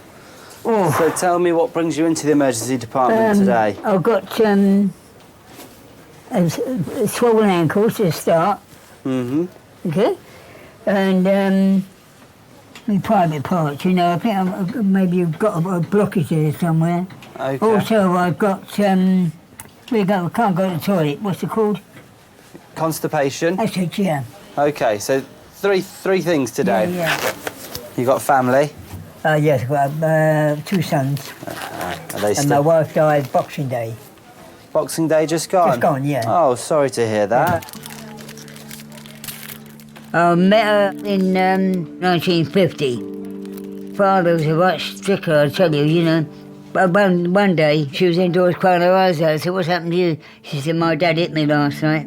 Well, I said, it'd be the last time he'll ever touch you. Because I went man after him. I said, if you ever lay a hand on her again, I said, it's going to be your lot, my friend, right? Believe me, I was really annoyed. I said, I'm going to marry her shortly, right? And that was it. He packed it up after that. Never touched her after that. So the 58 glorious years, no problems. Fantastic. You don't see that so much these days. No. Well, I got married on the 3rd of August, 1952. I was waiting at the bottom inside the church for her, you know, and her father brought her in. Then he brought her down the aisle, you know. I never see him move so quick. I thought he might change his mind. Had she been at home with you, or? Oh no, she was in a private a nursing home just round the corner from me. You know, beautiful place. Oh, what a terrible Christmas for you. Yeah, but it's released for her. She had dementia, Parkinson's. Oh. Right, we're just going to pop this line in. Peggy was ill. She was about 70. In the beginning, I used to, when she really got bad, I used to dress her, everything, you know. Give her a stick wash. And she got to that stage where she didn't hardly recognise you, you know. So I said, right, enough's enough. I said, don't give her no more oxygen. I said, she's been through enough. I said, just let it take its course. And me and Robert was there. We both held her hand, you know. And that was it. She went away peacefully and had no pain.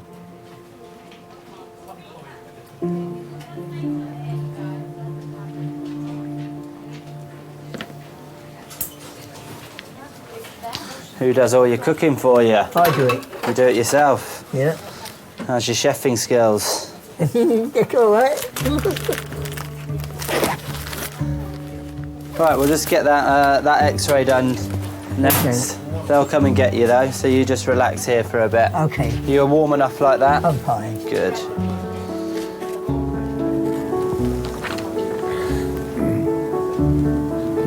Thank you. And that's your water. Yeah.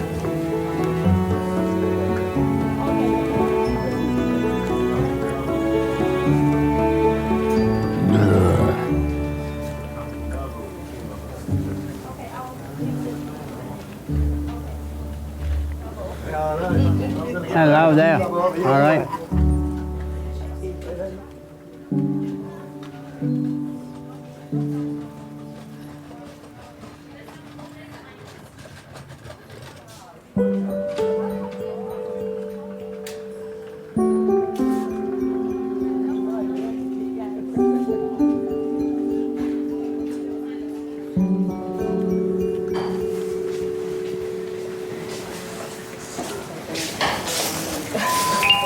Yes.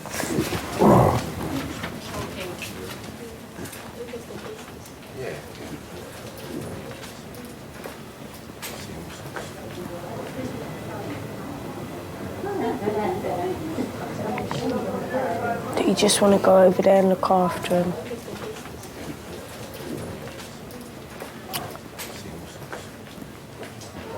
Old man. I know, I hate leaving him in the room. I want to go talk to him.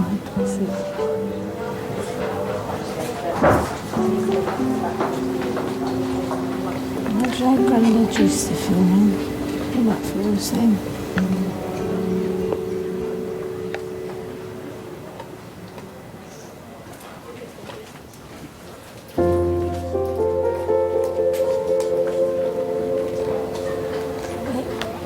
It really hurts, man.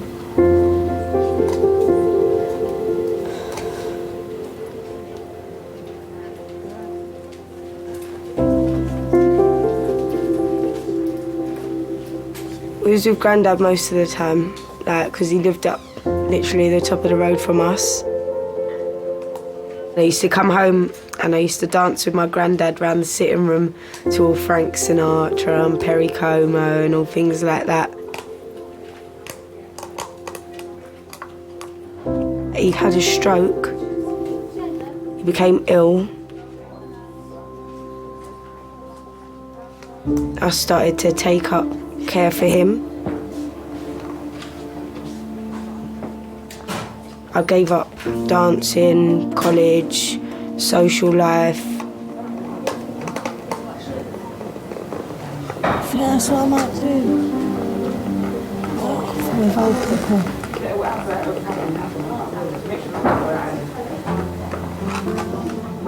I don't think you'd have the patience. I don't know. It's not something that's easy, trust me. You see so many people go, it starts fucking with your head.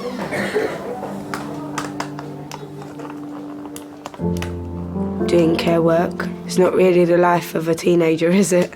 But that was my life. Just had to kind of deal with it, and I enjoyed it, so I didn't really... Didn't feel like you missed out? Nah. I feel like I'm missing out now my granddad's gone, because I don't really have that routine no more. Of I've got to do this and I've got to do that, and it's like I ain't got that smile no more to look at when I come home, and I miss it.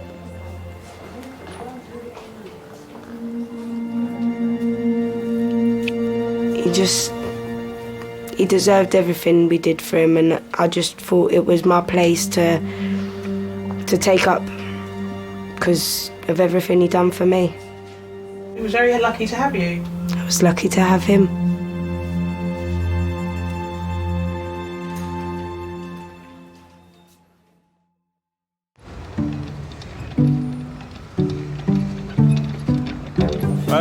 Is this the trauma one? The fall down the stairs. It's up in 5, but I'm not sure if the bay's ready yet. We've had a bit of anything close. Are you right? Cardiac arrest, which means like a full resusc, which is... A lot of the sisters are amazing. Their knowledge is just... It's not a patch on anything. But then I just think, sometimes, am I ever going to get to that level? Like, obviously you will. Traumas are reasonably simple to look after. If you're trained right, it's exciting, it's gory, it's the stories you take home. But if you want to be a proper A&E nurse, you know, show me how to look after a really good chest pain, sort out an asthmatic, being able to manage a good miners area, sit out and triage for 12 hours and triage 140 people and get it right all the time. Good A&E nurse is an all-rounder. Thanks for a lovely birthday. Yeah. Make sure you come back for a second one.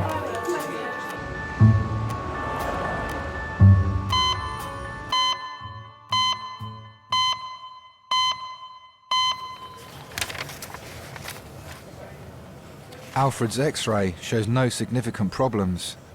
He'll stay in overnight for observation. Alfred, have you got any family that live near you? No, only my son. So you don't need any help at home with anything? Oh no, I'm fine. I do everything from... You're absolutely fine at home, and then if you need any help, you can just ring your sons, can you? Okay. And they'll... Oh yeah. Yeah? Yeah. You sure? Yeah. Okay.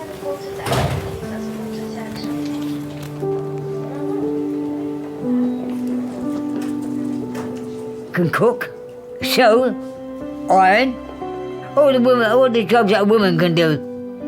Yeah. The times I've heard some people, oh, I wish I had you for a husband. Oh, I wish I had you. But you can't have me, I'm spoken for.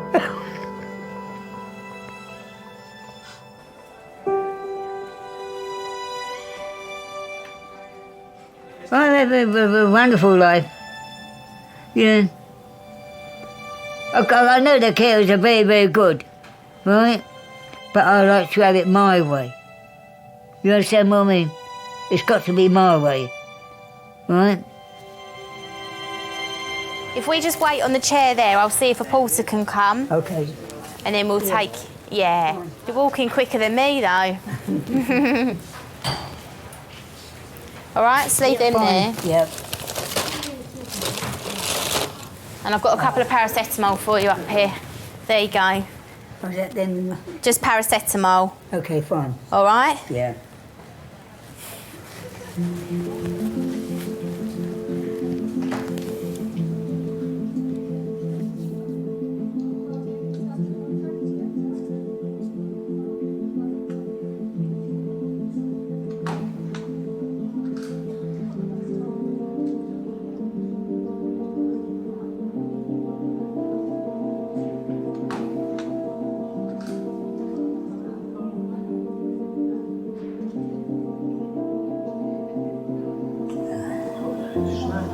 Sorry?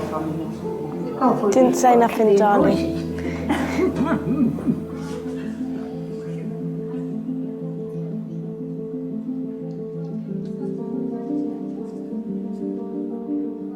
My granddad passed just like literally before my 18th. It was like, is it my turn now to be the adult? Is this where it's time to choose my path? Because I'm 18, granddad's always told me, don't do this, don't do that, go and do this, go and do that, and he'd always advise me, and it was like, well, now I've got that option, what do I do?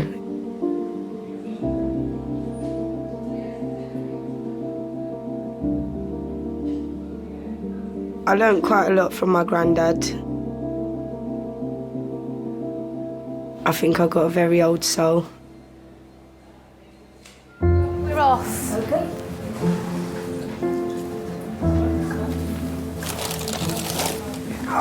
Oh, can I put them on your lap? Is that all right? All right. Yeah. So much stuff, isn't there?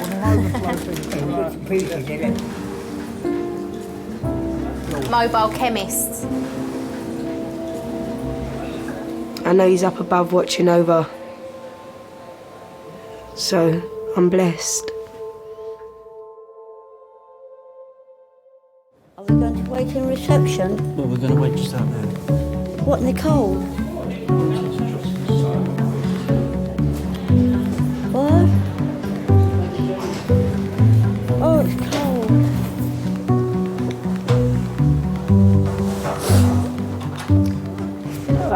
So just like the party, I'll be the last one here. For fuck's sake.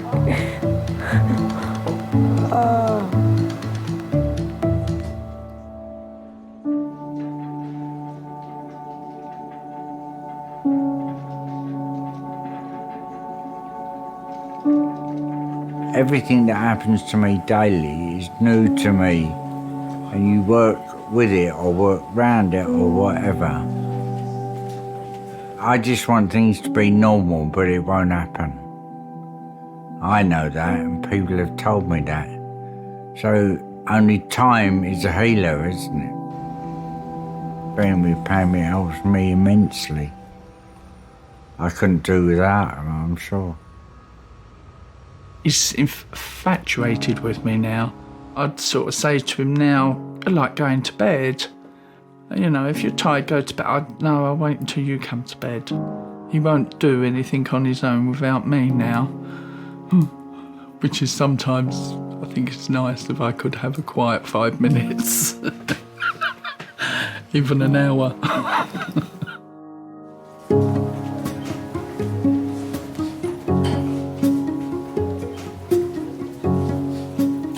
At Camberwell. I do private jobs as well, as regards cleaning.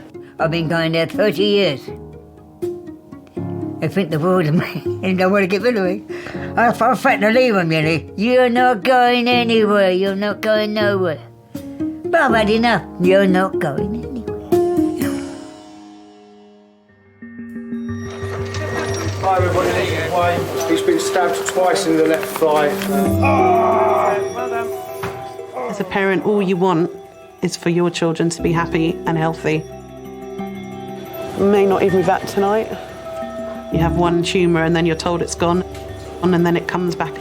With your track record, we have to assume the worst and hope for the best.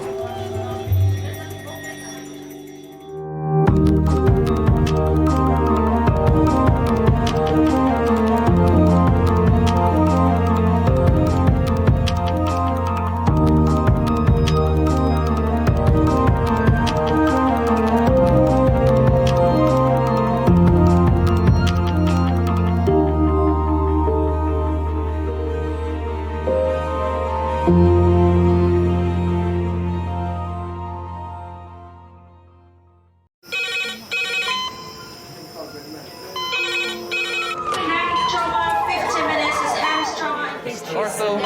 surgery, we're just going to get on through this. Not scare him, get you all sorted, all right? John? John? Do you remember where you are? King's College Hospital, London. Thank God. A major trauma centre. Hit the curb, jackknifed onto the verge. Have we got a good pulse? Have we got an output? And one of the busiest A&E departments in the world. He will probably scream, but he won't remember. No, stop! Ah! A place where love, Come on, sir. Let's go. Up you go. No. Yeah. life, There you go. I love you. I love you too. and loss It's all right. unfold every single day. Don't cry. And we'll make sure Mummy stays with you. Well, listen. Right, who's not busy? Squeeze that. We can't give up on her, come on. We've got to be strong for Mum, if it is the last bit. Hey. All the patients you're about to see were treated in one department Well done. in just one 24-hour period. I never cease to be amazed at the robustness of human beings. I love you. And the strength of their relationships. Love, it's a reflex. It's what you do. For many of the families, despite the devastation that they may be facing, they give unconditional love.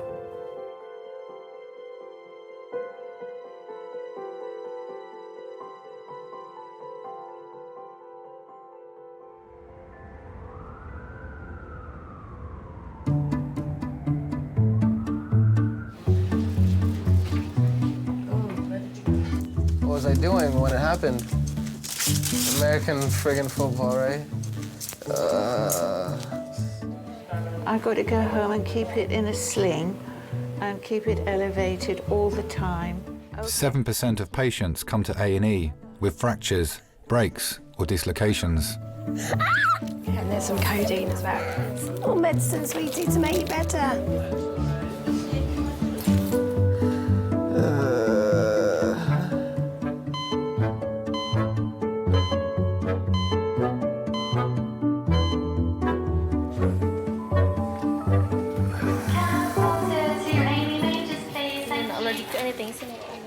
Where were you playing American football? Burgess Park. 28-year-old Ahmed dislocated his shoulder in a game of American football. It's gonna give you something disciplined first. Yeah. Apparently in London, you guys have a few parks, so the parks are Just pretty a few. big, though. Where are you They're from? pretty big when you get to them, so. Canada. Whereabouts? Toronto, you know, Niagara Falls region. T-dot. T-dot, yeah. I've been here this is my 3rd year now. Okay, you're studying? Studying pharmacy. You've got different methods of putting shoulders back in. You know, you kind of have the discussion with your seniors or your colleagues beforehand, say, oh, I'm going to use the Cocker's method, I'm going to use the modified Milch method, or I'm going to use all these kind of methods. When in the end, it's kind of like, and then you just pop it back in. Yeah, I can feel it, you know, I'm just talking about nothing. Right, you ready to have a go? Yeah. Okay, let's put this on that side. Have you got the collar and cuff? All right, I've got you. I've got you.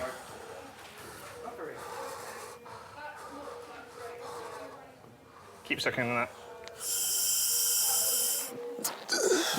Relax. Relax.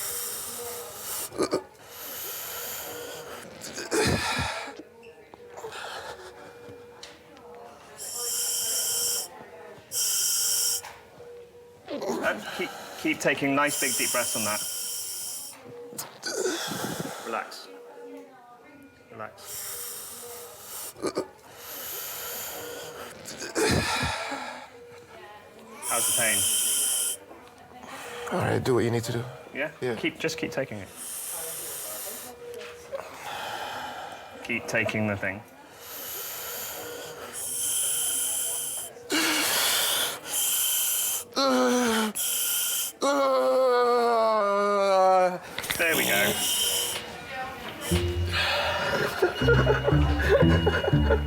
Thank God, thank God.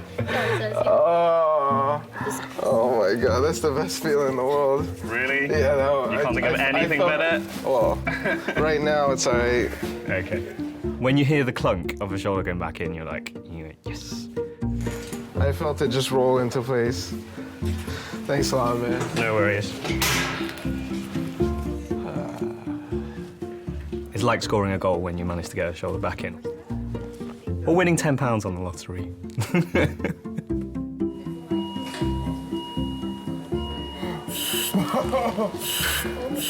Nearly done, nearly done. Oh no, we're very nearly finished now. I'm just getting it in the best position I can get it in.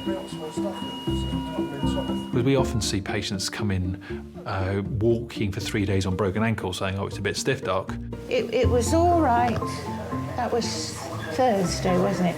Yeah. It was okay. Well, I mean, it was painful, but it was okay Friday. Yeah. And you get somebody coming in with a paper cut who's screaming, as if their house is on fire. Yeah, to take a patient's pain away is quite satisfying. Because even though the problem's not gone, you've just taken away the pain, it's a start. Is it a bit better? Yeah. Yeah? When someone's in pain, they need your help. When you aren't able to do that, it's almost as if you failed at what you were trained to do.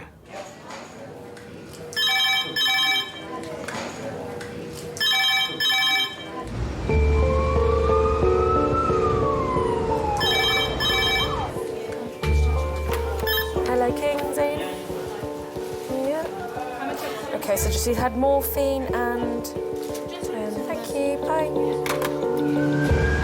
The paramedics are bringing in a 24-year-old man. This is his third admission for chronic pain in the past 2 months.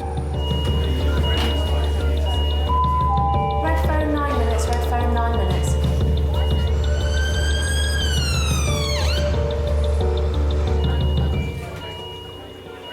When I see people with long-term illnesses, you do think about the family and how hard it must be for them to cope.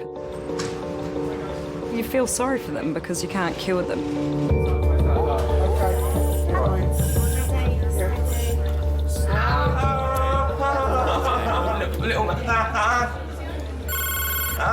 Hi Malcolm, it's Rubiel. I've got a 20-odd-year-old chap who I'm going to refer to the medic. He's got Behçet's disease and it's quite complicated.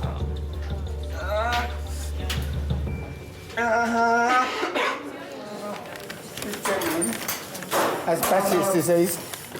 It's a syndrome. Pain all in his hips and down his legs.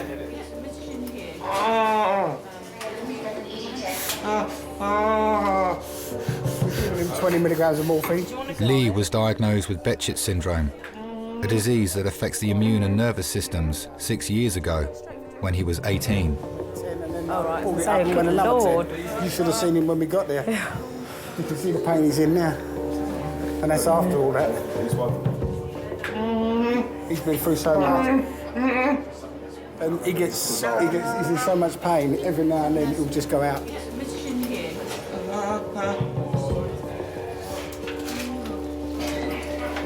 Can you two do something simple like go for a walk together? No. He can't even go to the shop downstairs because by the time he's done that, he's in agony.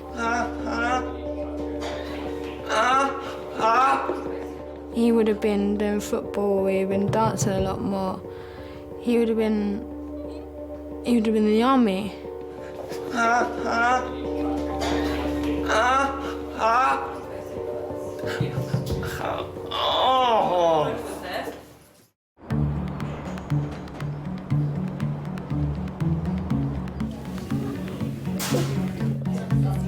Well done. Just got to write your notes, okay?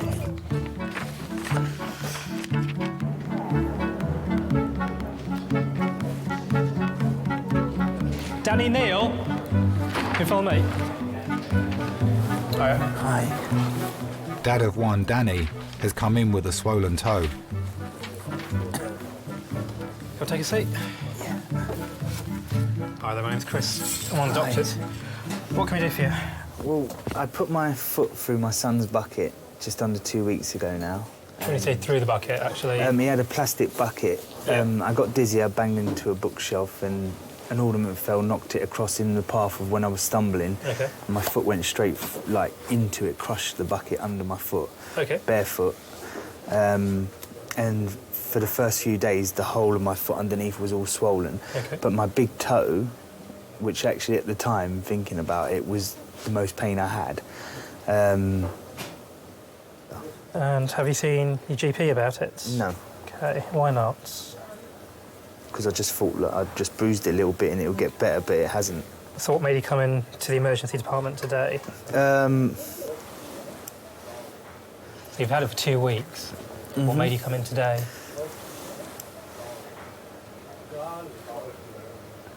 Well, I didn't really notice it before. It was just today when I actually put them down, I noticed it, so I thought I'd better come and get it checked. Can we have a look at the other one then? Okay, let's have another look. So that's fine there. Yeah, but when you get down to where the ball bit is, it starts hurting. How about there? No, not so much. There. There. Sorry. So that's the worst bit there, is Yes. it? Okay. It made it hurt up here, yeah. Okay, let's get an X-ray of that. Men, in general, handle pain less well than women. Have you had any painkillers today? No, I haven't had nothing today, because I haven't had nothing to eat, so Would you I like haven't... Yeah, actually, I could... Well, no, because I haven't eaten, so I don't really want to. Okay. I don't know if that's because we get mothered by our mums as little boys, whereas girls are left to get on with it. All right, the X-ray's fine. Yeah? Yeah, there's no fracture, no break, so it's just bruised. Okay. So just simple painkillers. All right, thank you.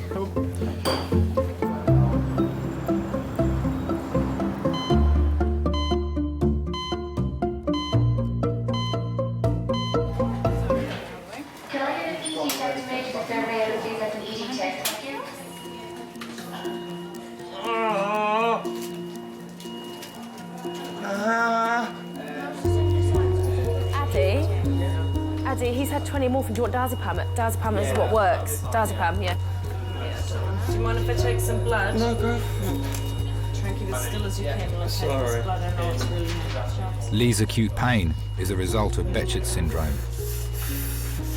It started 6 years ago with a numbness in his leg. So some more morphine in some dry meals for you. Oh, thank you very much. Just take this edge off. See if I can close my eyes for a bit. There is no cure for Behçet's. The staff can only help manage Lee's pain. It's a form of vasculitis. It affects the nerves, muscles, immune system, blood system, ear, nose and throat, joints. It's just all of them rolled into one. As I said, before I got this, I was playing football for 3 football teams, jogging, like mornings and things like that, and then I got this and it was like, yeah, hey, you're not doing that no more. One thing I want to do, kick a ball again. That's my main dream, is just to, even a 5-a-side football match is my main dream, kick a ball again. Have you still got it in your hips? These are the right hips, but since I passed out and went to my house and I passed out on a wooden floor, landed right on my left-hand side. And since then, my left side's been playing up now as well. Since I got this 6 years ago, it's been nothing but trouble.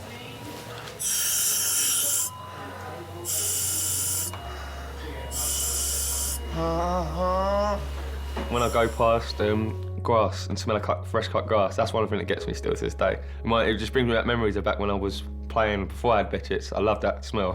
I could sit there and just smell fresh cut grass all day and just be happy.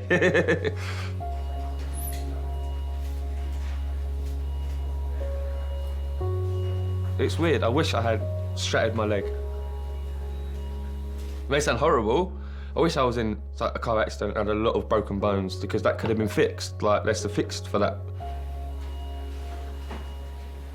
But yes, it's just, there is no cure for it.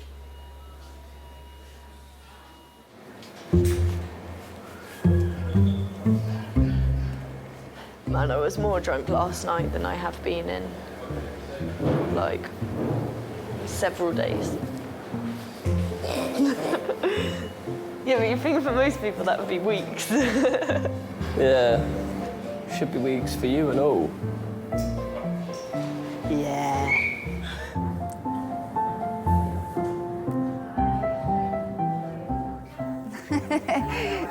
You're chomping away like a monkey there. Very hungry. Kamladi has earache. She has come in with her husband Ravi. She was having a problem with her ears. So you had a pain in Somebody your said to put a stick of garlic in your ear. That will reduce the pain. Okay. One clove. Not the full one, only single one. Yeah. Oh yeah. You can see it. Huh? Yeah. Okay. I'll go and speak to one of my seniors and then we can come back. Okay.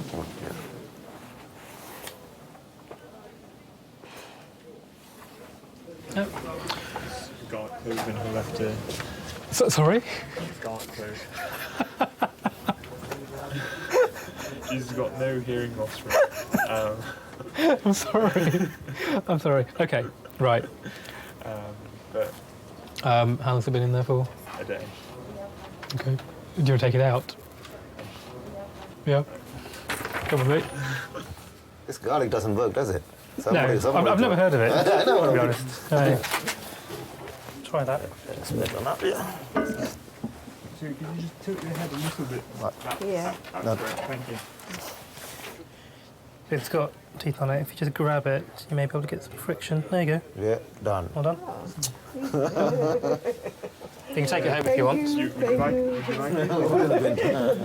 Let's just double check. Make sure there's nothing left behind. You do find you get people with just really strange things wrong with them. Way out. You do hear about these weird remedies like that though, but I thought it would have been crushed garlic. Because when she said that, I was thinking, oh, this is gonna... That could be a mess, yeah. Yeah. That will definitely need microsuction. Some people do put objects in certain orifices that are inherently amusing. I guess, probably. You kind of have to laugh, otherwise you'd go insane. So, yeah, they're the good fun ones.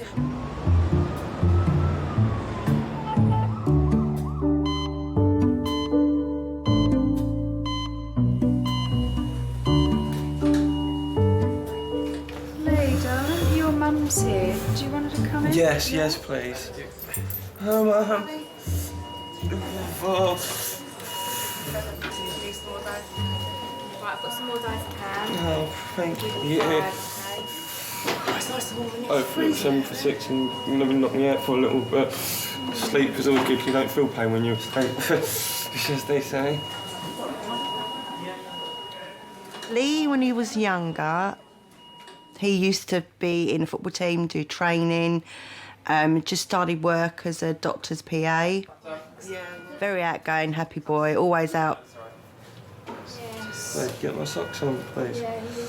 My feet are really cold, get socks on. You know how to do it, just roll. Oh, God, I can't even get pronounced words properly. This is getting ridiculous. Row your boat? Yeah, rowboat. Don't you done? Stream. Well, let's start kicking in a minute, mate. And then one day in work, he couldn't feel his legs. And we rushed him to King's, obviously, to try and find out what the problem was. Kept him in for about 3 weeks and eventually got to the point where we found out it was Beckett's. It's not cold feet.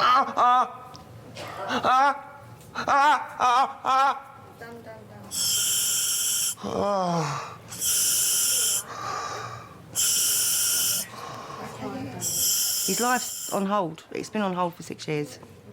You go from a child that can walk and play to a child that lies in bed most of the time and he's in a wheelchair or he's on crutches. He's fighting something so hard that there's no answers to. But I mean, he gets days when he's really bad, but I've got to cry, sorry. He gets days when it's really bad, but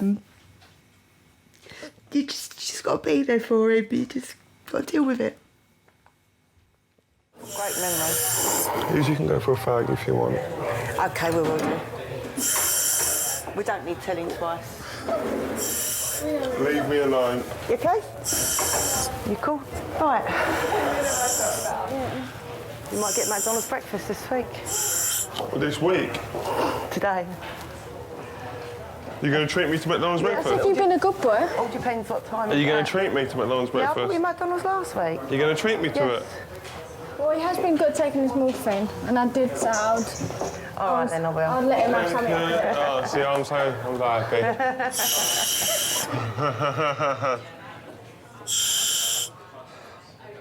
No, I said I was going to get him something for when he takes it.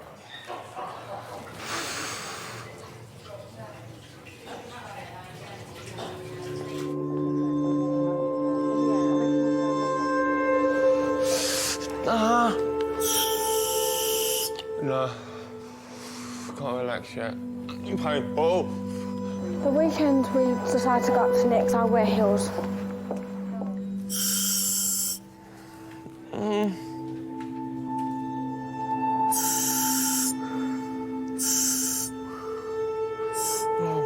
Fucking hell.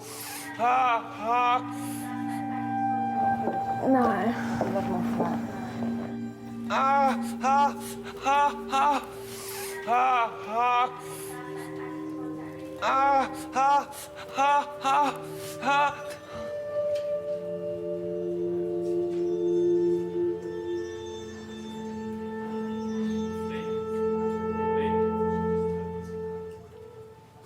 Lee? Lee? Lee? You alright?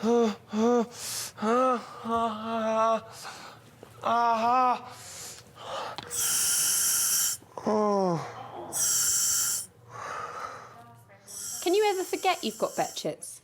No. I wake up in the morning, the first thing that hits me is pain. So the first thing I remember in the morning is, you've got Betchets, sort of thing. And the last thing I remember at night is the pain, sort of thing, before I go to sleep. So I've got to take sleeping pills just to get to sleep nowadays because the pain's just too uncomfortable for me to sleep. Huh? That gas? A little bit, yeah. It's just taking that edge off of it, you know what I mean? That little bit edge off it.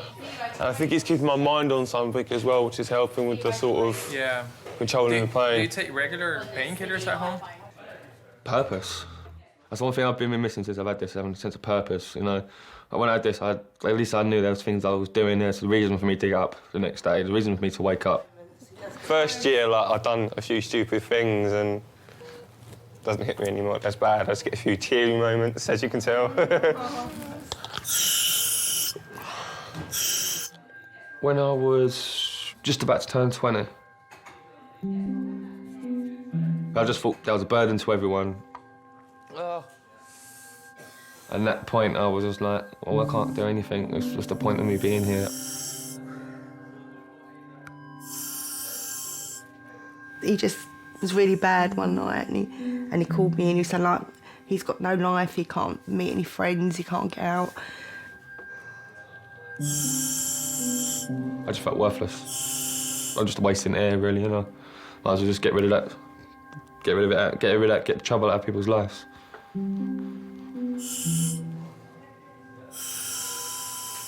So we lived 3 floors up and I was sort of looking down at the window.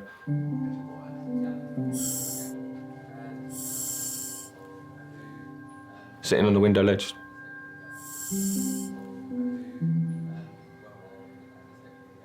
Just back to sort of lean forward and just go onto the concrete. Mum saw me at the window. She just dragged me in and went, that's it. It will take you to a shrink. Head back. And he's going to go sleep your head back, that's it. Back a bit.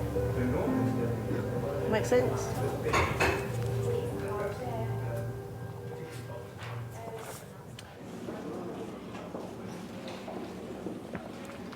Hey man, I'm just wondering if Ahmed is still in resus or whether you know anything about him.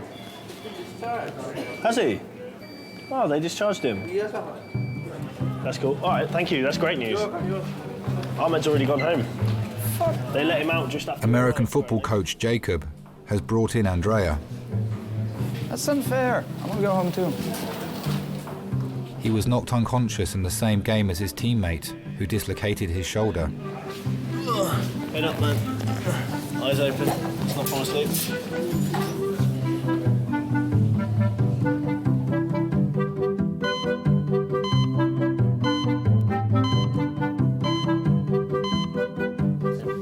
So usually now it comes over the top. First. Lift your hands up. Hands up to heaven. Oh my God. Okay. I'm very sorry. What happened? I'm bent for my sins. Yeah. You got a nice young nurse looking after you. Yeah, it's and unfair. I'm very hit her. sorry. I was very concerned about having He said he didn't want to take it off in case it stank. You've got to make up to this pretty young girl now. I'm very sorry. I'll pay you a coffee if you want. Oh, you're okay. You're fine. Cheers. You stink, by the way. What? You stink. I got perfume in my bag, Coach, if I stink really too. You're fine. I'm joking. It's my Irish sense of humour, don't worry. Are you Irish? Now you're gonna... You've only just realised. I'm not from here. How can I recognise the accent? I'm stuck with you, unfortunately, for a while. Unfortunately? Yeah. C'est pas très gentil, ça.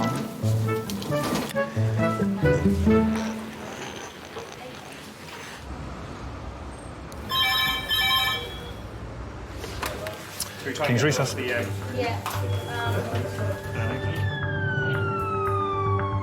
The paramedics are bringing in a 30-year-old dad of 4.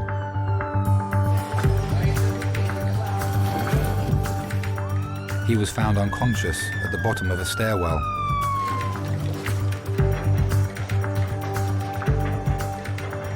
One, two, three. Cole. Hi, this is Simon. He's a 30-year-old gentleman. Tonight he's passed out and fallen down about 7 steps.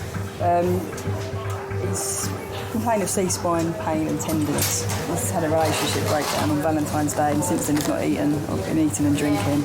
And this afternoon it's probably all more emotional, and he's apparently passed out at the top of the stairs and fell down about 6 or 7 steps. He can't remember what happened, and his partner's just broken up with his children at the time. It was quite a stressful situation. Hi guys. How are we doing? My name's Charles, I'm one of the docs. What's our friend's name? Simon. Okay. So Simon, we call this a log roll. We call it a log roll because you pretend to be a piece of wood, basically. You just lie still. Jackie, the boss there, is just going to, when you're on your side, is feel your back, give you a few pokes here and there. We need a yes for pain, a no for no pain, no nodding and shaking of your head. All right? Ready, All right. steady, roll. Sorry, Simon. My kids saw me go downstairs and they're crying their eyes out. All they were saying was, Daddy's hurt, Daddy's injured. Okay, is that your scapula that's hurting, the shoulder blade? Yes. Okay. Is it... Right scapula is a point of tenderness. Okay. What about in the middle here? No. No. No. No. No. Can you feel me touching there? Yeah. And there? And just squeeze your bottom. Okay. Happy? Okay. Okay. On your call? Ready, steady, down. All right. You've got inline still? Okay. Okay. Simon, without trying to beat around the bush, because of your build, it's possible that we won't be able to get the X-rays that we need to get, because we have to see the bone at the bottom of your neck. But Simon also has a very small, we think, subdural MRI from a previous fall, so we may wind up doing a head and neck CT, but we'll cross the bridge when we come to it. My whole body just melted. I said to her, there's your Valentine's card, there's your flowers and that, and she's just shouted out from top of voice, I don't love you no more. Did you knock yourself out at the time? My girlfriend and... Do you remember falling? No, I passed out before I went down. So it wasn't so much a fall as a faint? Yeah. OK. Your background health? Asthma, diabetes, kidney problems? I'm fine. Regular medications? Fine. All right, OK. Simon and his partner were together for 10 years. They have 4 children. I felt like my heart broke and smashed them into pieces. I didn't know what I've done wrong. That's why I ended up in A&E, because I wasn't eating for like 4 days solid. All right, if you keep as still as you can, Simon, I'll do a quick heart tracing. Did you ever think you would lose her? No, never. Never in a million years, no, never. He doesn't want us to cut his clothes off, Claire. It was a broken heart that led him to get a physical injury. For a male to come in and physically be, you know, well, stop eating and being unwell over a woman, I can't say I've seen that a lot. Squeeze both my hands as hard as you can. Harder, harder, try and hurt me. Come on, you're tougher than that. Oh, okay. I know it's scary, we'll get you all sorted, all right? Do you want a tissue? Have you always loved Cassie? Yeah, always, yeah, from day one. From day one when she moved around the estate. I see her walking up and down the street with her sister, going to the shops. She'd be in a boob tube and miniskirt in the summer, right, like, and I was just like, wow.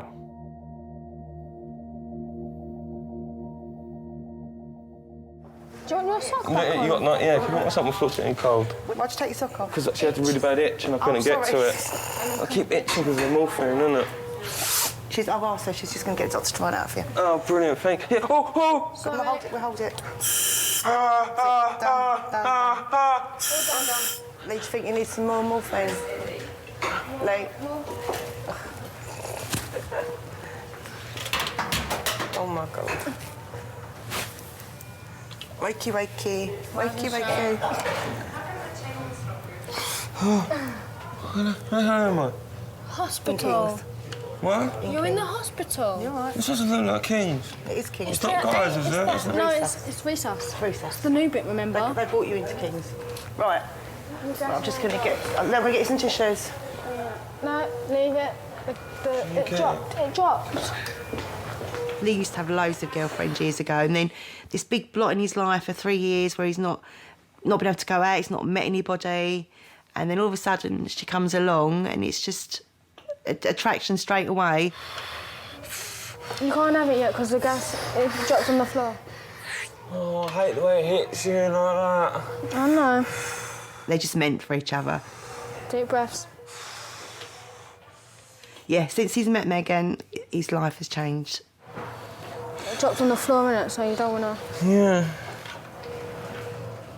Megan and Lee met 7 months ago at a party.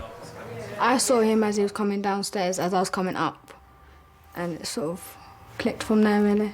Just drink. So you liked him from the moment you saw him? Yeah. He lets people shine. If you can't shine yourself, he'll help you. I think I'm just lucky. Just luckiest girl in the world, really.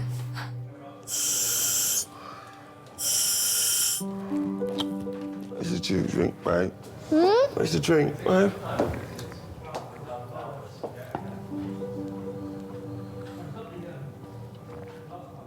The first time I had an attack was about 2 weeks into our relationship, and she slept on this little tiny chair, just didn't want to leave me, did not want to leave my side, and I was like, wow, it's the one.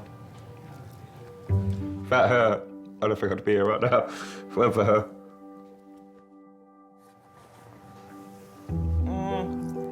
My head was getting back to a point where I was in a place where it was getting bad again. And she sort of just cut me at the right point. Oh, sorry. Really itchy, morphine. What my head was like before she came along, sort of thing. It's just, wow, that's how lucky I am to have her. That's how lucky I am to have her. Just so I keep thinking, lucky. Oh. Okay, so it's that.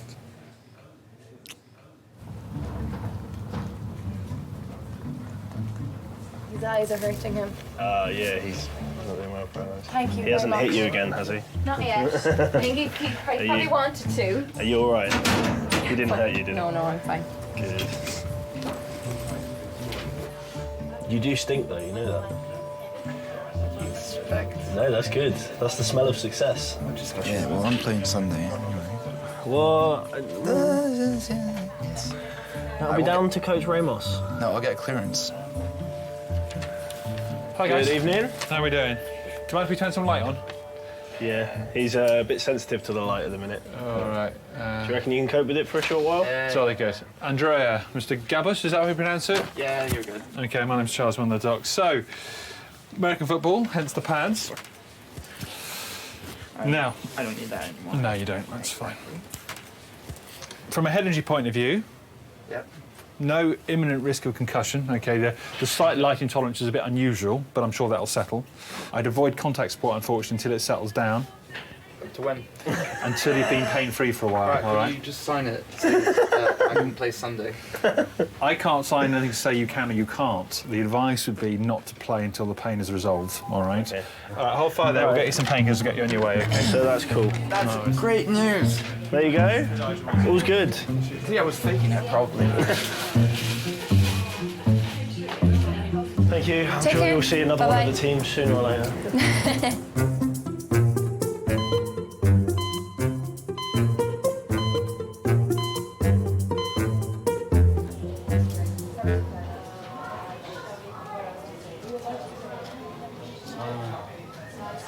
Yeah, Steve, mate. Simon's workmate at the recycling plant, Steve, has come to his bedside. Yeah, what happened, didn't you? I got the gist of the story. I don't know if you can do this to me. Don't worry yourself about my ex-player. Just concentrate on getting you better. To get you out of here, we'll make sure that you get well. Make sure you get better. Oh, I love her. Take care of yourself, Simon. All right? I'll see you when you finish. All right, cheers. All right. I'll wait for you. All right. Yeah, you just feel like that. Feel tiny. You think, hang on a minute, you know, big as I am, the world's crashing down on you, and you feel like a little mouse. You ain't as big as you are no more. As soon as that woman says that, it's game over. Yeah.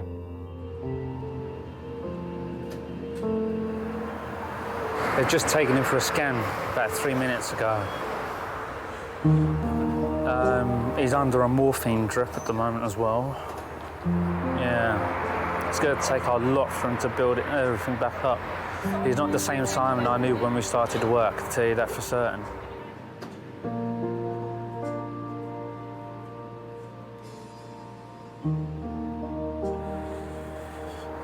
Trying to keep Simon's spirits up, but even that's bloody hard. Just have to see how everything goes. Ready? 1, 2, 3.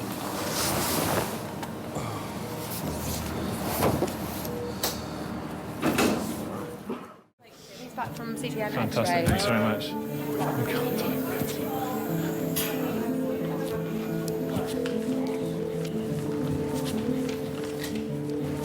All right, Simon, your scan's fine. Let's get this for you, huh? So you let's take me off now. There we go.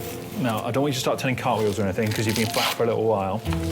Oh, man. That's better. OK, I'm just going to sit you up a little bit, all right? Simon's nan has come to take him home. I'm just going to sit you up a little bit, just let you relax, all right? And then I want to come back and re-examine your back a bit now that we know your neck's fine and see if I have to order any more x-rays or not. 20 mils Gaviscon, yeah? OK.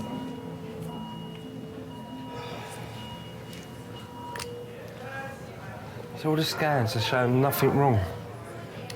What's going on? Well, probably just fainted because you lack of food in his stomach. I've still been on my diet though. I just eat a little bit, not too much. 3 Brussels sprouts a day that day. 3 Brussels sprouts, no thank you. I had 2 Brussels sprouts a day and about 4 carrots. I was thinking a lot more what I've done. If I should have done what everyone was telling me, the whole family and friends said, get on with it, move on. You know, what she's done, she's done. She's trying to move on herself. But if I've hurt myself in the long run, how's my kids going to feel? That's basically my main priority. Nah.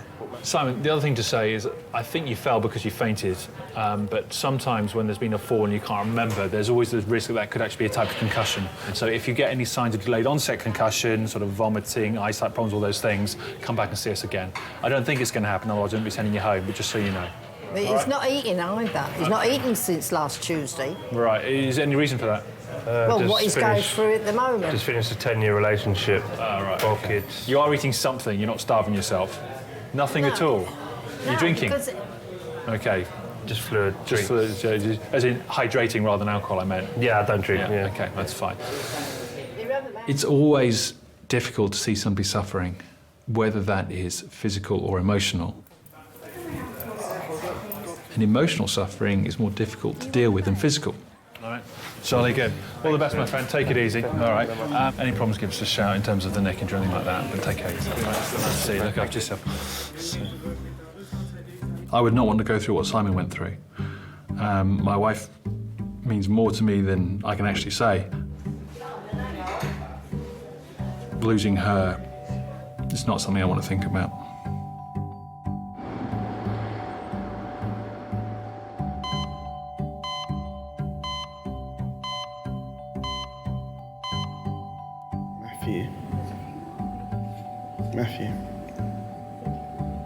Matthew, yeah? Would you pay £711 for flight and hotel to New York? No, too expensive.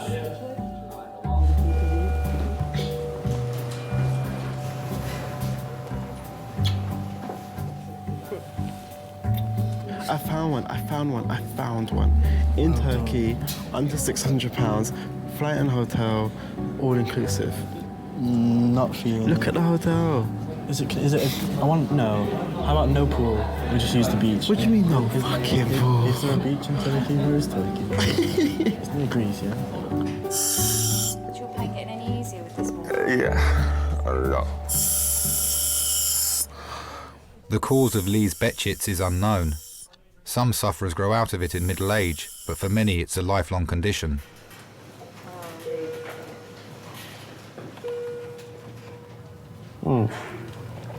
Have to look. When you do that, I give you that one on bad enough, right?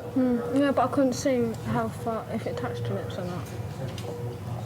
And just go like that, on a general basis. When I do that, it's touched. When I do that again, it means I've had enough, all right? Means that, yeah? Let's try.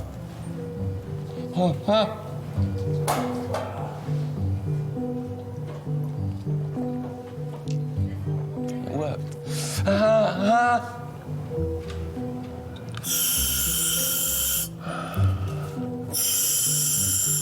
So how many times have you had to come to hospital with me now? My newly engaged fiancé. You don't have to keep saying it, you know. Yeah, but you're my newly engaged fiancé. Yeah. My beautiful fiancé. Do you like saying the word fiancé? I love it. Fiancé. I love saying it. I do. I love showing. I love showing her off. It's just one of those things. I love showing her off. I'm just happy. Gassina, why have you taken it off your finger? Please, man, annoying me. Put it on that one then. Okay. Who should hold? I don't like it. It annoys me. Oh, shut up. Okay, I thought we were a couple already. Stop moving.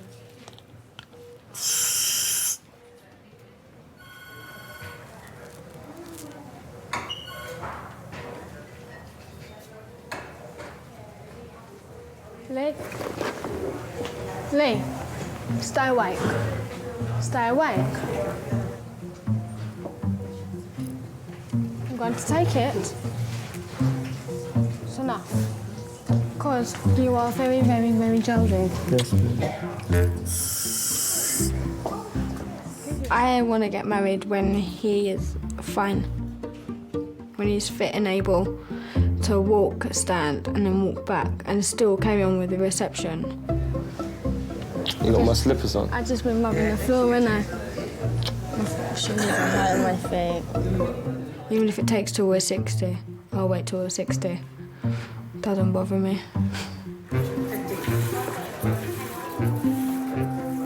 This is really hard.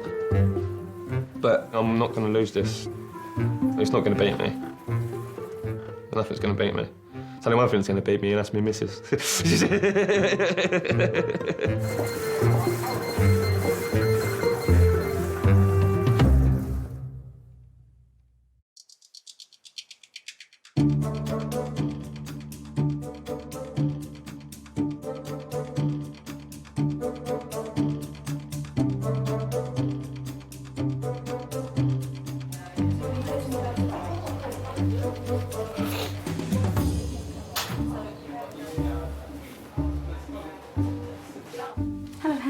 Hello. As you can see, I got my girl back. Best woman in the world. Lovely.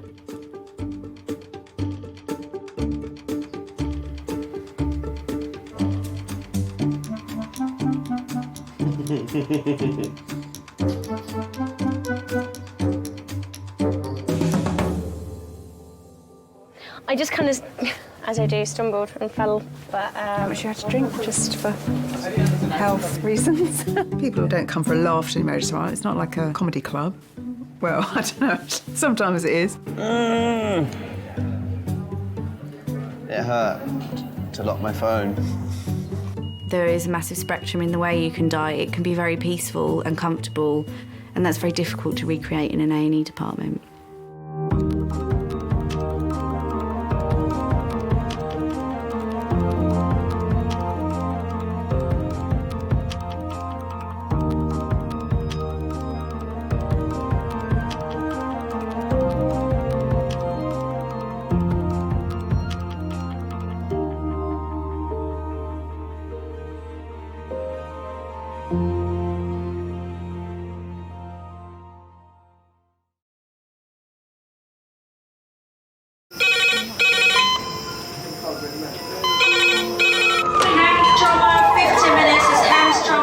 Ortho, surgery, anesthetic. We're just going to get on, do this. Not scare him, get you all sorted, all right? John? Do you remember where you are? King's College Hospital, London. Thank God. A major trauma centre. Hit the curb, jackknifed onto the verge. Have we got a good pulse? Have we got an output? You know? And one of the busiest A&E departments in the world. He will probably scream, but he won't remember. No, stop! Oh! A place where love. Come on, sir. Let's go. Up you go. No. Life. There you go. I love you. I love you too. And loss. It's all right. Unfold every single day. Don't cry, and we'll make sure Mummy stays with you. Will you send? Right, who's not busy? Squeeze that. We can't give up on her. Come on. We've got to be strong for Mum. If it is the last bit, hey. All the patients you're about to see were treated in one department. Well done. In just one 24-hour period. I never cease to be amazed at the robustness of human beings. I love you. And the strength of their relationships. Love, it's a reflex. It's what you do. For many of the families, despite the devastation that they may be facing, they give unconditional love.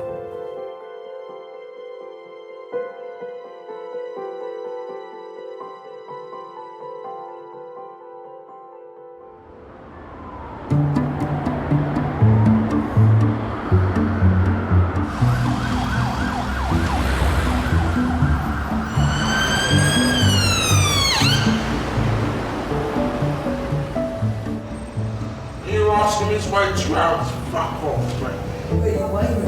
2 hours they're asking me to wait.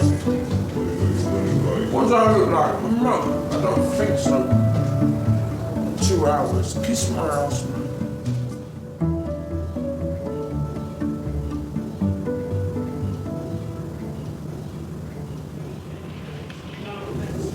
I'm sorry. I'm sorry. You remind me of my nan. You look like my nan. I'm not that old, am I?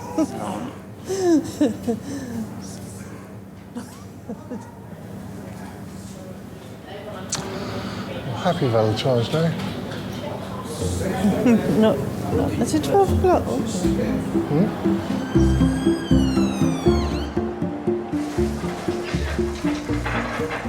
Valentine's Day in A&E will see 307 people treated. Sorry, mate. Thank you. 12 will be red phones. Cool. 6 will have been assaulted. And 3 will be arrested. It's Valentine's Day today. I have to remember to stop on my way home and buy some flowers or I'm going to be shot. I tried to cancel it, but I'm completely absolved from any Valentine's Day responsibilities. Lucky. Well, it's not a very romantic place at the best of times, I suppose. We had, a couple of years ago, was a couple that had a blazing row, and we didn't realise at first that this is what happened, but one of the guys came in and he only had half a finger. And we were like, oh, what did you do there? And it, you know, first of all, I caught it in a door and then, you know, some other story. And in the end, it transpired that his partner had bitten his finger off. Relationships in A&E, it can go either one way or the other, I guess. One, it can bring people closer together because they get a fright and then they realise that some things actually really don't matter now my partner's sick. But you do see the odd fight.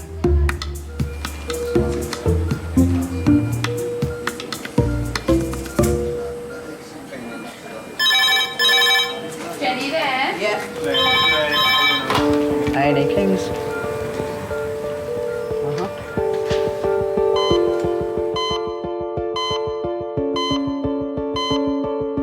Adult red phone in 3 minutes. It's adult red phone, 3 minutes. So this is a bit more serious, I think. Is this HEMS or is this LIS? No, they didn't say. They said a trauma. They called it as. Okay. This is a fellow who has come off his motorbike, we think at about 20 miles an hour, separated from bike, slid on the ground. He's struck a bollard. They're such significant injuries from particularly motorcycles. They just don't have anything to protect them, do they? You go from cruising along at 50, 60, 70 miles an hour to sliding along and then abruptly halting, don't you? So, yeah, anything can happen.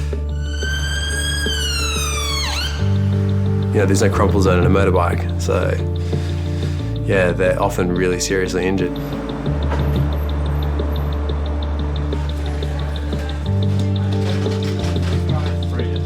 John, 53, motorcyclist, low-speed impact with a metal bollard, probably about 20 miles an hour. Father of 3, John, came off his motorbike on his way to work. He's basically slid on the floor, right shoulder, right arm have gone into the bollard. So he slid on the floor and then hit the bollard? Then hit the bollard, yeah. He has broken the metal bollard though. Okay. So no open wounds anywhere? No open wounds. The main concern we have is that distal pulse. Yeah, that's perfect. Thanks a lot. No worries. Is this all pain or? This is anxiety. Right, okay.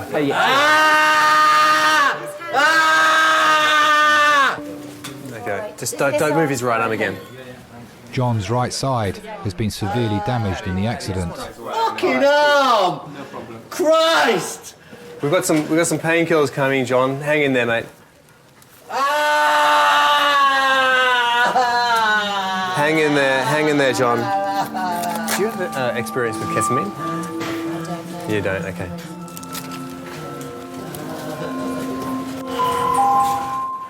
Could Malcolm Tunnicliffe please call Resus on 2397, thank you. My name is John Moran. How do you think your wife would describe you? Chaotic, selfish. Hey, John. I know you're in lots of pain, mate. We've got some pain relief coming, all right? Okay. I'm a psychologist. Some of the work I do is with pain management, and I teach particular skills to my clients. None of those skills were of any use to me at that time. Sorry, John. Guys, can we have a hand just for a sec? Thanks, just to brace him getting off the board. Yeah. Okay, you got it? John, hello, John. Hello, mate. My name's Malcolm. I'm another one of the doctors. John, in a second, I'm going to give you a really strong painkiller that's going to knock you out. Okay, fine. Yeah, all right. That's great. I just need to explain a couple of things to you. Okay. It can make you feel a bit funny. Okay. You can have very funny, vivid dreams on it. Okay, tripping out. But yeah, you're tripping out. It's ketamine, basically. Fine. Okay. So just remember, you'll be in a K-hole. So just remember, you're in hospital. You're quite safe. All right? Okay, We can that's give you fine. something for it if that's really bad. Okay. Right, John, I'm going to get cracking to start with. We'll give you a little bit to start with. I won't let them do anything until I'm happy you're away with the fairies. All right, ready? Okay. So guys, I think we need to be a bit quiet around the bed with the ketamine on board. Well done. 50 milligrams of ketamine, a sedative so strong it's also used as a horse tranquilizer, will knock John out for 20 minutes. Enough time for the team to straighten and plaster his arm. John. Only then will he be settled enough to be scanned for internal injuries. John, can you hear me?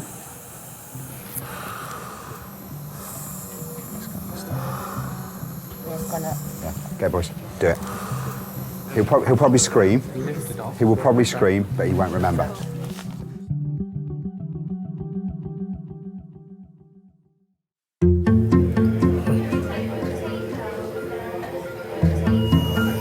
Bloody Valentine's Day, isn't it? But I see not a very nice Valentine's Day. There you go. Happy Valentine's, babes. Oh yeah, did you get lots of cards? Oh, loads. I got a bunch of roses with a card that said I would. Really? And that's it, Abby, I would. That's nice. We're all flesh and blood. We've all got 2 eyes, a nose and a mouth. You know, what appeals to one person doesn't necessarily appeal to somebody else. I love him with all my heart, and I love him from the inside out. Gary is my soulmate. I trust him with my life. I'm in hospital, Dad. Yeah, up in London. So I'm in here at King's Hospital now, and I had a CT scan, and he said I've got a bleed on my brain. Your blood pressure's too high. Because my blood pressure's too high, Dad. He said, Gary, a 52-year-old paint sprayer, was leaving work when he began to lose feeling down the left side of his body. I heard Gary's car pull up outside. He came in and said he thought he had a migraine. And when I looked at him, I could see the side of his face had dropped and his eye had dropped. I thought I'd better let you know anyway, because otherwise... I'll keep him informed. And I'll probably be here a couple of 3 days, I don't know. They're giving me some stuff just now. I've been doing all these sort of reflex tests and stuff. And, I mean, he called it a bleed. I've got a bleed on the brain, I suppose that's what he classes as a stroke, isn't it?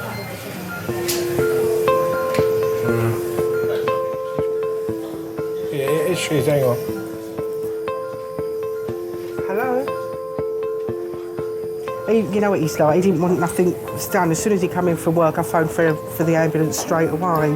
I could see... I had to keep my head, because if I'd panicked, then I know Gary would have panicked. So I had to sort of keep my wits about me. But deep down inside, I was absolutely petrified. All right then. So I'll ring you tomorrow. Dad feeling all right? Yeah, he said, are you all right? Yeah, he's all right, he's a bit upset. Yeah. I met Gary at a bikers rally in Chilham in Kent 10 years ago. The night I met him, I was out with a girlfriend of mine, and when we saw the bike club that he belongs to, my friend laughed and went to me, my God, just avoid all eye contact, don't even look at them, because they had a bit of a reputation at the time. And then, of course, when he actually did walk over and speak to me, I couldn't be rude. That night, Gary walked me to my car, and as I got in the car, he actually asked if he could kiss me. My friend sort of like is going, oh my God, you know, I told you to avoid all eye contact, don't kiss him. But he sort of like put his head in the window and said, can I just kiss you goodbye? And I said yes, and he kissed me, and then he just said, oh, I love you. And I looked at my friend, as we drove off, I looked at my friend and I went, I think I've just found a raving lunatic. Hello, I'm Kirsty, I'm one of the nurses. We're keeping an eye on your blood pressure, it's still a little bit high. Yeah. But don't worry, we'll keep an eye on it and make sure we try and keep it. I think they put some stuff to... Yeah, they did. Gary is being given medication to control the bleed in his brain. The first 24 hours are critical, so he needs close monitoring by keen stroke specialists. If I could go now, I'll go now. I just hate hospitals and doctors. I love you.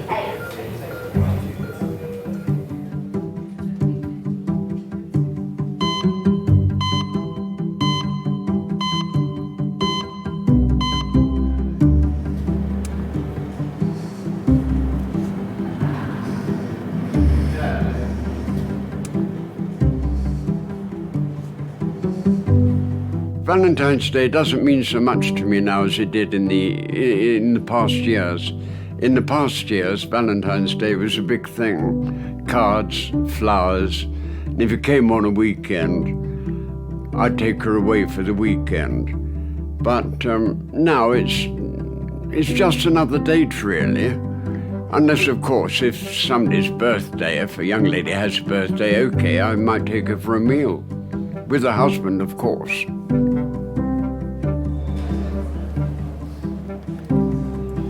Are you here on your own?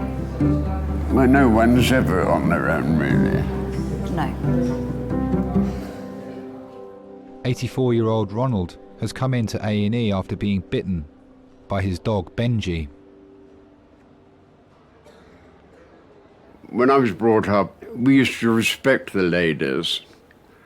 At least that's how I did it with my wife. Kathy was the first one that I really fell for. We were married 50 years. You've obviously got someone looking after you with your nice. You've got someone looking after you with your nice tidy dress. Oh, that's on. all right, yeah. And you were seen here last night. Yeah, seen here, in there. Yeah. And They you, told me to come back at 10 o'clock this morning. who did? Was it definitely? Are you meant to be at fracture clinic? I don't know, it's a bite, dog bite. Repairing. She was 5'3". She was a little bit plump, although she'd hate me to say that. She had beautiful hair.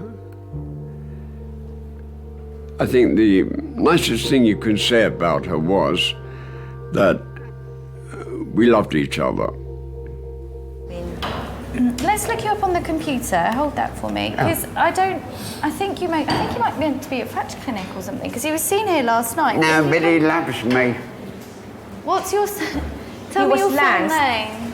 Ronald Kane, K-A-N-E. Ronald Kane. She tripped over in the previous flat we lived in. She hit her head on one of the wooden jambs, and she had a stroke. She was one of those people who detested hospitals. She was afraid of them. Well, most people are anyway, especially when you get to our age. So I used to go there and look after her myself. Mr. Kane, do you want to come through? You want me? I do. I was sitting with her, and a nurse came in and said, I want to wash her face. I said, okay. Would you leave us, please? So I walked out the room, and within 5 minutes, the nurse came out and said, I'm sorry, Ron, she's gone. That's it. Fini. All you have are memories.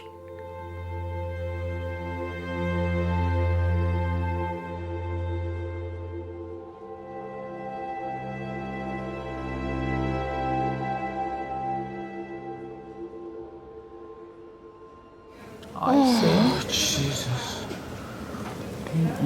I'd like some McDonald's French fries. No McDonald's, no French fries. No, just their French fries. I love McDonald's French fries.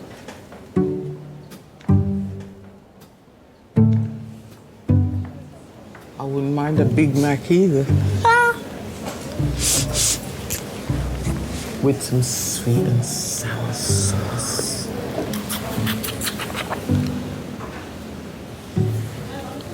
Hello, is that the radiology? Yeah, hello there. We've got a fella in here, trauma. He's Delta for the day. For Valentine's Day, he was trying to climb up the side of his flat and got as high as the first floor balcony and lost his footing. He's fallen backwards, and on the way down, he's managed to hit a retaining wall. Do you ever get any Valentine cards by people at work? By people that I work with, or from patients? Patients or people at work? Oh, okay. No, I get surprisingly little in the way of cards from my patients. Maybe I'm expecting too much. Maybe I give them too much ketamine and they forget who I am. It's been over an hour since John came off his motorbike. None of his family yet know he's in A&E. So, John? Yes, mate. So far, so good. I mean, we know that you've got a broken bone in your arm here, okay? Yeah. And that was, kind of bent out of shape when you came in, causing all that pain, all right? Right. But we gave you a really, really strong medicine there that kind of almost put you to sleep. Can you remember? Can you remember what? Yeah. Can you remember we gave you a medicine, very strong medicine, and we've made this arm in the right shape again. Oh, you... Yeah. Oh, you put it in the right shape. Yeah. Oh, well done. Yeah. So it's in a plaster now. Now what? it's you did all that? Yeah. In a plaster? Exactly right. What? So it's. How did you do that? What time is it? It only took about 20 minutes. But look. 20 minutes? Exactly. Look, it's not. No, stop talking. It's not fixed. Stop talking. Me or you? Stop talking. You. Stop talking. You got a question? It's. 20 to 11, 10:40. 10:40. 10:40. Right. Okay. You've been with us for about an hour. Fucking hell. Do you want me to explain some more? Yeah. Okay, so this arm, it's not fixed yet, but at least it's in the kind of roughly the right space, the right place, and that's going to have helped a lot with your pain, I'm hoping. How is the pain in your arm? The overriding thing that has always been a problem is riding a motorbike. I've never agreed with that. I've always worried, but I learnt very early on that there was nothing I was going to be able to do or say. He would placate me that it was safe and that our quality of life was much better if he rode a bike because he would have more time to spend at home. The procedure that we've done on your arm is not the be-all and the end-all. There's a bit more work to do there, but at least it's a bit more comfortable for you. There's a bit more work to do where? With your arm, with the broken bones in your arm, okay. But at least at the moment, I'm hoping that we've got you more comfortable. Have you had many motorcycle accidents? Not accidents, necessarily. I mean, you'll come off, if the road is wet or whatever, you might slip on some oil, you might get cut up by a motorist. I've broken a scaphoid, I broke my ankle a couple of times. Look, you've got some more x-rays coming up, just of your chest and of your pelvis, all right? Yeah. Then we've got to go through the motions of making sure nothing else is injured, so x-rays of your neck as well, all right? Yeah. The bike has been an overriding shadow because he gets on it every morning and he goes off to wherever he's going, and there is always that fear. In the majority of accidents, you'll arrive home that day and, the eyes will be rolled to heaven and you just get on with it. But in this instance, there was, it was clearly a lot more serious. So you think, right, this is going to cause me problems.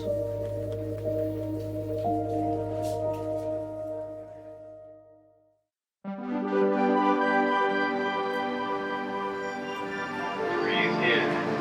Hold your breath. Breathe.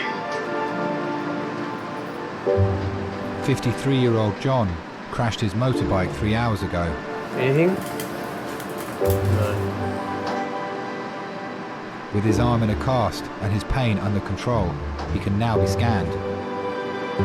Breathe in. Hold your breath. I really wonder about his spine as well. Is it? No, it doesn't look like anything. No, I got away with that. Hold your breath.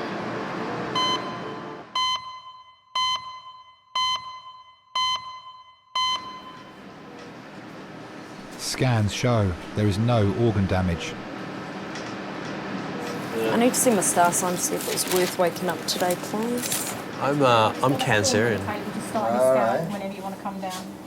All right. What are you? I'm Yeah? See you March. Yeah, February 26th. February 26th. Ooh. Yeah, it's coming Around up. the corner. It's coming up, man. Yeah, what are you turning? Are you? 28, 29. 29. What? You're only 29? It's because of the Have you? facial hair. That is stupid. I do worry about getting old because time is going so fast and it's going faster and faster as the years go on. In my older age, I hope I'm one of those elderly little ladies who still loves to wear heels and wear makeup and be all dainty and have some little old man next to me still highly in love, and that's what I hope for because I love seeing the couples that are like that. They're just so sweet. And it's always nice to make an elderly person laugh as well. I had one say to me yesterday, stop treating me so good or else I'll trade my wife in. It's just gorgeous. Mr. Kane. Hello, how are you? Let me have a look at your finger. So what happened? Was it your dog that bit you or a different dog? Oh, no, I wouldn't let any other dog bite me. Oh, it was your dog. It was your own dog, that's fine. No, actually what happened is I was at the computer and he's got a ball. Yeah. And it's a rope ball and he jumps up, and then I throw it. Yeah. Well, I was computing and the ball, one of the strands of the ball got caught on my finger. And of course he jumped up for the ball. Got excited. Not knowing. And That's what happened. You're not getting them put down though, are you? Pardon? He's not being put down, no. Put down? Yeah, you're not putting him down. Oh, God, no, it was an accident. He's been very contrite. He's been hiding behind the settee since he done it. He knows. He knows he's in trouble. Pardon? He knows, yeah. He does know, yeah. First thing Benji does, comes down here and looks for his toy. Hello. Then I got to spend the rest of the day throwing the damn thing to him. I've tried to train him, and they say, well, send him to one of these training schools. Well, that's all very well, but I think that would change his personality too much. I'd rather he stays as he is, mad, like me. Ah, what were you in? The RAF and RAF and Army, the Royal Air Force, 7.5 years, Princess Mary's nursing service, and 2 years in Korea with the Army. Do you want to put that in the bin? Pardon? Do you want to put that in the bin? Thank you. Yeah. When you get to a certain age, well, say my age, a lot of people just sit in the armchair and say, well, I'm too old to do this or I'm too old to do that. Well, I don't agree. I read in the paper and on the radio they were having this gay pride parade. So I thought, well, I might as well go along and see that because it isn't a militant one. Everybody was going to be cheerful, so I went down Haymarket and where I stood there were 3 or 4 young gay chaps there and we were having a laugh, having a joke. So we just need to clean this a little bit because you've still got bits of cotton wool and gauze stuck in But there. that's what I said. There was something in there. I didn't know if it was Just a bit me of or... fibre. I've got a dressing table. And suddenly this crowd of very large gentlemen came dashing across the road towards me. They opened up and there's Boy George standing next to me. So I looked and I said, hello, Mr. O'Dowd. And he looked rather surprised. So I said, may I take a picture? He said, I haven't got a camera. I said, I've got one. So he got one of his cohorts to take a photograph of us. It turned out quite well, actually. He was quite a nice person to speak to. How long have you had your dog for? Oh, well, I had My first dog, 6 years ago, after Kathy, I didn't want to be on my own, so I got a dog. And she was beautiful. If I'm feeling a bit low, I say, Kath, what would you do? Or if I'm undecided about anything, Kath, what do you think I should do? And then at night you say, night, night, darling, God bless. Some people can go into a shell. They'll just keep there, contained within themselves. Other people, they can sort of throw it off. Not in their minds, but in their personality. And I think that's what I did. I just threw it off and said, get on with your life, Ron. She's not coming back. She wouldn't want you to be unhappy, be miserable. Do what you want. And I did. And here I am now. Okay. See you later. Bye-bye. Take care. Thank you. See you later. Bye-bye.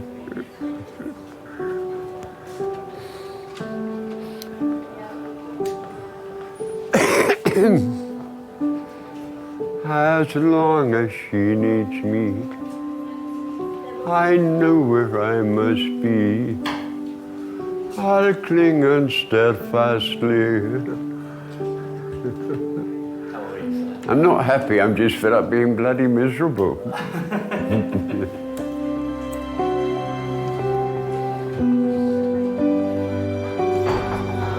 Bye-bye, dear. Bye.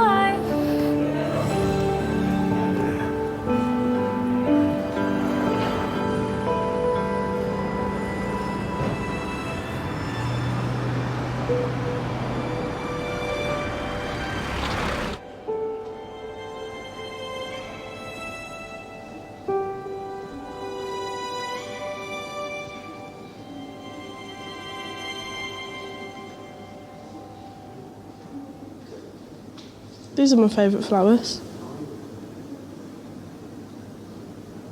To have in the house anyway. If you're going to buy me flowers, they're quite cheap, so I'd probably want something a bit more expensive than that if you were going to buy me them. But if I was going to buy myself some, just to brighten the house up. Oh, yeah. See if I've got any pictures of flowers that I'd be delighted to receive. Yep, they would do. Just, I'm not asking you to get me flowers. But if you were going to get me some.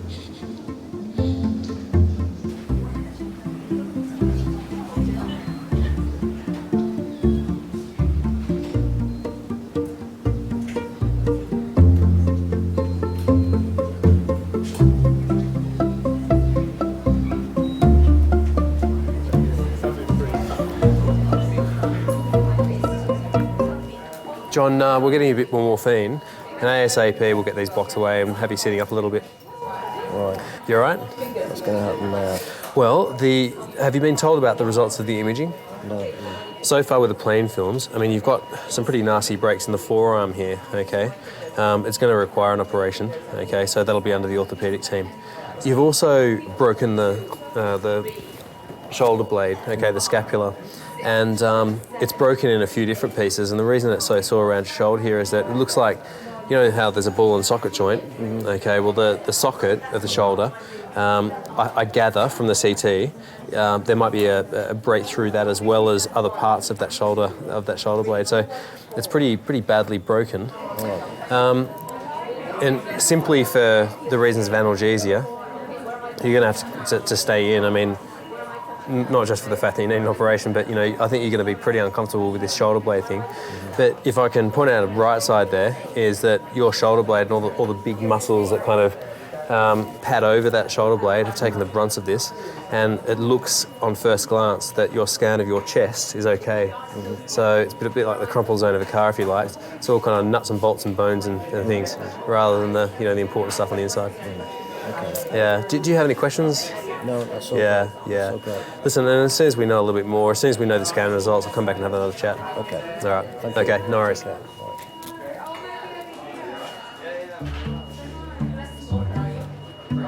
I was hoping I would get away with a cast. You know, the cast would be okay, I could manage that. Surgery, not so good. That means plates and extended periods of recovery and so on and so forth.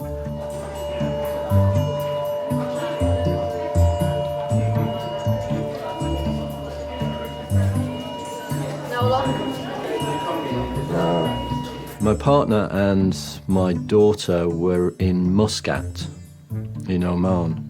And it was an experience for us. We hadn't been to the Middle East before, and it was all very different.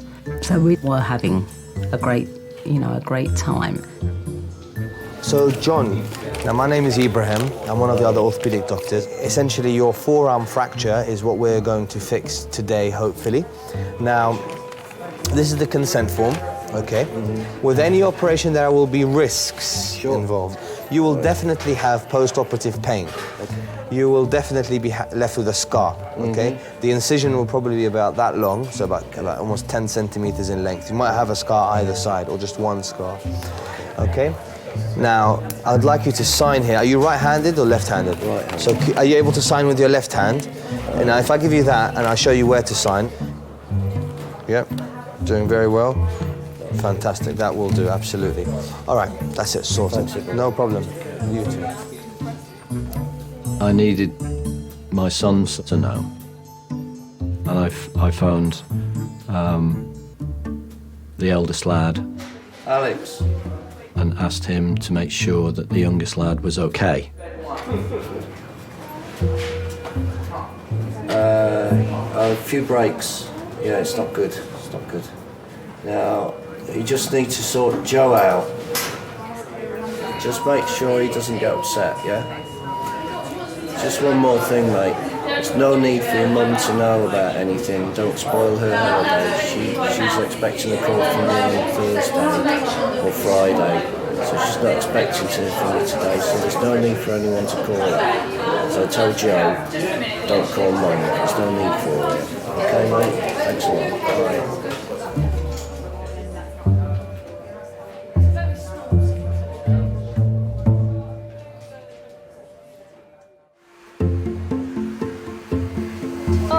She said yes. She said yes. He got down on one knee, Maggie. He's right in front of us. One knee. He got down on one knee. Oh, and we saw it. Everyone left the pub and we saw it. But he didn't have a ring. No, Maggie. The thought is he went down on one knee and he just said, "Will you marry me?" She had tears in her eyes. It was just... Oh, it was lovely. It got down on one knee and everything. It was absolutely amazing. It was, man. Gary's left side was affected by the stroke. Touch your nose. But his coordination is already improving.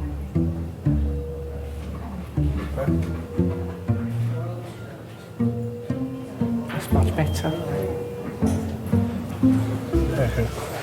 Be anywhere earlier, out here. I'll stretch me down. That sort of buggered me a bit now, though, isn't it? Well, it's just giving you a little bit of a warning to slow down a bit. You're not the big roughy-tufty biker that you thought you was. You like to scare me, don't you? I love you. When you've had a stroke, it makes you realise the things you used to worry about, some of the things you ain't worth worrying about. The other day I was in Bexley Heath and I heard this lady talking to this old lady, and I was sitting there. Tracy had just gone to the toilet and I was sitting there with a bag, and she come out, she goes, "What's up with you?" I was looking in the bag. I had tears coming down my face, I did. And what happened was, I heard this lady speaking to this old lady. She said, "How are you today?" "Yeah, I'm all right, yeah. It's my birthday today. I'm 74. And she said, "Oh, that's nice. Any plans?" She said, "No, I've got no plans." And of course, "Oh, I'll see you later." Then she went off, and I thought, that old lady ain't got anyone, that old lady, like. So we walked off, and we got round the corner, and I said, "I want to buy her some flowers."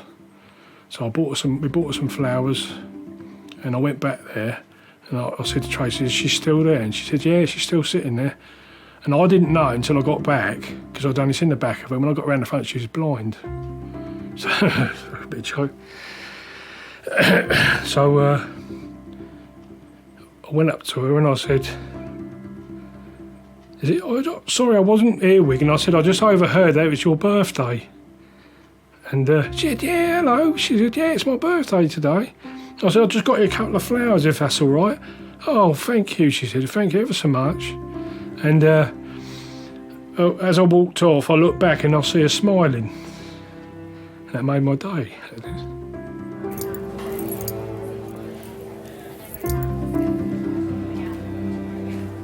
My idea of romance. Gary Mitchell, I suppose.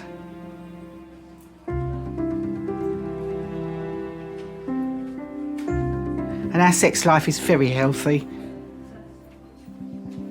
In fact, none of his friends will ring us on a Sunday morning because they think Sunday morning is our morning. And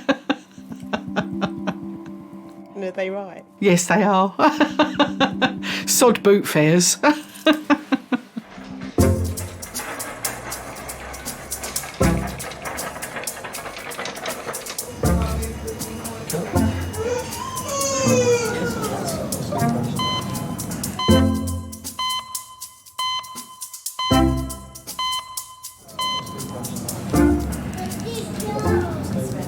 How long do they say it's going to be? Lord knows. 21-year-old Anton has been brought in by his mates. He is suffering from mild chest pains. Oh, bye. Bye. See you later. Facebook me. Don't say she's really pretty. No, she's actually nice. Do you believe in love? Ooh, gonna expose me here. Do I believe in love? Yes, I do believe in love. Have you ever been in love? I don't know, I doubt it. I don't know what love is, really. I mean, I think love is probably being with someone that you know can annoy you, but at the same time you still want to be with them. Have you ever been in love? Yeah, I've been in love 3 times. Oh, Maggie, I wanted to cry. It was lovely. Oh, she got on Facebook. I should have said I was there. I saw it. Vicky, where's my balloon? I don't know. Where's my balloon? All the balloons gone missing. She's gonna have to take my one. Who's there?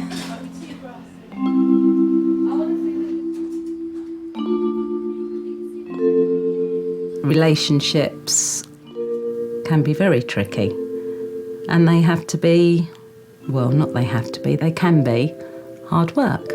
Just stay nice and still there for the sec. G'day. John is going straight to theatre, Alrighty. where he'll have 2 hours of surgery. Okie dokie. See whether you feel a bit more comfortable. How's that? Is that all right? Feels good, yeah. Yeah, nice little change, huh? I genuinely had no idea whilst I was away. I did speak to John on the night of the accident. All the very best, eh? Yeah. Yeah, take care. Yeah, no worries, John. All the best. I called her from my hospital bed and just said that, you know, everything's okay, but I'm not going to be able to pick you up at the airport. So I just thought I'd keep the artifice going a little bit longer until I got home.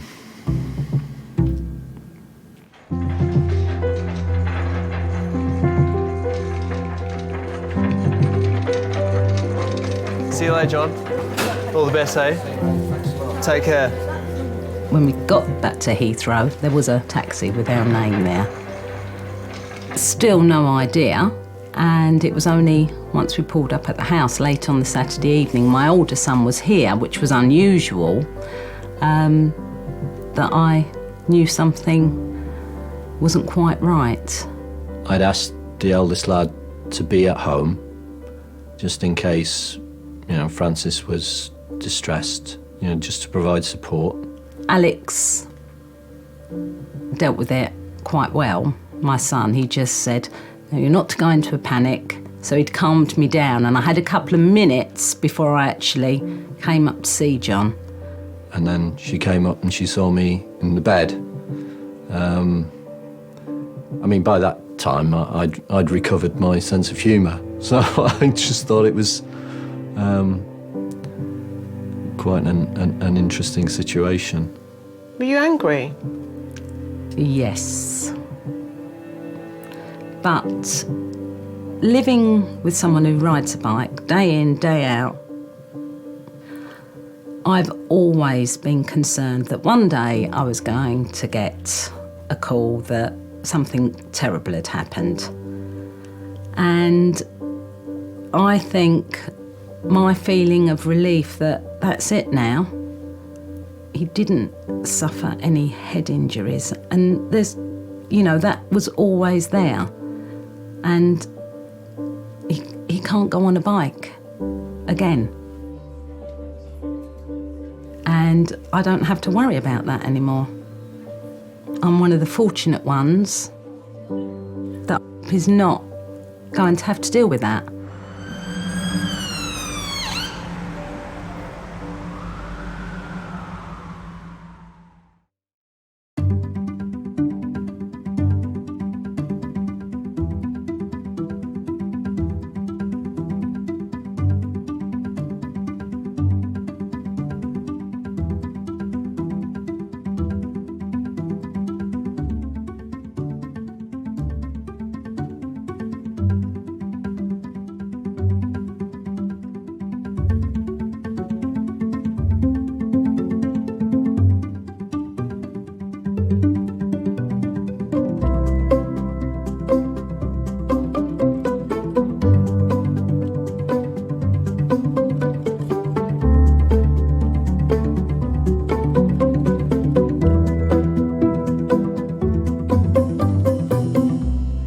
Do you see yourselves together in another 25 years?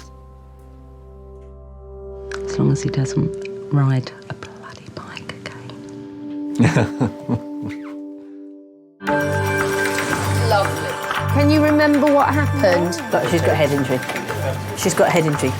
It is a marathon, it's not a sprint once you've had a serious head injury. Do you know where you are right now? Queering a loss of consciousness, she doesn't know the incident at all. And it's the relatives who carry the burden of that. It's gonna be all right.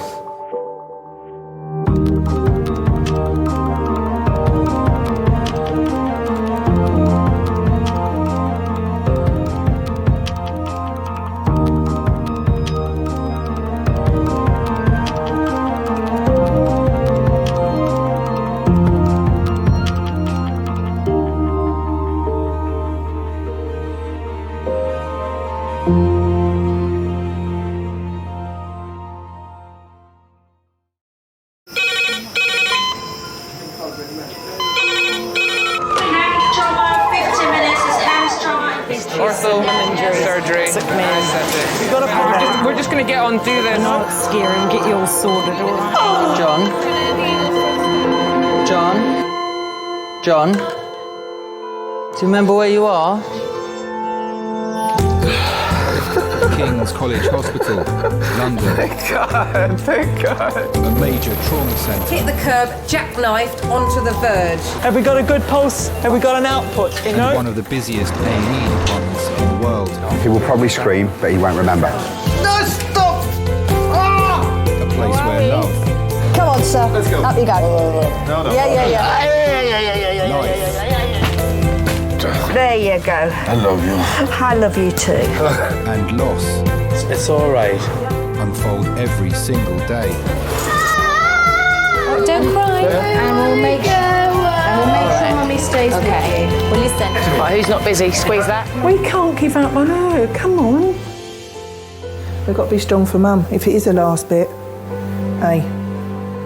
All the patients you're about to see were treated in one department. Well done. In just one 24-hour period. I never cease to be amazed at the robustness of human beings. I love you.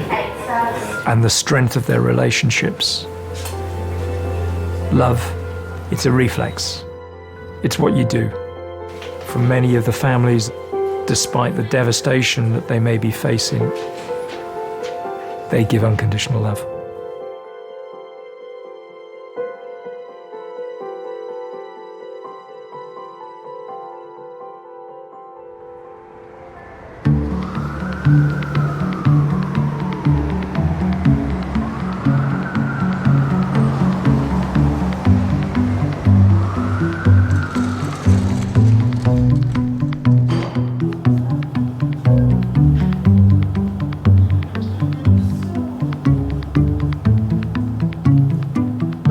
Is that for your car window?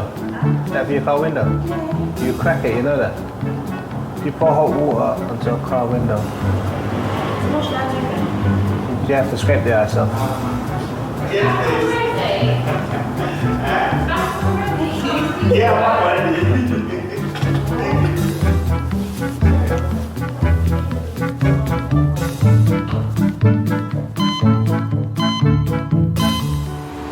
Show me the way to go home. I'm tired and I wanna go to bed. I'm not tired, I want something to eat. I'm hungry.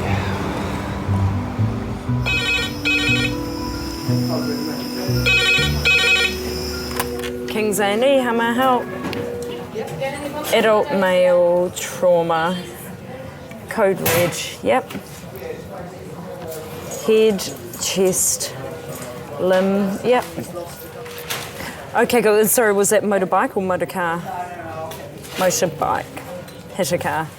Okay, cool. Thank you, bye. HEMS trauma call in 30 minutes. HEMS trauma call 30 minutes. What is it? It's a motorbike versus a car. Code red. Head, chest and limb injuries. Sick man. Do people want to sign in at the trauma team, please? Give us a hand, because if we're rapidly infusing, someone's going to have to hold blood. No, it's fine. Can you make sure we have a head-to-toe CT, plus all the code red bloods? So Consultant Chris is leading a trauma team of 20. They're preparing for a 47-year-old man with life-threatening injuries. Which cubicle are we in? Or you can have 4. 4 is free, let's do that. Good. Chuck it away. So can we just check this is a male, not a female? It's very important from the blood. The patient is being flown 50 miles to King's by air ambulance. You're wondering what the impact speed was, whether the patient was thrown distance, whether they hit the windscreen, what other objects they could have hit when they were thrown off. So we're about 10 minutes away, guys. So we all know what we're doing. Everyone's happy with their role. We keep people around the bedside to a minimum because it's getting a bit chaotic in here and it's just... Okay, I've got an anaesthetist, I've got a B doctor, I've got a C doctor and I've got my orthopod for... That's all we need. Hi, it's Chris Lacey. We have got a code red patient, which it's multiple injuries. It sounds like chest, head and limb. I don't let myself hope. I think I'm geared up to treat what injuries come through the door. Who's doing bloods? I'll do blood. So you're happy? That's it. Okay. Right. You're doing the abdomen. We're all set. We'll just wait. We'll not go anywhere.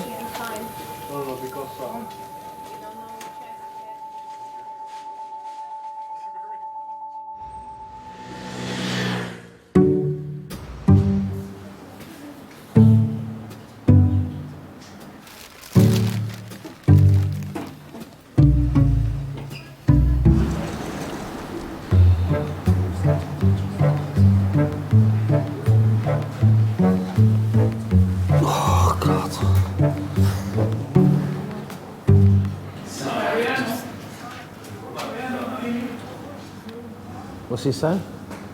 Don't know, I can't understand him. I think he's foreign.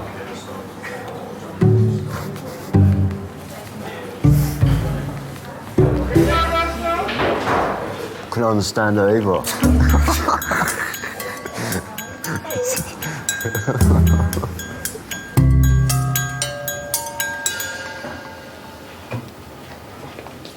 Very warm What is it you?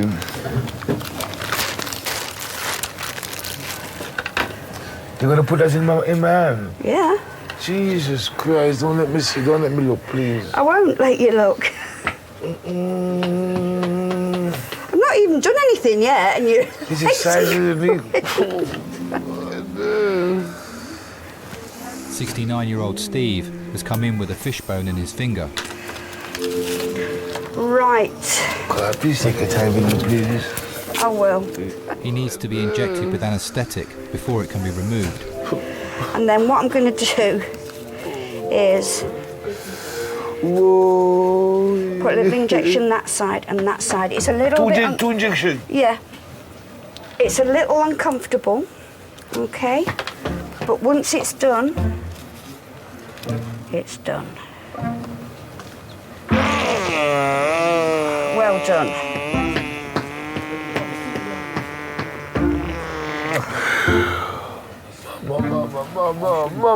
Mama. Sorry, honey. That's one side. That's one side. All right, and now the other side. I was cooking for a lady friend of mine. I was showing off my skill in cooking fish. You'll thank me later when you can't feel it. I'm thanking you right now. I can see you're happy about it. Her being in the background, I suppose I got somewhat distracted, by her beauty, whatever it was, and I just got complacent in it. That's what happened. Nearly finished. Nearly finished. Nearly finished. You're such a comforter. There you go. I love you. I love you too. There we go.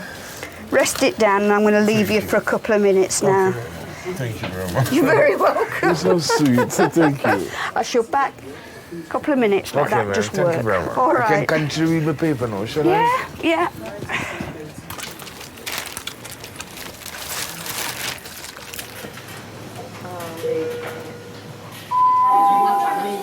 Can I get 2 porters to majors for a wire transfer, please?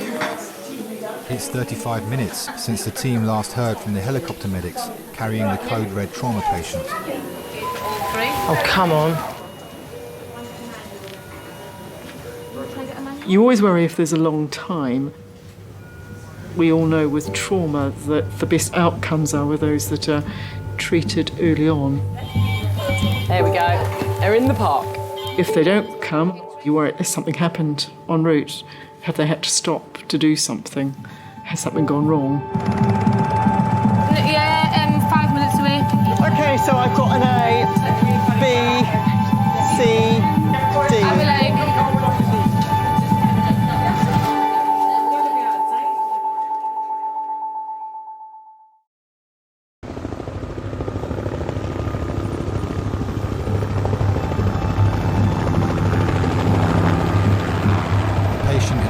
Is Gary, a 47-year-old single father of 2. It was during the evening and I received a phone call from the police, and the gist of it was that Gary had been involved in a terrible road accident and that he probably would not survive the night. Laura's running. Gemma's nurse 1, I'm nurse 2. She's doing bloods, I'm doing monitoring. Who's doing airway helping? I remember feeling numb, trembling. It was just an experience that I hope not to experience at any other time in my life. Everything's there, ready to go anyway. We've got for the A airway. nurse, B nurse, C nurse. Yes, you have. We're organised. Do they need anything? Because you've got it. It's 2 hours since Gary was on his motorbike heading home and had a head-on collision with a car. If someone's been hit by a car on their bike, there's no protection. It's literally, the rider versus the impact of the car. If 2 cars collide, you've got some crumple. But if you're on a bike and your car hits you, that's it. Gary is on life support and has been placed in a medically induced coma to reduce the risk of brain damage. Everything consultant Chris and her team do in the next 15 minutes will be solely to keep Gary alive. This is Gary, he's 47 years old. He was riding a motorcycle this afternoon and had a head-on collision with a car. Both the motorcycle and the car were very significantly damaged. Injuries top to toe, he has a head injury, he has a large scalp laceration down to the bone, he has right-sided rib fractures, right-sided femur and an open tib and fib fracture. You're thinking what will kill him first. You've got quite a lot of information that's flashed in front of you. You've got uncertainty. Sometimes this doesn't quite add up. Okay, as soon as we've done the ABCDE, we're going to CT, guys. As soon as we're happy, we'll go straight to CT. If the blood pressure is above 90, we're going round the corner. We've got bloods? Yeah, like this. We're just getting bloods. I get bloods. We're going to take bloods and we're going to CT. You're always thinking about the chances of survival. Okay, fine. Did we have a temperature? Not yet. It's freezing though. Have we got a good palpable pulse? Like for some reason the blood is not running through. I don't know what the pelvis is, so I can't do a femoral stab, Leanne. Can we just hang up a minute? I want a blood pressure. If we're not getting one on the cuff, can we recite the cuff? But before we push any more blood in, I'd like to know what we've got. Have you got a pulse on the groin? No? Have we got a good pulse anywhere else? Have we got an output anywhere else? We need to cut this thing. This is probably through. I can't get a blood pressure. Do you have an output? I have pulse in the right I can feel his heart beating. You've got a pulse in the right groin. I have pulse in the right groin. Fine. He's got a SATS trace. Are we happy to go to CT? I'm happy. I'm happy. You're happy? Yeah. Anaesthetist, are you happy? Yeah, okay. Fine. Do that bit there. Hi, it's Chris Lacey. Our trauma call. Are you happy to us to come round? He's not particularly stable, but we're... Yeah, okay. Thanks, bye.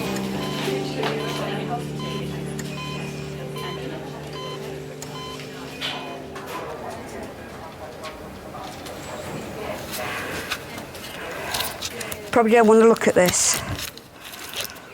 Don't frighten me, please.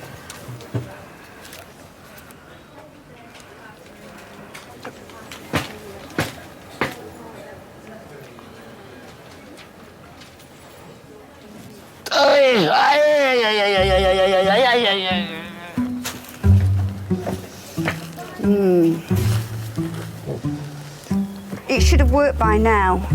I could give you a bit more local anaesthetic. Oh, God, please, whatever. Yeah.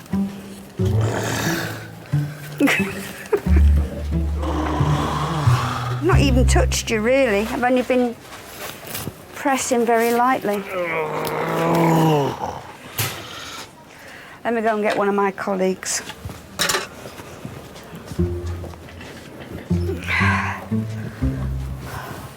First day back and my first failure. I was looking forward to that too because it's really juicy. So, but he's in so much pain when I try. I've given him loads of lignocaine, but it's just got no effect on him. Managed to use a paper, but touch it, it jumps out the seat. So. I would love to get married again. I don't want to face life by myself like this. I would like to get married again, yes. And I'm married to a wonderful woman. But I lost that. I let my wife down. Above all, I let myself down. Life is about change. Life is about growth. And I would like to think I have changed. I think I'm more mature now. I think I'm more relaxed now. I think I have more respect now, and I think I would deal with married life much different from before.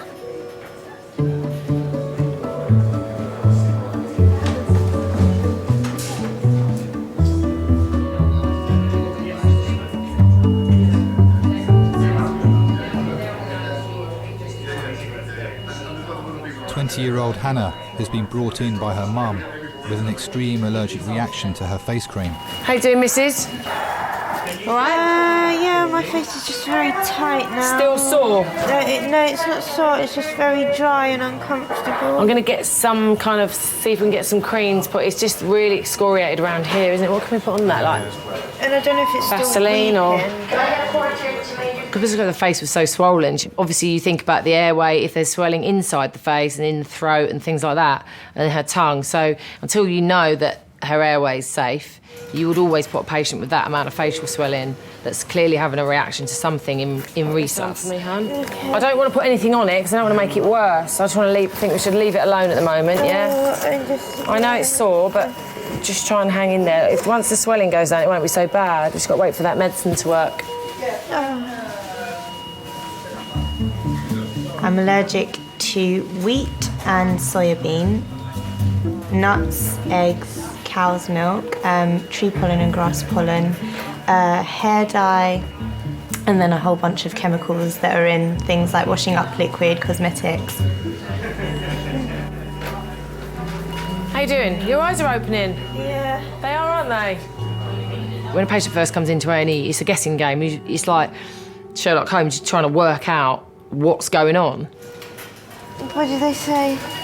That you are allergic to oat. I am. Oat in this. Oh. Oh, at least we know what it is. No. Right, give that a good wipe and get all that off. It's just baby wipes. I'm sure you're hopefully not allergic to those.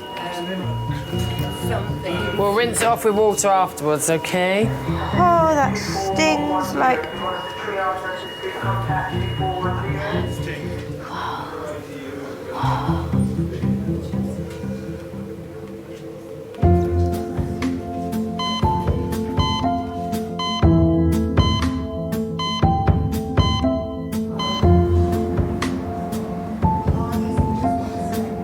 It's busy, isn't it?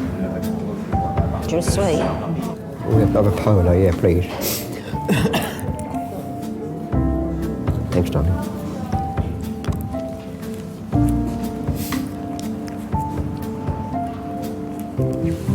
How are you? How did you manage to get fishbone? I was scaling a fish. If you're scaling a fish, how can you get a fishbone in it? I think that's a very nonsensical question to ask, but I'm not going to rebuke you. I'm going to try to answer that question to the best of my own answer. I'm giving you an answer. How can I manage to get a fishbone in my finger? It's very, very simple. Like you get a fishbone in your throat. While you're scaling? It all depends how the bone, how tall the bone is, and what type of fish I was scaling. Right.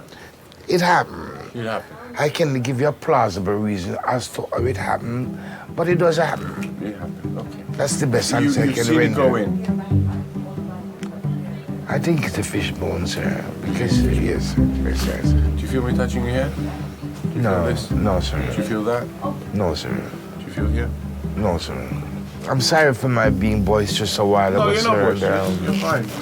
Very sorry for to be rude. You're not boisterous at all. Thank you. Is this painful for you? No, sir. No.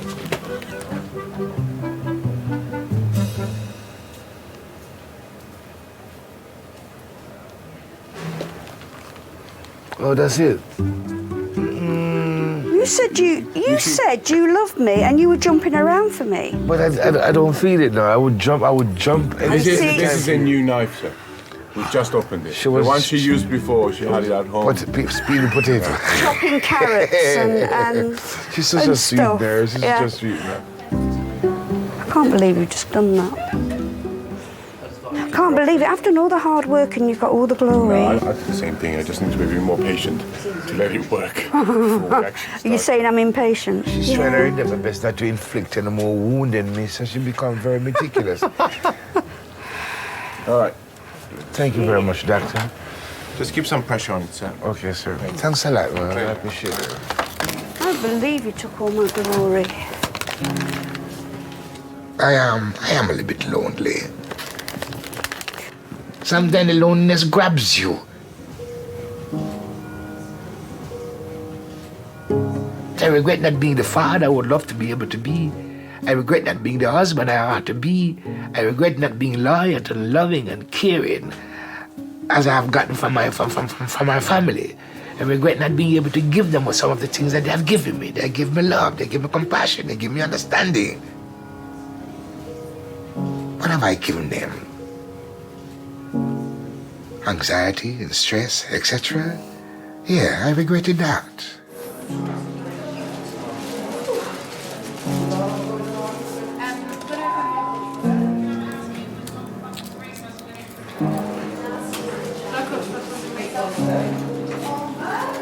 Ready, steady, go. So ready, steady, go.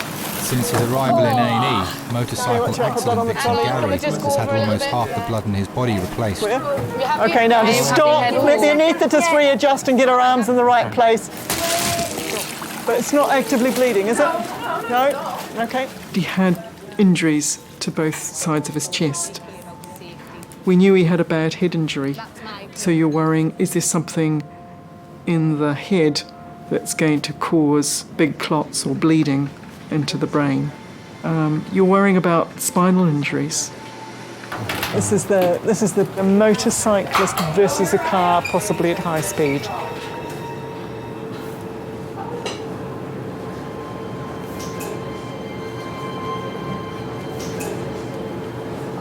None of us actually know what's around the corner. I didn't spend a lot of time with Gary before. And with hindsight, you would think, gosh, I wish I'd done things differently, wish I'd made more effort. Pupils reacting. Isn't family more important than all the other things? Shouldn't we make more time to do things with people who are important to us so we don't have regrets at some stage?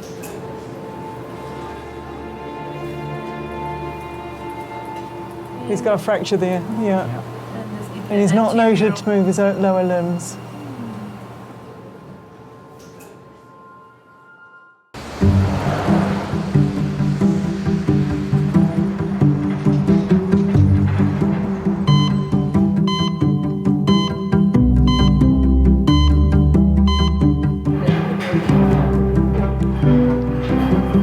This is not going well. This is not going well. Everyone that, when you came, they're gone. Yeah, they're gone. Everyone that when you came here and before we sat down, they're gone. Actually went. Except for these two in front of us. 20-year-old Marcus has come to King's with stomach pain. Yeah. As it's his first time in A&E, he's brought a friend along for support. This is actually unbelievable, fam. This is actually unbelievable. I can't believe this.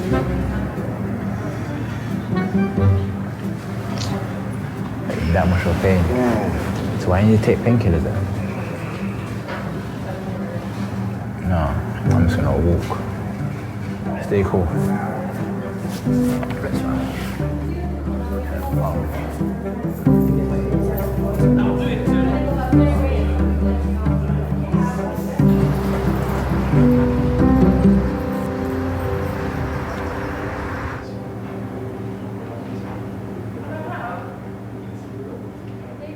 It's an RTC, motorcyclist versus car, brought to us from Hampshire by Surrey and Sussex Hymns. Gary's scans reveal his injuries are no longer immediately life-threatening. Not noted to be moving his lower limbs, but moving upper limbs on scene. Chris's worry now is that he may be paralysed.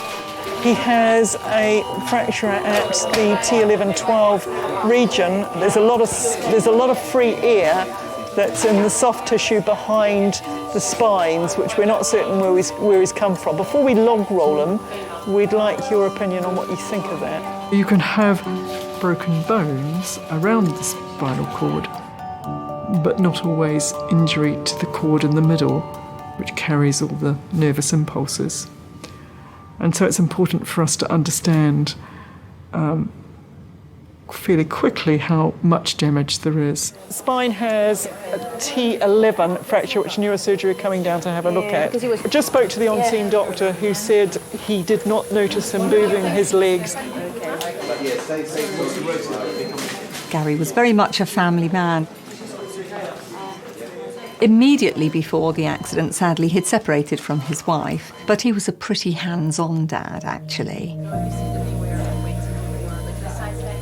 He doted on his children. He'd go out to the garage and, he would tinker a bit or fix the children's go-kart or little motorbike, for his son. He'd always liked to tinker. He was great fun. I can't say he should never have got on a bike, to be honest, because where do you draw the line? With hindsight, he might not have made that trip, but he wouldn't have lived his life differently.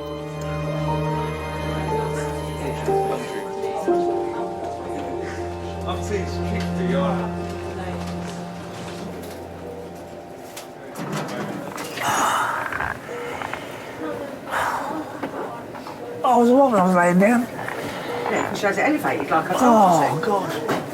A year ago, 58-year-old Terry was diagnosed with lung cancer and given 2 weeks to live. I've got to lay down because it's paining me when I'm sitting up.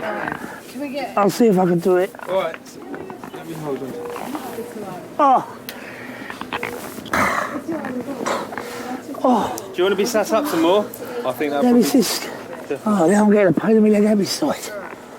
Oh. And I'm going to miss Judge Judy. Well, you got it taped. What are you worried about? You got it 10 days taped. Yeah. I ain't got the energy to do anything. What are you muttering about? I said I ain't got the energy to do anything.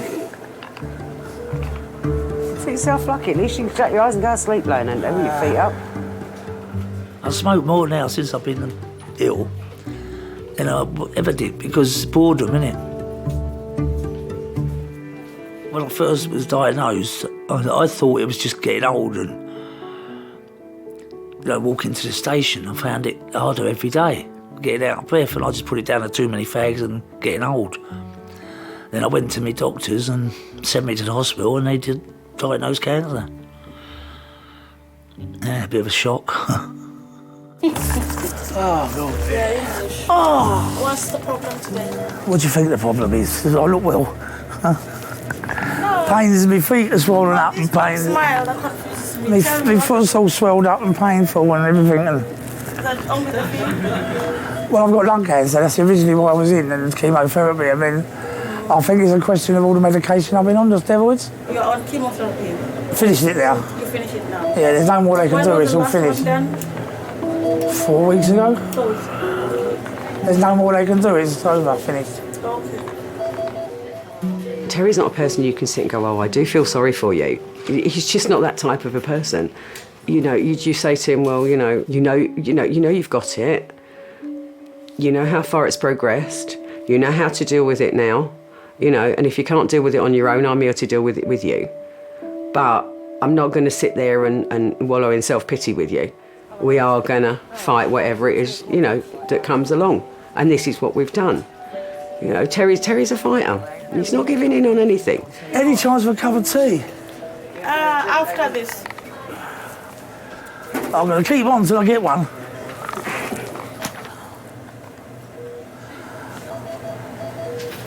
Just as you doze off, someone's going to come in and wake you up. You know that, don't you? And poke you. They wake me up with a cup of tea. At least you had your toenails cut, so that's all right. Yeah. I'm here. Yeah, and your hair. And your beard's off, so you're all right. They asked me, it fell out, all right.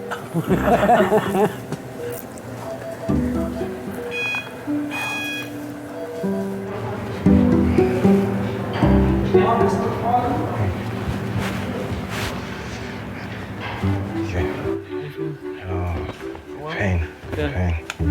Stomach. I'll have a quick thing for Tom. Yeah. I'll have a listen to your chest as well. Yeah. In abdominal pain, I usually check the back passage as well. All right, that's fine. Yeah? Have you had that examination before? No. Okay. No, But, I haven't been tested. Okay. At all. Usually involves inserting one finger into the back passage to check if there's any problems in the back passage. Okay. That's fine. Okay. Okay, that's fine. That's fine. That's fine.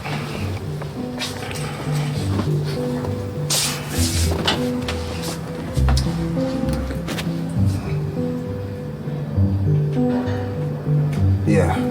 Here? No, not there. Mostly in the middle. In the middle here? Yeah.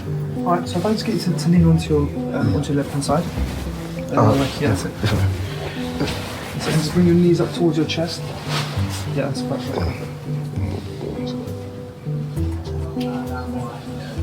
You okay now? Yeah. Oh. You know, shut it. All right.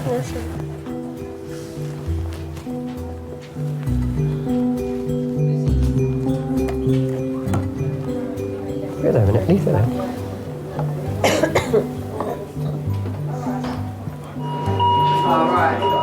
Let me see. Yeah, more open, most definitely. Okay. You know, the allergies are actually, in terms of my life, are quite recent. When I was younger, I was carefree. It's literally only in the last 3 years that it's been bad. You and Dad are so great. She probably doesn't see how I feel. You kind of cry inside, really. I know there are worse things that happen to people, but me being her mum, I do find it really hard to know how to make her feel better. Just want you to know it doesn't go unappreciated. And I don't know what I would do if I had to sit here on my own right now. If I'd have known what was coming, I'd probably say I would have stuffed my face every day. I regret not trying more, because when I was growing up, I didn't like to try a lot of stuff. I like to stick to what I know, and now I wish that I'd tried it. You want to go home? Am I allowed to go home now? Of course you are. Am I? I've always said, every situation that could possibly happen, it has to happen to someone, and this just happens to be my thing. This is my one thing I'm hoping that I got in my life that was, you know, not fantastic to deal with. They've done nothing. I come in and saw the ulcer 5 weeks ago. The district nurse came in and dressed it once. Be careful, yeah? Yeah, I'm okay, thank you, darling. With only chocolate biscuits.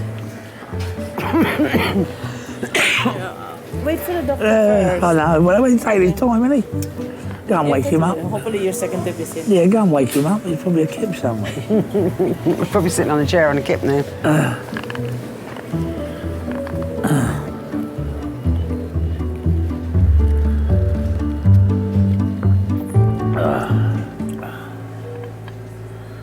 That was disgusting. You drank it anyway. Wet and warm, isn't it? Yep. Wet and warm. His brother died last year and I looked after his brother. I wouldn't have done that. No, you shouldn't have done, should you? No. His brother said to me, if anything happens to me, Terry won't handle it. Make sure he's all right. And you know, you look after him. I wouldn't say we enjoy each other's company. We tolerate each other. But we get on. And because of Tom and what Tom asked, then I now do it for Terry. Yeah, a couple of papers on the way home. Who said you're going home? I ain't staying here. You won't go home, I shouldn't think. They're going to have to give you a massive dose of antibiotics. I can give you the night, but I'm going out tomorrow. Yeah. And not at no 3 o'clock either. Why, is it race time at 3 It's o'clock? racing day I tomorrow, know yeah. that's what you was going to say. It's race day tomorrow. Yeah. He likes the pub and racing are the only two things that I know that him and his brother they've ever liked. They love their drink, you know. I've never known two people like drink so much, but they did like their drink, and that was their life. That was it. Can't you look at your newspaper and phone them through to one? I could do, but it's not the same. I'd like to watch it. I'll get your telly up here and you can watch it. Oh, yeah.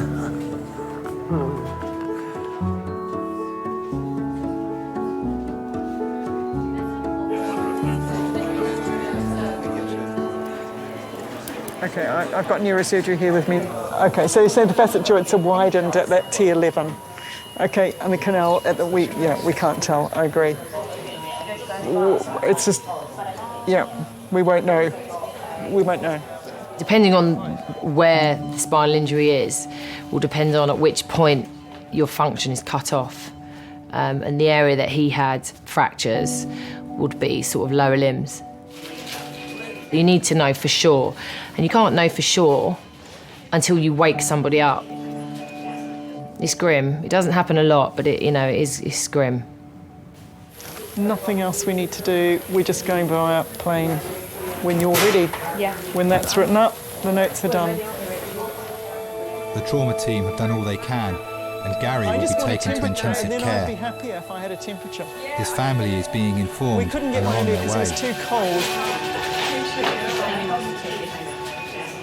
He's stable at the moment. He's been seen by a number of different specialists. He's going to go to our intensive care unit. At the moment, we have had our CT scan, which has shown us a number of injuries, none of them which are immediately life-threatening. So I can put your mind at rest there. I think you never want to break bad news over the phone if you can possibly avoid it. But by the same token, you don't want to lie or deceive or lead on a relative. He'll need some further imaging tonight, which is an MRI, which is to look at his spine to his lower back. So he's had lots of pipes and tubes going into him, but he's doing very well, and he's very stable. Okay. All right. So he's in good hands. Very shortly he'll go round to a ward called surgical critical care. I suppose if I hadn't been expecting that maybe he had died, this would have been bad news that he was so badly injured. But because I'd been expecting to hear, perhaps, that he had died, this was good news. So the fact that he had all these horrendous injuries, but he was alive and there was hope, was wonderful.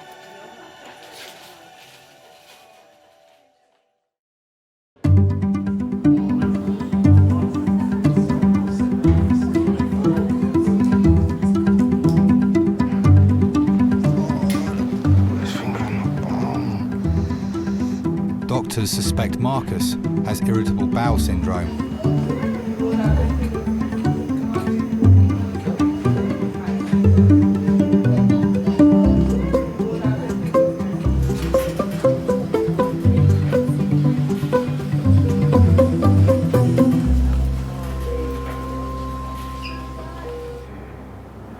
When I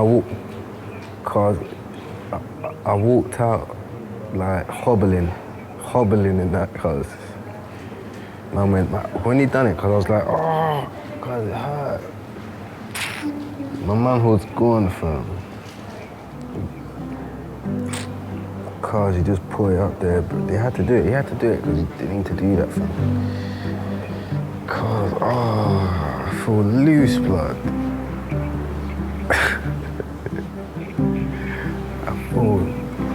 I feel loose.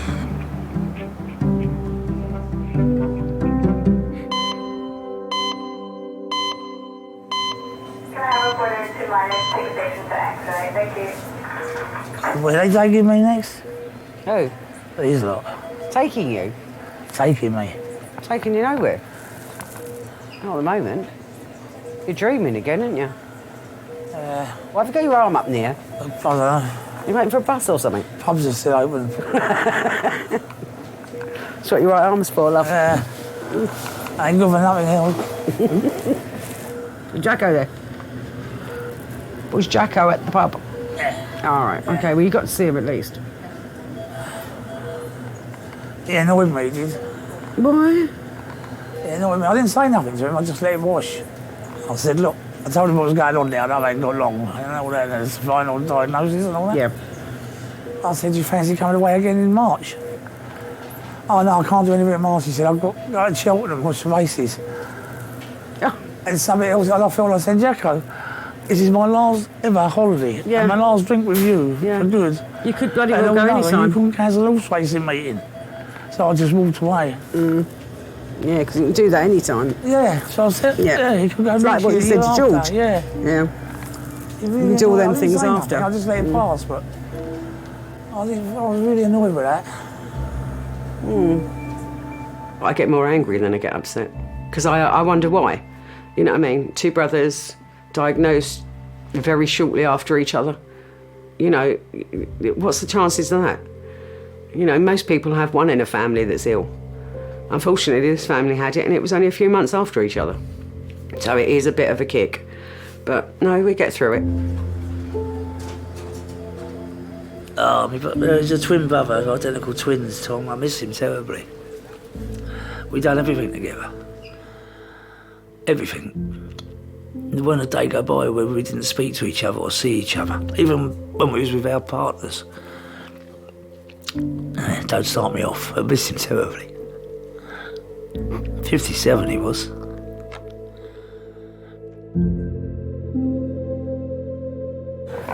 What's this? Same stuff you have at home. Thank you. That's not the same, is it? Yeah. It tastes different. No, yeah, it's the same stuff. Sometimes in a way it makes it not so bad when I think about it. I think to myself, well, at least I can join Tom. Not going to be on my own, you know what I mean? Got me brother.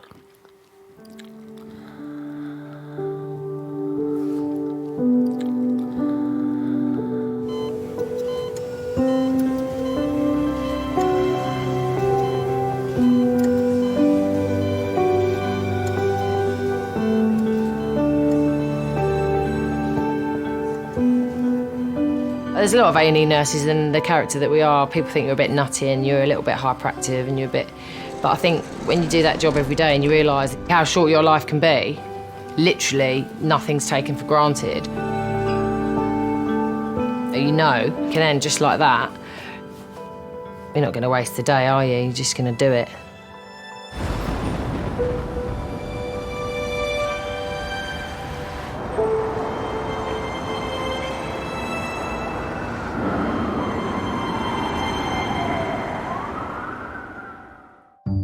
Hello, Gary. He looks really good.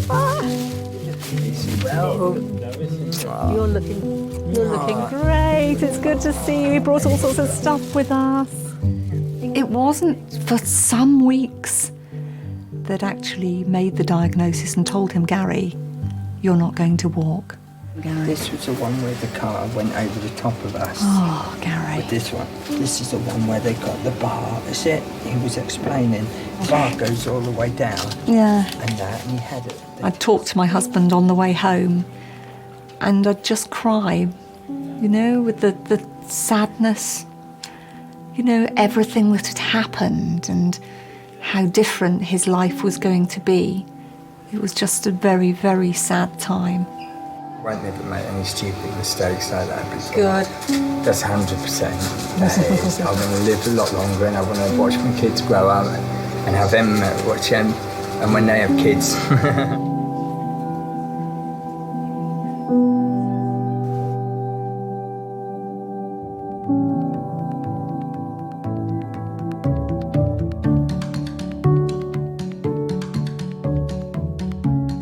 Find me a wheelchair so I can get to that shop. I'm starving and thirsty.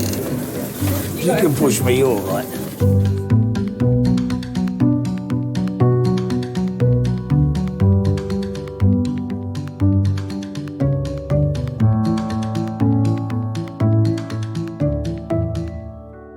Your watches are... And they go. Please.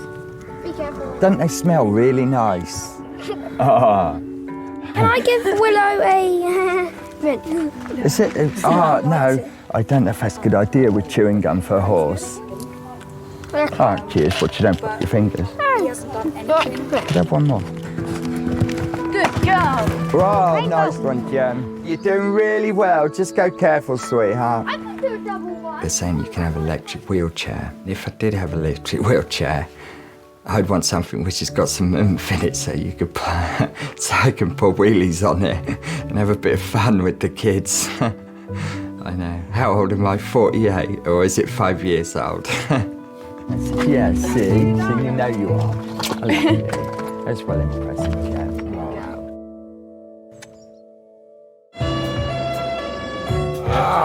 Fucking right it.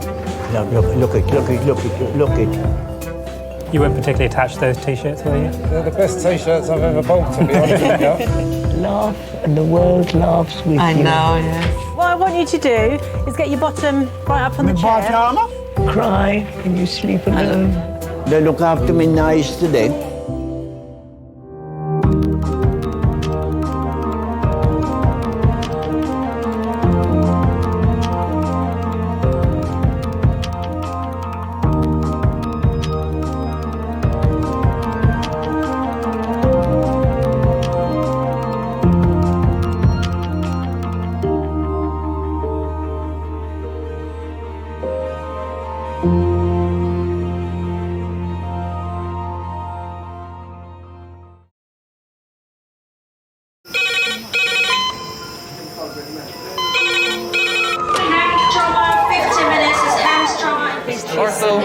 Surgery. We're just going to get on, do this. Not scare him, get you all sorted, all right? John? Do you remember where you are?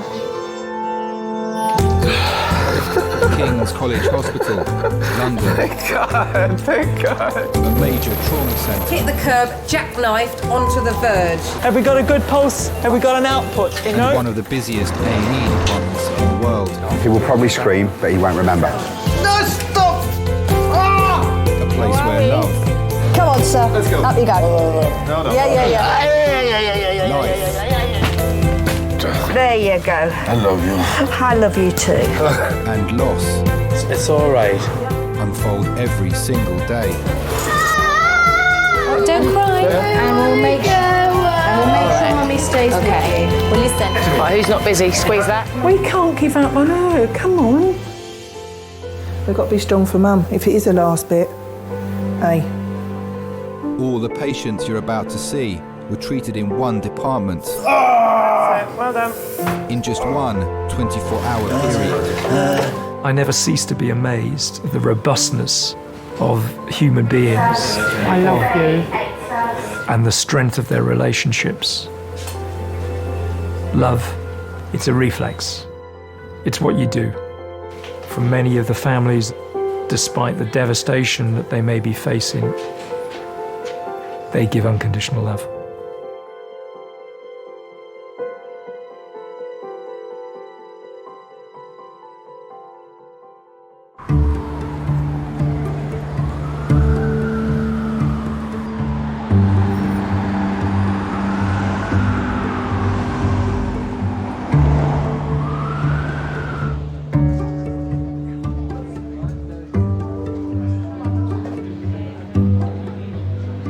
They should give you free meals in A&E, really. If you're here over mealtime, you should get food. I think you should have tea and coffee as well. Tea and coffee facilities and chocolate biscuits. Yeah. One of the best countries in this world. And all kind of stinking people. They stink. It's the poor doctors I'm sorry for some of these patients. Yeah, but you have to live and let live. Not live and let live. No, you can't. No, you can't be. You can't be prejudiced. You know, be careful. That isn't a prejudice. It's straightforward. Going into me. Oh boy. Glory be to God. You think they're going into my eyes, huh? Oh well. Yeah, sure.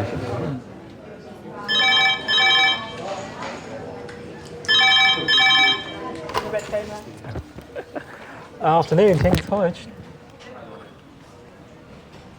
383. You're hardwired for that red phone to ring. 8 to 10. Thank you. Yes, bye. You get into gear. You go from doing your normal day job to, right, this is what we're going to do. I've got to get this sorted out. I need these people. I need these drugs. And you prepare yourself. It's like going into battle. Adult trauma in 5 minutes. A 32-year-old scaffolder has been struck on the head by a 6-metre scaffolding tube. Oh my God, I was so scared the first time I ever worked in recess because Being new to the team and not knowing everyone, it's hard when you first start, especially. It's a scary place to be. You're on the front line, you have to know everything about everything.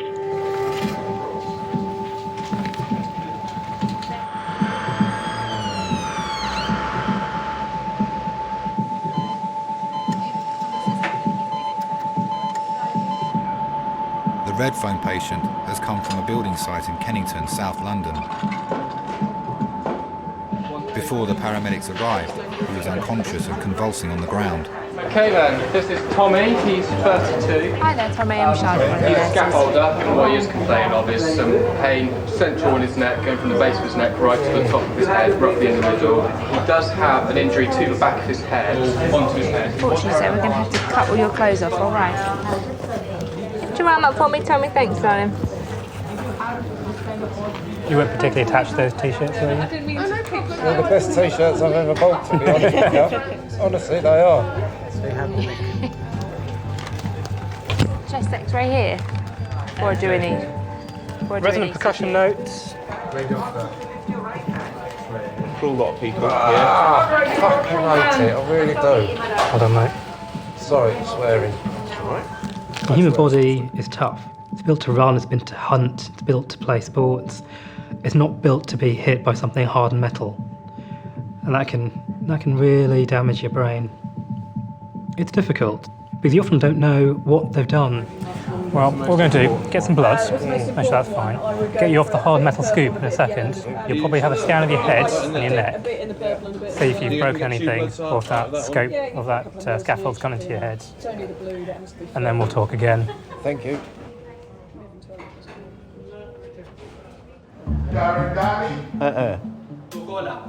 Boya? Look at that.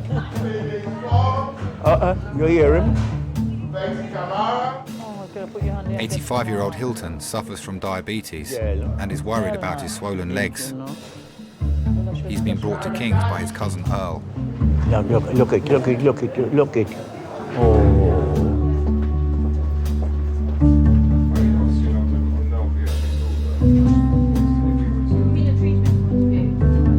Hilton Herbert. Yes. There we go. Yes, come in. Oh, God. All right, girl. Yes, madam. Hello. And how are you? My favourite patients are the elderly because they're always so grateful for what you do. Yeah, they give you lots of banter and cheek, and yeah, you just give it back to them and play along with it.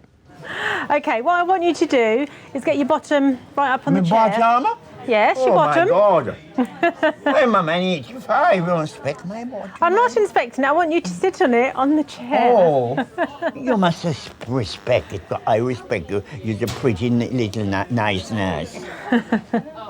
Okay, so you shuffle your bottom back and then swing your legs up. Yes. All right, and then you can tell me all about it. My name's Nancy. Yeah. All right? Yeah.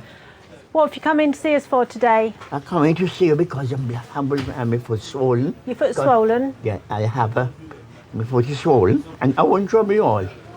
My dear, if I didn't want it, I'm 85 years of age, and I'm proud of that. Oh, so you should be. Yes. I grew up in the Caribbean. Life was hard. When the war was over, my intention was to come to England and do better and to help my family and things. Yeah. So is this the one that you were worried about? Yes. Yeah. And that too. And how long have you had diabetes? Oh, since 1977. Okay, and are you on insulin? Yes. Yeah. But it's controlled. See? It's well controlled. Everything is How under often control. do you check your sugars? Once a day. Once a day. And have you checked them today? Today? And are they all right? I was ashamed. It's 3.9 today. 3.9. Excellent. 3.9. Okay. And how do you feel in yourself? Do you feel well? Unwell? I feel well, but it's only that you could hardly walk sometimes. Yeah, okay. What I'm going to do, I'm just going to go and check our computer and see if we've got the blood results test. Yeah. And I just want to do a little swab of your leg, see if there's any bacteria growing there. Yes, yes, all please, right, yes, and then I'll be please. back to see you. Thank you very much. All right. No.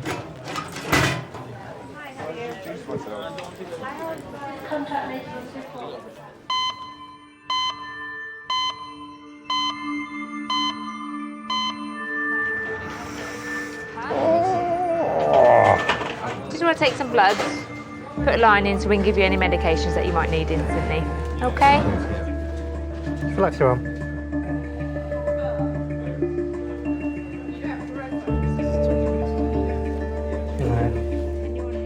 When a patient comes in shivering, 9 times out of 10, it's shock. The body is traumatised about what's happened. So the patient thinks they're cold, but really it's just a state of shock. Going to roll you onto your side, take the other scoop out. Going to have a feel down your neck, down your backbone. If it hurts, say yes. If it doesn't hurt, say no. Okay? When we get to the bottom end, we're going to have to feel your rectum. What? Your tail end, your bum hole. What about it? You're going to have to have a feel. No, you ain't. I need to. Need to make sure all the nerves going from your brain down your spine to your legs are working. I can feel my toes. I'll tell you, that's all right. Can I have a feel on the outside without putting a finger in? How about that? Compromise. Yeah. Unfortunately, they're very specific nerves that go to very specific places, and we can't. Feeling your toes isn't the same. No, you've got to get rid of all the girls then, right? The girls be on that side. I'll be on this side. With your bum being on this side. The girls will be on the other side. You need to better.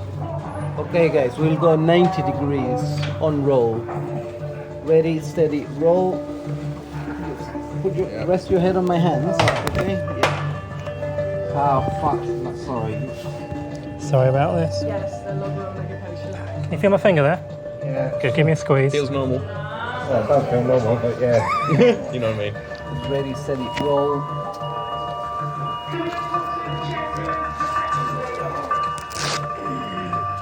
Let's get you warmed up now, okay? Don't move too much.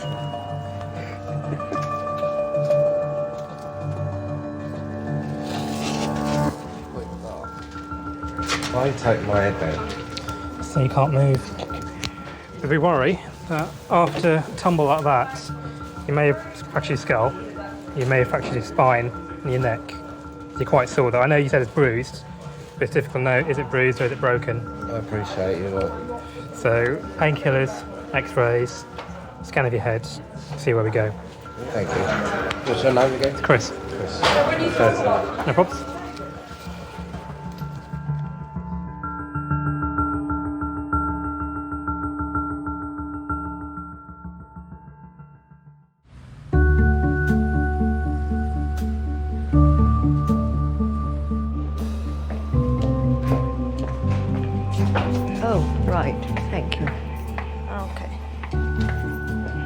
At the end. And I'll just go and get that coffee for you.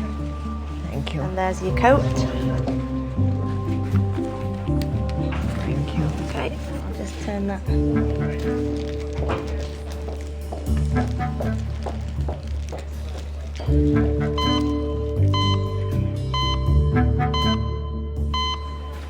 Okay, I had a quick look at your blood tests. They're all okay. Oh, yes, it All is. right, nothing out of the ordinary there. Yeah. You get them quite quickly. Yes. Mm-hmm. Wonders of technology. Yeah. Oh my God. Do you live on your own, or do you have anyone with you? Uh-huh. He lives on his own. And who does all your cooking and shopping and everything? Me? You do it all yourself? Yeah. I still have my appetite and everything. I want to take my little rum, you know. Well, I think at your age you deserve it. Yeah, 85. Exactly. Okay. come Let me now. see if I've got some cream I can put on there now for you. Yes, please. All right. Yeah. I can't promise that I have, but I'll go Yeah. and have a look. Yes, all right. please, yes. Okay. I do think about getting older because obviously I'm a grandmother now. I'm getting that way, and I do think about it. But I think I've got a fantastic example in my own parents. My grandmother used to say it. Now my mother says it, but old age is no place for sissies. There you go. You can take this home with you and put this on, all right? Yes. It's quite greasy. Yeah. Oh, but that's it's good. very then. good. Could you put them in a bag for me? Yeah. That is a gel. It's an ointment. Ointment? Yeah. What's the name of it? It's called 50/50. It's 50/50. liquid paraffin. Oh, liquid paraffin. Oh, yes. Yeah. It's 50% liquid paraffin and 50% soft paraffin. There you go. You can take that one home with you. Could I put it in a little rice at home? Well, as I get older and I older. was saying, can he cook this with some rice? No. What, you sure? And I had your rice nearby already. You see, you can fry the fish. Fry the fish in this? Yeah. Fry the fish in the paraffin, yeah. And it will be so nice. That's like, she like that. Mm-mm.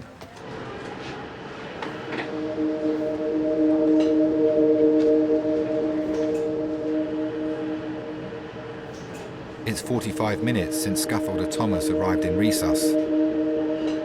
Doctors are concerned he may have injured his skull or his brain.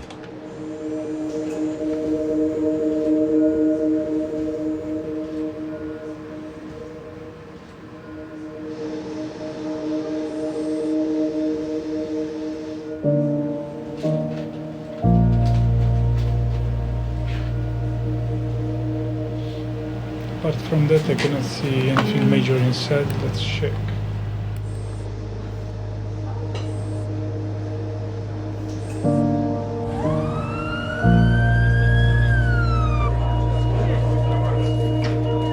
Hey, parked.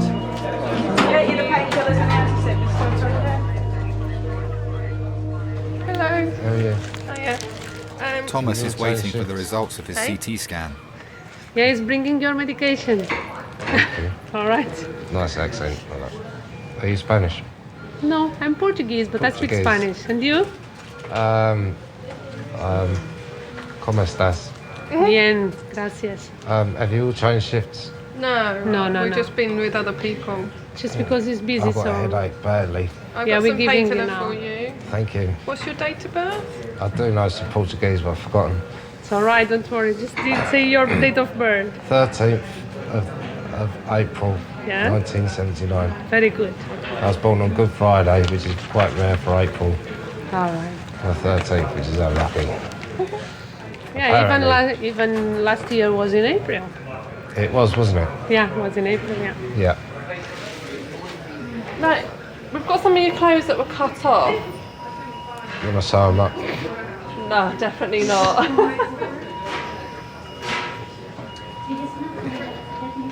Maybe someone would, not me. No, I haven't got anyone. I can have a quick look through them and see if there's anything in pockets. Do you want them in the bin? Yeah, chuck them in the bin. I will show you what I'm doing. Well, I haven't got anything to go home with. So there's no Mrs. Herbert then? Huh? No Mrs. Hilton? No. No. Strictly Herbert on its own. Some of the women, them is too bad. You can't be worried. Yeah. You could have a fling. The women in these islands, they're worse than the German soldiers. Really? Oh, blimey. I wouldn't have you no, don't hit them so hard. Oh. The woman in these Present islands, company accepted, I hope. they're worse than the German soldiers. Oh my goodness me. So now it's no cause for alarm, eh? No cause for alarm. I feel as young as ever, yeah. I'm quite happy. Never married yet. I don't want nobody to have me pin down to them. Yeah. I like to be free. He said in the Bible, he said, who is free indeed. I like to be free. You need to get yourself home because it's cold outside. Oh, yes, I know. Last time I come here, let somebody get a cab for me. Okay, we'll get you a cab. Huh? We'll get you a cab. Cab, yes. And All right. put my boy in. Do you want to go and sit in the waiting room? Yes, please, Hilton And we'll Herbert. get you a cab. Yes, thank you very much again. All right. And keep up the good work. Okay, just take it slowly. 85 and it hasn't been And touched. counting. You haven't been touched? What can you trust? Oh my God. All right then. All right. Okay. Yeah, see you. You know which way you're going? Yes, Yeah, all right. you won't call the thing for me. I'll call a cab. Yes. All right. Okay, Take care then. now. All right. They look after me nice today. It's because I've had migraines and a lot of medication. Migraine. I used to get migraine. So what did you do? I'm not quite certain what happened. But you haven't got them now, have you? No, I don't have them now. I tell you, once you go into menopause, Yes. that's tough. Yes. And how do you feel now? What? You feel well now, don't you? Touch wood. Yeah, touch wood, me too. I've never felt so well in my life. Touch wood. Touch wood.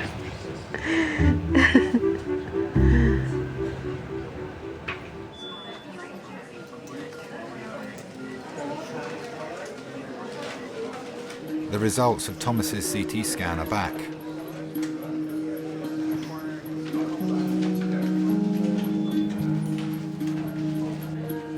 Hello. How are you? My name is Cyril. I'm one of the A&E consultants. Cyril? Yeah. Nice name. I've got some good news. The CT of your head and your neck is normal. Thank you. There's nothing broken and your brain looks absolutely intact. Thank you very much. Absolutely fine on the X-ray and the CT. We're gonna remove that. Can I take it off? Yeah, I'm gonna take it off for you. Have you got any pain in your neck? Pain? Yeah, pain. It's not painful. Oh, just at the back, but if my CT scan's fine, then it's just bruising, then don't worry about it. We'll see. Huh? We'll see. What I'm just going to ask you to do, to start with, is just to stay very still, yeah? I'm going to remove that and make sure that we haven't missed anything on your neck. Yeah? So you don't move your head until I ask you to do it.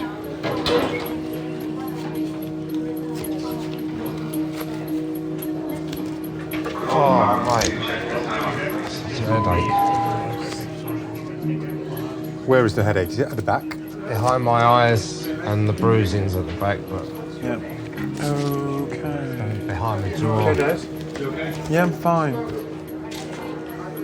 And Thomas is going to be fine too. Pardon? Yeah, I was just talking to myself. Right, just don't move your head a moment. Okay. How is it? Bruised. You feel it's bruised. Could you turn your head to the right for me? It's always a relief when you get good news.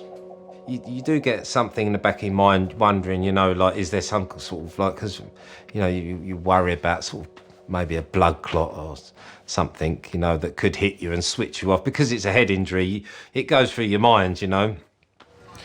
The feeling in your legs, in your arms is normal, yeah? Normal, yeah. Cool, no pins and needles, no. Could you turn your, to the left now? It's a 6 metre tube, and then the tube basically hit me square on the back of the head. I don't remember feeling anything when I hit the floor. I remember being extremely scared, you know, and all sorts of things start running through your mind, like, you know, is, okay, you're awake, but are you think to yourself, are you just going to switch off? You feel sick? I'm starting to feel sick. I was afraid of dying, really, to be honest with you. I'm a little bit of a worrier when it comes to things like that. Maybe if it happened to somebody else, they wouldn't have been so worried. But I was certainly scared of dying. I thought that was it.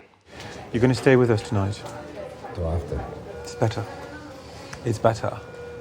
You lost consciousness, yeah, when that big scaffolding hit your head. So you had what we call a concussion, and a big one too, yeah? It's better to keep an eye on you. So you won't sleep very well, unfortunately, because every hour, well, 30 minutes at the beginning and then every hour, a nurse is going to come back to you and ask you some questions just to make sure that your brain works well, yeah? But we have to do that. I'm sure it did.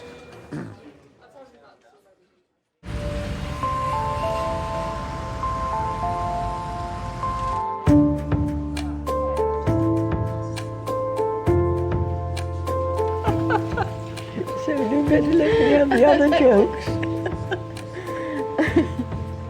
Well, there's another joke I must tell you. Oh. Again, a priest comes over to visit. It's one of his parishioners. And he comes to one couple and he asks them, how are they happy? And they say, yes, we're very happy. But we would have been happier if we had children. God hasn't given us children. So he says, oh, never mind, I'll pray for you. I'm going to Rome and I'll put a candle up for you. I'll light the candle in Rome. Years go by, at least 10 years, and he happens to meet this lady again. He says, oh, do you remember me? He says, I remember you, Father. So how are things? And she says, we've got 10 children. He says, 10 children? Yes. Congratulations, says the priest. Can I see your husband so I can congratulate him? She says, no, he's gone to Rome to blow out the candle. Is that good? It's brilliant. I had a nosebleed. I couldn't stop it. So in sheer desperation, I rang up 39s and I said, listen, should I be having your services or not? They said, yes, yes, we'll come, because you live on your own. So they came over and they brought me to King's. And when they brought me to King's, the nosebleed stopped. And they told me, sit there and we'll keep an eye on you. I remember half a crown. Yes, I remember half a crown. Yeah, of course. Yeah.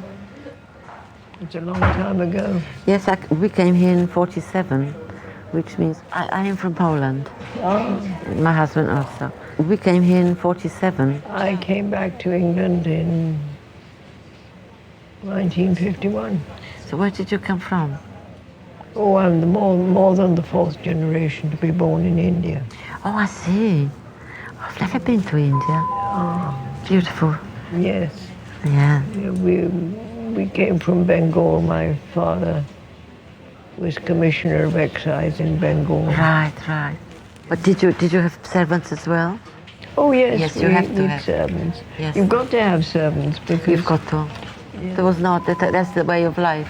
Yes. You have to be looked after. But quite. Yes, yes. Reaching out to someone to me is very important, because I was all my life working with people, being a lecturer, teacher.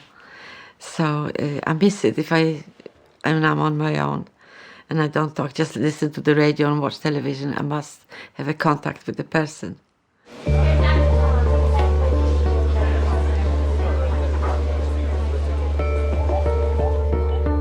79-year-old retired architect Edgar has been brought to King's by ambulance after suffering an asthma attack at home. I came here in 1957. I didn't know that Britain was so cold. I came originally from the Gold Coast. We had so much gold over there. That is why they called us the Gold Coast. But then I didn't have any because I was poor.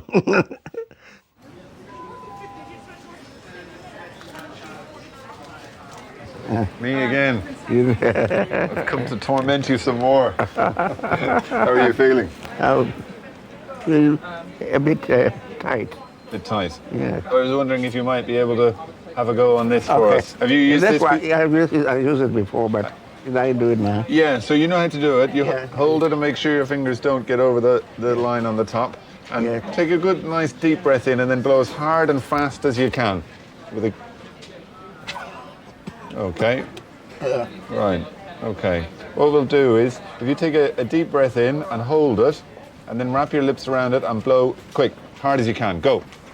That's it. Okay, good man. Alrighty. Okay.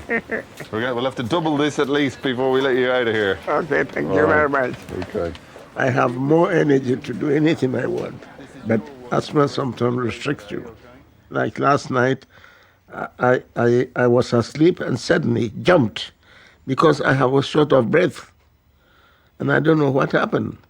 Maybe my neighbors were worried. Oh, why is this man calling the ambulance all the time? You know, my chest is so tight. Yes, I think we'll get you one of the nebulizers for the salbutamol to see if that helps. Okay. Does that sound all right? Yes. Do the ambulance people give you one of those on the way here? You know, the mask with the steam? No. No. Okay, fine. Let's give you one of those and see does it help. Okay. And then I'll test you on this again. Thank you. Every patient has, I guess, particular needs. Older patients, they need more time to say what it is that they want to say. And it's their own time. They've earned that time to say what they have to say. Sometimes they're very stoical and they won't complain at all. And they actually won't tell you what the problem is when they're there with you. They don't, because they don't want to admit that there's a problem, or they don't need help. So I think they do need more time. As my stepmother used to say, laugh and the world laughs with I you. know, yes. Cry and you sleep alone. Absolutely, that's true. That's right. I'll tell you another joke. Two very, very old gentlemen sitting on a bench in the park, and one of them says, "Oh, I'm so miserable.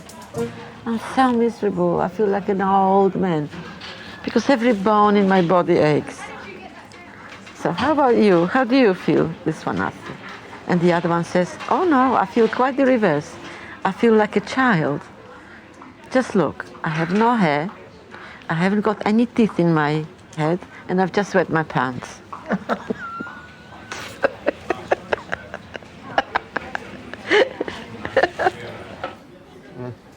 How are you feeling? A little bit better? Yeah. Okay. Can I have another little listen to your chest? Okay. Are you comfortable there? No. You don't look very comfortable. Sorry, let me take this off for you for a moment. Yes, yeah. Shall we sit you up a little bit? You don't look comfortable at all, I have Yes. to say. I think. Yeah, 1 second now. That's it. Mind your fingers. That help you feel a bit better sitting up like that? I think so. But it's terrible. I feel tight as well. Still tight. I don't know. Is this how you always feel when your asthma is troubling you? No, asthma, it hasn't been, I haven't been having it for a long time. Okay. It's only when my wife passed away, it's affected me. Really?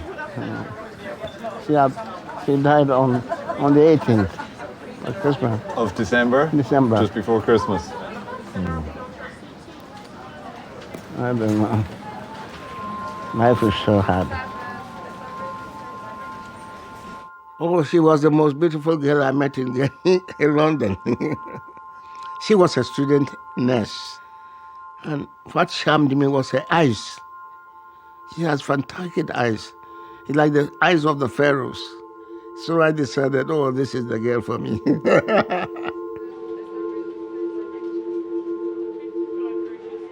And is anyone helping you? I'm living alone at the moment. Have you many friends or No. church or anything? No, I haven't friends. Okay. I don't have friends. I don't have any support. My wife was the only support. If something happens to me, there won't be anybody there. I don't know. At the moment, I'm lost. I'm lost. Unfortunately, we see an awful lot of patients who are completely alone, living a very, very isolated life. You know, the middle of the night, when you're not feeling well, it's a particularly dark and lonely place to be, and scary, I guess. I think men rely on their wives a lot more than they would like to admit from the moment that they meet and the moment that they get married. And I think that reliance becomes greater and greater as life goes on. It's a long time my wife helped me, and maybe company too. I have nobody there, and I'm worried, you know. One is in a mess, and I don't know, my head is in a well. Yes. See, I don't know what to do. Yes. Whether I'm doing the right thing or the wrong thing. See. Life is so hard. See, I think you are doing the right thing, but I think you're in a very, very difficult spot at the moment. Yeah. I think it's... Well, we tend to be in places like that sometime in life. Yeah. But I think I've never experienced it before. Sure. I'm having too many things. Too many things, and your best support, your crutch is gone. Your wife. Yeah. What I might do is I think I might get one of my colleagues to come and have a chat with you. Okay. He works in social services, okay? But what they can do is see if there's something that they can do to, I don't know, to help you get through this period that you're in at the moment. Let me get you a tissue. Yeah. To get you through this this very, very dark period that you're in at the moment. Yes. And maybe sort of get you in contact with some people locally. Maybe we can see if we can help a little with that or something. Okay. Okay? Okay, dear. Thank you. So very much. bear with me. Okay, thank you very much. Let me see if we can help with the other things. Thank you very much. Thank you very much. Not at all. I'm just going to go and talk to this chap and I'll come back to you and let you know how we're getting on. Okay? Thank you. Yeah, okay. All right. Okay. Good night.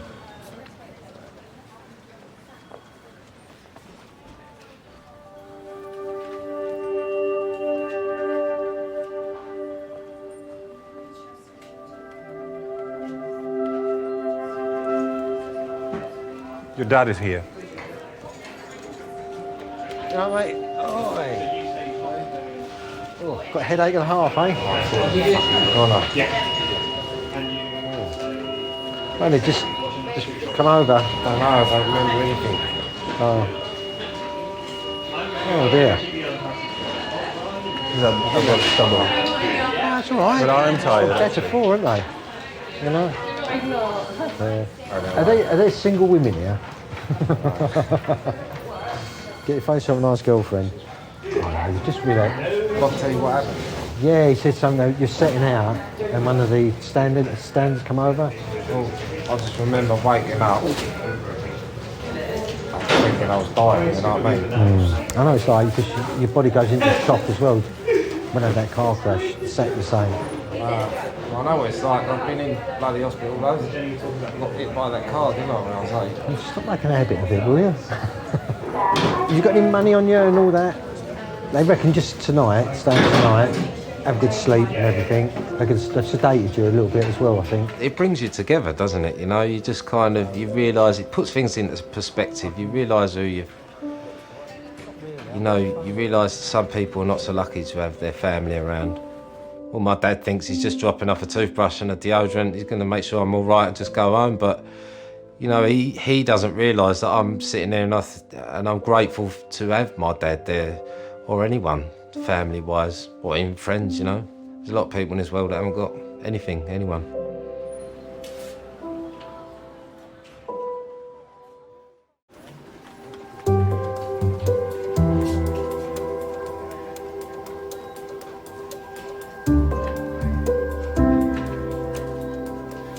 Right, do you want me to leave you and then I'll call you tomorrow? And once you've got the all clear, then I'll come up and get you, all right?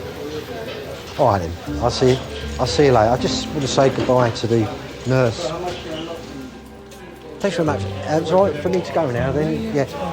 I'll call tomorrow to see how he is. Yeah, 9, 10 o'clock. Yeah, because I know you need to free up the beds and all that, don't you? So, Yeah, well, yeah, but I'll be here tomorrow. Do you Anyway. feel better, Tom? Hey? Do you feel better? Yeah. Be careful what he says because he does. Okay. He feels crap. It's like all of us men, you know.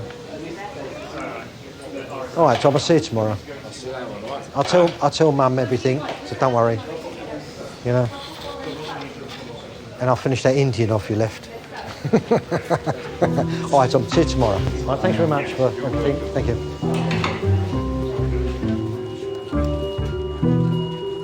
I didn't do very well at school.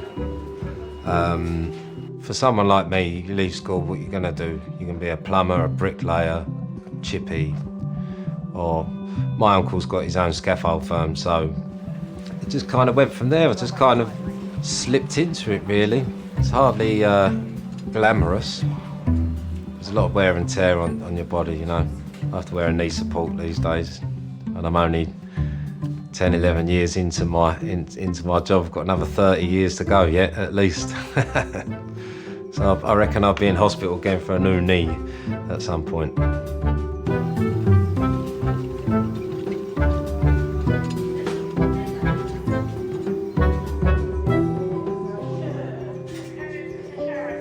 My husband was a colonel in the Polish army. That's him. On our wedding day. Oh. That was 63, 7.5 stone I was. 7.5 stone. You're not much more now. Oh, I am. My waist was a man's neck.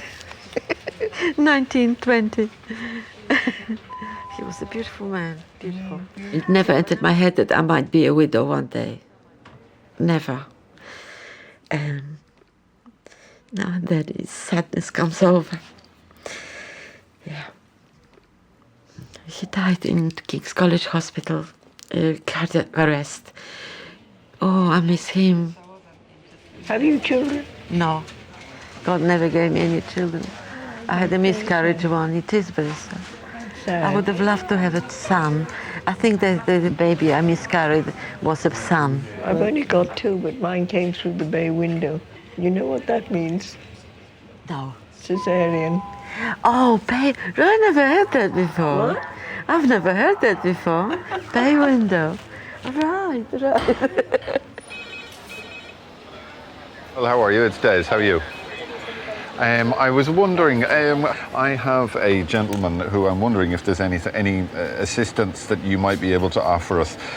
He's a 79-year-old chap. He lives alone. His wife recently died the week before Christmas. He's very much isolated. You know, he's got no sort of day centre. He's got no social support or social network.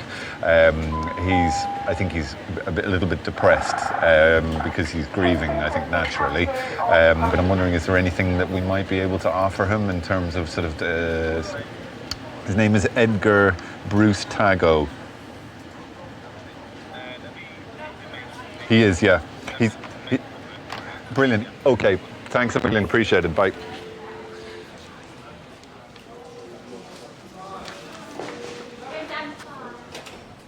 Hello. Lucy, a Red Cross volunteer, has come to visit Edgar.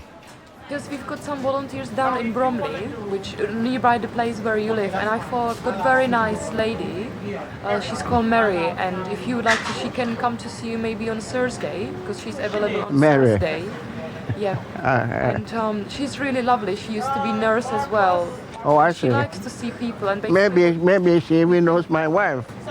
Oh, is it? Because she's worked for 28 years there. Wow. She was a midwife there. Edgar, as I said, I would... Oh. I always feel sad. But life must go on. We live together, we help each other. And now she's gone. You see? That's how I feel. It's a lot to take in. Yes. There is a phenomenon called broken heart syndrome. And I think that once your partner and your anchor is gone, then why are we here? I find it difficult to know that there is an aspect of my patient's care that I can't sort out, because that's why I'm here, is to sort out these issues. But sure, I'd love to wave my magic wand and make absolutely everything fantastic, but life's not like that. And I don't want to live with anybody else. No. No. I don't want to live anybody who is looking after me. I don't want to live. No. No, if my husband goes and I have to be alone. You want to be alone? Well, no, my daughter, I don't want to live with my daughter. No. It's not fair to her. Right. Well, she might, yeah. No. Because some people, yeah, it just because depends. she lives in Chelsea, she's got room. Yeah. But I still don't want to live with her. Well, it's just how you want it, yeah. It's just whatever makes you happy, that counts. I hope I go first. Oh, no, please don't say that. Nobody knows who goes first. What? Nobody knows who goes first. Nobody. No, please God, I go first. So how is he going to cope without you? We can go live with my daughter. That'll be okay. That'll be fine. Will you look after yourself? Thank you. Yeah, and hopefully we'll get things a little bit brighter. Tomorrow is always another day. Yeah, that's right. Yeah. Thank you very much. But if you need, You're very nice. if you need, well, most of them are. These two are particularly. Yeah. Now your chariot awaits. Okay. Have a seat. Look after yourself.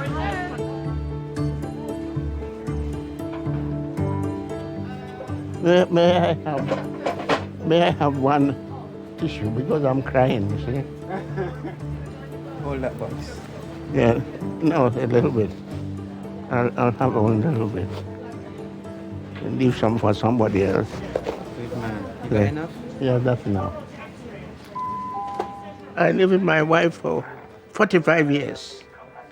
But I'm now looking. And I hope, all being well, I might find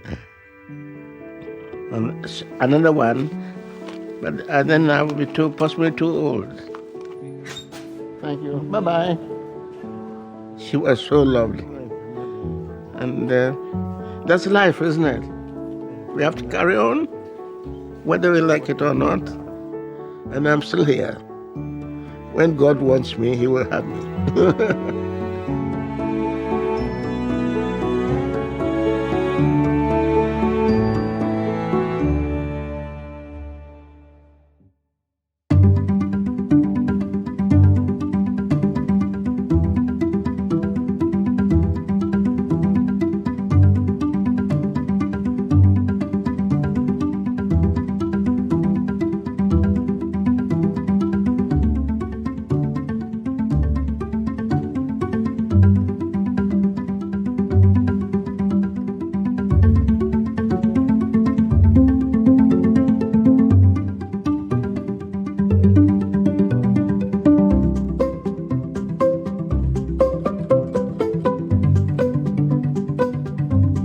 I've never had freedom like this in my life.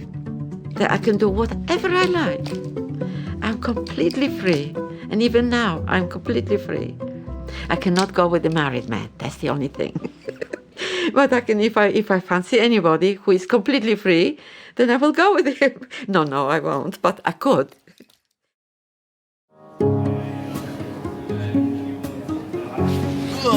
Head up, man. Eyes open. Let's not fall asleep. It was a broken heart that led him to get a physical injury. I can't say I've seen that a lot. I've got a 20-odd-year-old chap. He's got Behçet's disease and it's quite complicated.